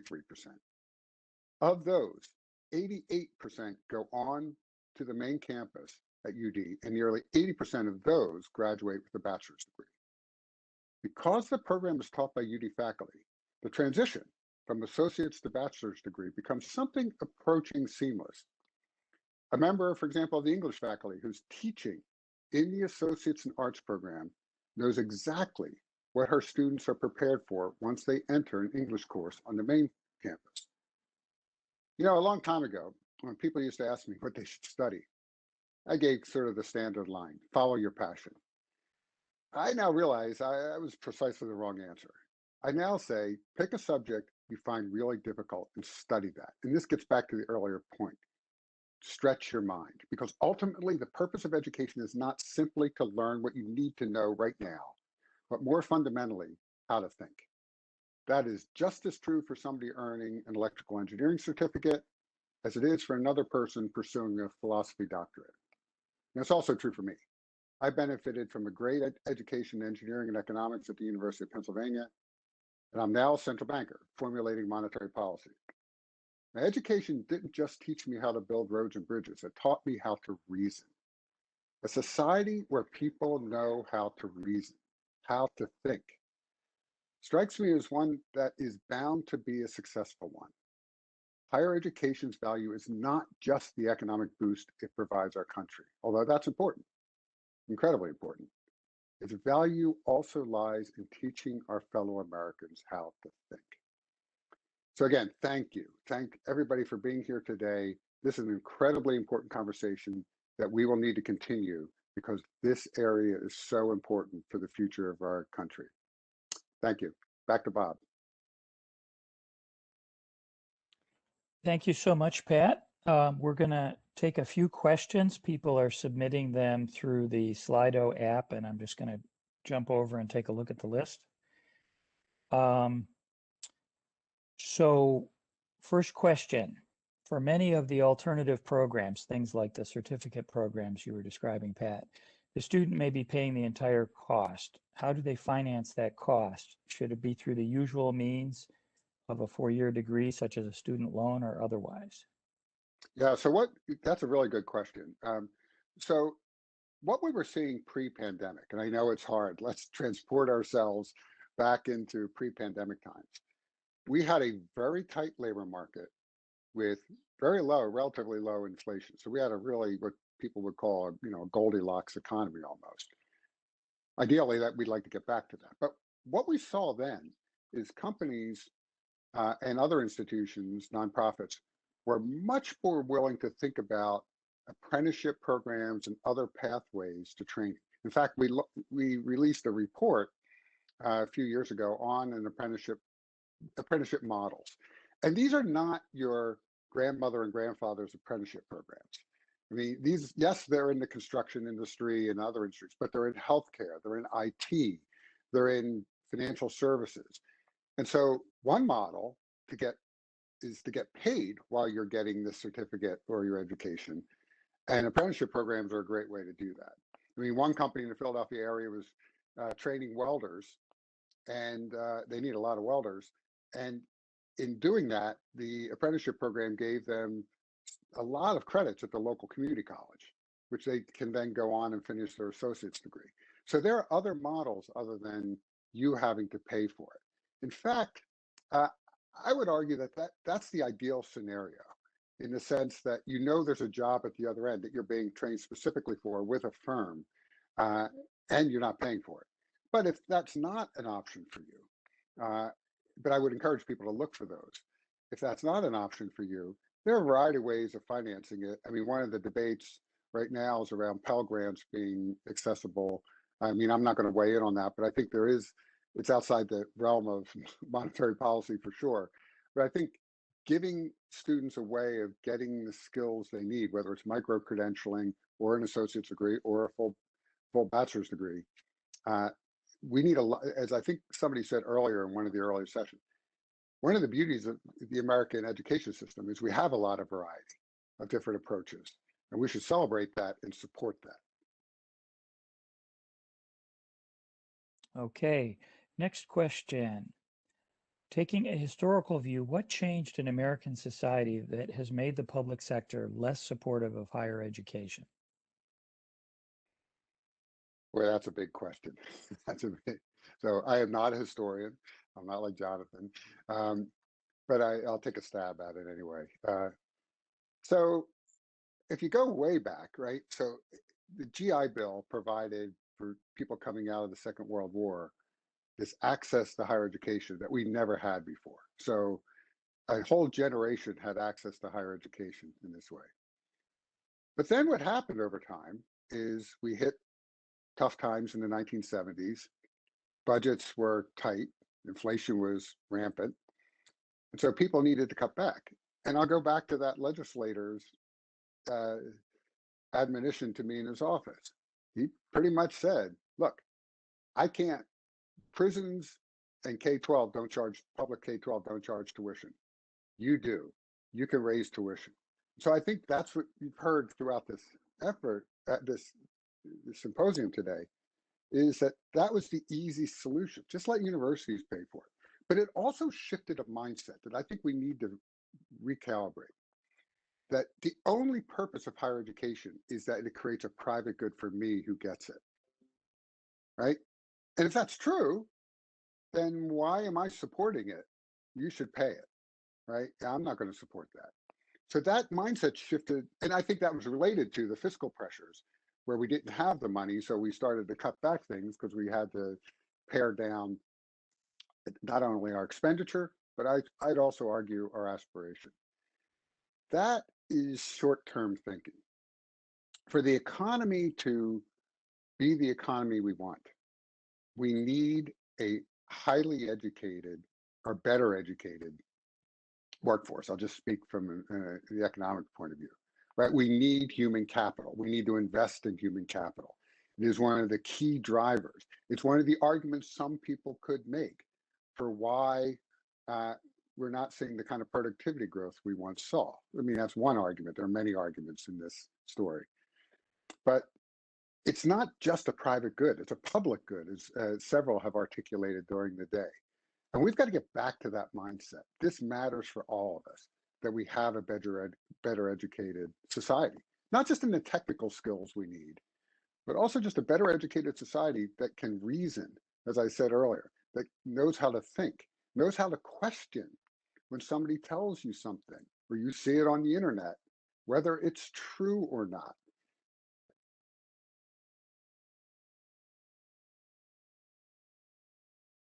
Okay, for a moment I thought you froze there, Pat. Next question.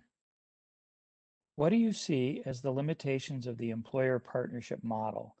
Would employers not be incentivized to fund only specific skill development, whereas traditional higher ed focuses on a lot of general skills?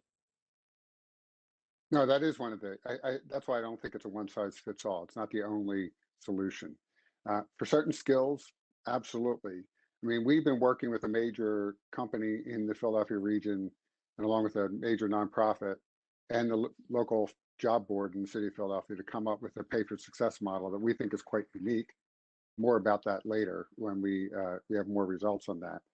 But I think that's for a specific set of skills in that company, but they're also entry-level jobs to move people up into the company. That works for certain people, particularly people who may only have a high school degree, to get those additional skills, but that's not going to be the case for everyone. Because what the employers are going to expect is that you stay with them for a period of time so they can recoup some of the costs that they're putting in. That's not unusual. I mean, take the extreme case of this in higher education, ROTC programs. Yeah, the U.S. military expects you're going to serve when you get out, and you get paid starting your junior year. So that model's been around for a long time. This is not a new concept. And for some period of time, you would owe the firm to go and work. Some firms are a little reluctant to do that. When unemployment was high and I could get anybody I wanted, I didn't need to do this as a firm, right? So I wasn't very creative in thinking about how I was going to get my talent. I think firms are starting to realize they really need to start reinvesting in these kind of ideas. Again, many different ideas. The public-private partnership is just one of many I think we need. It's not the panacea. Okay, next question. Can you talk a bit more about how you think the cost disease plays out in higher education, given your experience both as a dean and university president? Yeah. So I wrote about this in this article I wrote a while ago. So as you heard in the earlier conversation, and we get a lot of the blame in higher education. I'll put myself in the royal we, having spent most of my career there. You know, that the cost of higher education is being driven up by the rock climbing wall. Right? That's not the case. The vast majority of the expenditure on a college campus is labor, people. And so, yes, maybe the rock climbing wall was a good idea or a bad idea, but it's not driving the overall cost. And here it goes back to sort of fundamental labor productivity, right? How are we using technology to improve both quality and productivity of the faculty? And this is a complicated, as I learned the hard way on college campuses, this is a hard conversation to have. Because when you say faculty are, it's a labor productivity question, faculty immediately jump down your throat. Understandably, I was a faculty member for a long time. I am very productive. I produce these many papers. I've done this and that. So no. I'm just talking from an economic point of view in terms of the definition of labor productivity. And they'll say, well, there's no other way to do it. But yeah, this is where I think this hybrid concept is useful that we're talking about. You could argue, and I would actually argue, that a lot of what we've used technology for in higher education really hasn't been the cost curve at all. If anything, it's enhanced maybe learning. And even some of that's questionable, whether it's actually enhanced learning in certain fields. But we spent a lot of money on technology in higher ed with arguably not with mixed results in terms of both quality of education and bending the cost curve. So let me give you one example that I often use when I'm out and about and I'm talking to, say, university provost or something. I ask two questions. How many versions of statistics do you teach on on your campus? And they'll say, I have no idea. I say, well, take a guess. And I'll start to run through the numbers. And there'll be some number definitely in double digits. And I'll say, well, and I'll say, why do you do that? Well, because what the students need in the social sciences is very different than what the electrical engineer needs, or very different than what the economy, or you name it. And I'll say, yeah, but the math is all the same, right? R squared is R squared.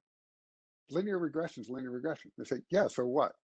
So well, imagine an interactive learning module where students learn the concept. Think Khan Academy, if you want to make like a very simple interactive learning module.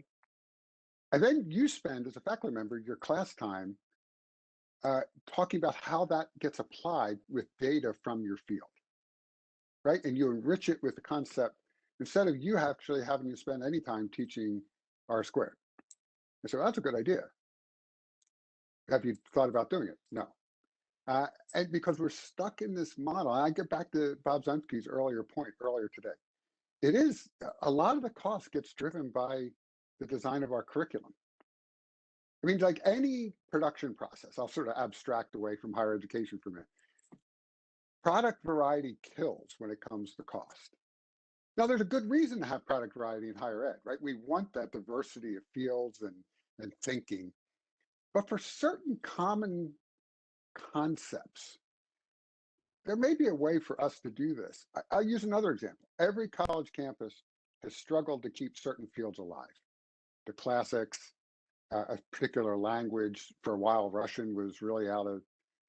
There's a good use, in my view, of distance learning, where you get a consortium of colleges who band together. Instead of having 3 kids on each campus that want to study Russian, you now have 20 kids, and now somebody can afford to teach it, and we can keep those fields alive. So it's both, as the panel of presidents said earlier, it's thinking much more collaboratively across these boundaries of how do we work together to keep these low enrollment fields going, because they do come in and out of fashion, right? And so we want to keep that knowledge alive. And that's a big part of what universities do, right? They're stores of knowledge as well. And we want to keep those skills and that knowledge alive. So there are various ways, but we need to start thinking about this as opposed to, well, I've always done it this way and I don't want to change. There is some of that on college campuses. It's human nature. I'm not saying it's on college campuses, it's human nature. Change is hard. But I think at this point, we really need to start thinking about whether it's the use of technology in a hybrid fashion, or in the case of something like, just using Russian as an example, keeping those fields alive for the good of really our society. Okay, the next question is a little bit related to what you just answered, Pat. Do you think that the role of colleges and universities as custodians of the entire student in terms of their financial needs is sustainable? And if not, where do we need investments to alleviate the financial pressure from support services? Yeah, that's a big question. So as you heard the president say, one of the big challenges right now, one of the big cost drivers in terms of percentage increase on college campuses is mental health concerns of students. It's a it's a severe issue. I mean, some have even put it into the camp of epidemic. I mean, it is a real problem of this generation, especially this generation coming right out of high school into college. It's a broader problem, I think, in our society that we need to really address. But universities have felt the need, understandably, to invest in services uh, to help those students so that they can stay on campus, succeed not only academically, but be safe. And so there's one where, you wish the healthcare system was better equipped to help those students as opposed to it falling on the university, but they're not. And so the universities and colleges have had to respond appropriately. And that's just one example of many things that have now fallen on the university that were not traditionally part of their mission or their operation, but out of necessity, seeing the problem. I mean, think about what the president's talked about, having food pantries for the students. I mean, step back and think about that. But why is that necessary in our society today? Why is that necessary in the wealthiest economy in the world? But it is. I mean, it's a real need. So you can click off one after another of things that have fallen on the university that are probably not best delivered by the university, and also not really part of the traditional mission. But the rest of the society has not filled those voids, so universities had to. And I wish it was different, but I think right now we have to do what we have to do to help those students. Okay, next question. Impediments to trimming the higher education curricula include 1, stagnant accreditation practices and standards, and 2, competitive pressure to recruit students who value the consumption and amenity value of going to college. How do we overcome those barriers? Yeah, so let me start with the latter first. That really depends on the college you're talking about. I mean, I think for what you heard, for a lot of community college students, they're not going there for the amenities, and they're going there whether it's mid-career to change career, or students if they need remedial work or just getting a leg up. So I think I think somebody said this earlier, we often think about higher ed. When you hear that, you think of the most well-endowed universities in the country and say, well, that's the norm. That's not the norm. For a regional state university or a smaller liberal arts college, that is not the only reason students are going. In fact, many of them, they're struggling to make it, and their families are struggling to make it there. So I think we have to recognize that fact. That said, I mean, what was the first part of the question? The first, I lost the question. Oh, okay. But it was talking about the accreditation. Oh, yeah. Well, I think there's the university accreditation as a whole, and then you have to look at specifics within fields. And that does vary a lot. I mean, I can speak for, say, in business and engineering, it's a very different process than in other disciplines that I'm familiar with. So there are issues around accreditation. I mean, that's a long separate topic. But at the same time, I think it's important to have some system where universities and then individual colleges, like a College of Engineering or the business school, or other professional schools, the nursing school, are forced to look at themselves periodically in a deep way and ask, are they delivering and are they staying current? And I think in certain professional fields, like I mentioned, I think that works reasonably well. I mean, you have to stay current. For the university as a whole, more broadly, I think there are some issues there, but I'd rather have an accreditation system than not have one at this point, because I think it's really important to hold universities' feet to the fire to make sure they're delivering on their promise. Okay. You have spoken about your concerns around mergers and consolidations in higher education, especially among smaller institutions. How do you see these issues changing or not due to the pandemic? Well, I think as we were talking about in the earlier panel, it's going to get worse. I think what's happening with the demographic cliff that we're seeing, nobody actually mentioned also the uncertainty about what's going to happen with international students. So a combination of the domestic decline in birth rate, and as a result, this demographic cliff we're going to see soon, and then one that we're going to see years from now. Also, the shift to lower income students, because you take birth rates in the country, they're more heavily tilted in some cases in certain geographies to students who tend to have more financial need. So that's putting pressure on universities. All those factors are leading universities and colleges to think how they can creatively reduce the cost of things that I won't say won't matter, but they're not frontline dealing with the student kind of costs. And so I've always been an advocate for whether it's a flat out merger, which you're going to see, and you're going to see some colleges also, unfortunately, they're not going to make it because there's just not enough students to go around. They were relying, for example, many that I think of, on international students to fill that void, and they're not coming. I mean, maybe they'll come back, but for now, we saw a dip in certain sectors. But also, I think there's going to be an opportunity to reduce some back office costs. I'll put them as back office costs, sort of administrative costs, by consolidating. Whether you do a formal merger, that is, turn two into one, or you reduce the back office costs by just having shared services, shared service model. I think, yeah, there is a possibility. It's not going to solve the long-term problem of overall labor productivity, but at least it's a short to midterm solution to try to get the cost curve bent a little bit. Okay, and that's a segue into the next question. Typically, we think that the market will reward innovation and punish stasis. But in higher education, many of the stodgiest and most traditional institutions continue to be the most successful. How do you think about this disconnect? That's a good question. So if you think about an intangible good, right? So think about, simplify the economy for a minute, then I'll get to the specific question. Tangible goods, something you can try, something you can wear, put on and wear, or something you can turn on and see how it works. And then intangible goods.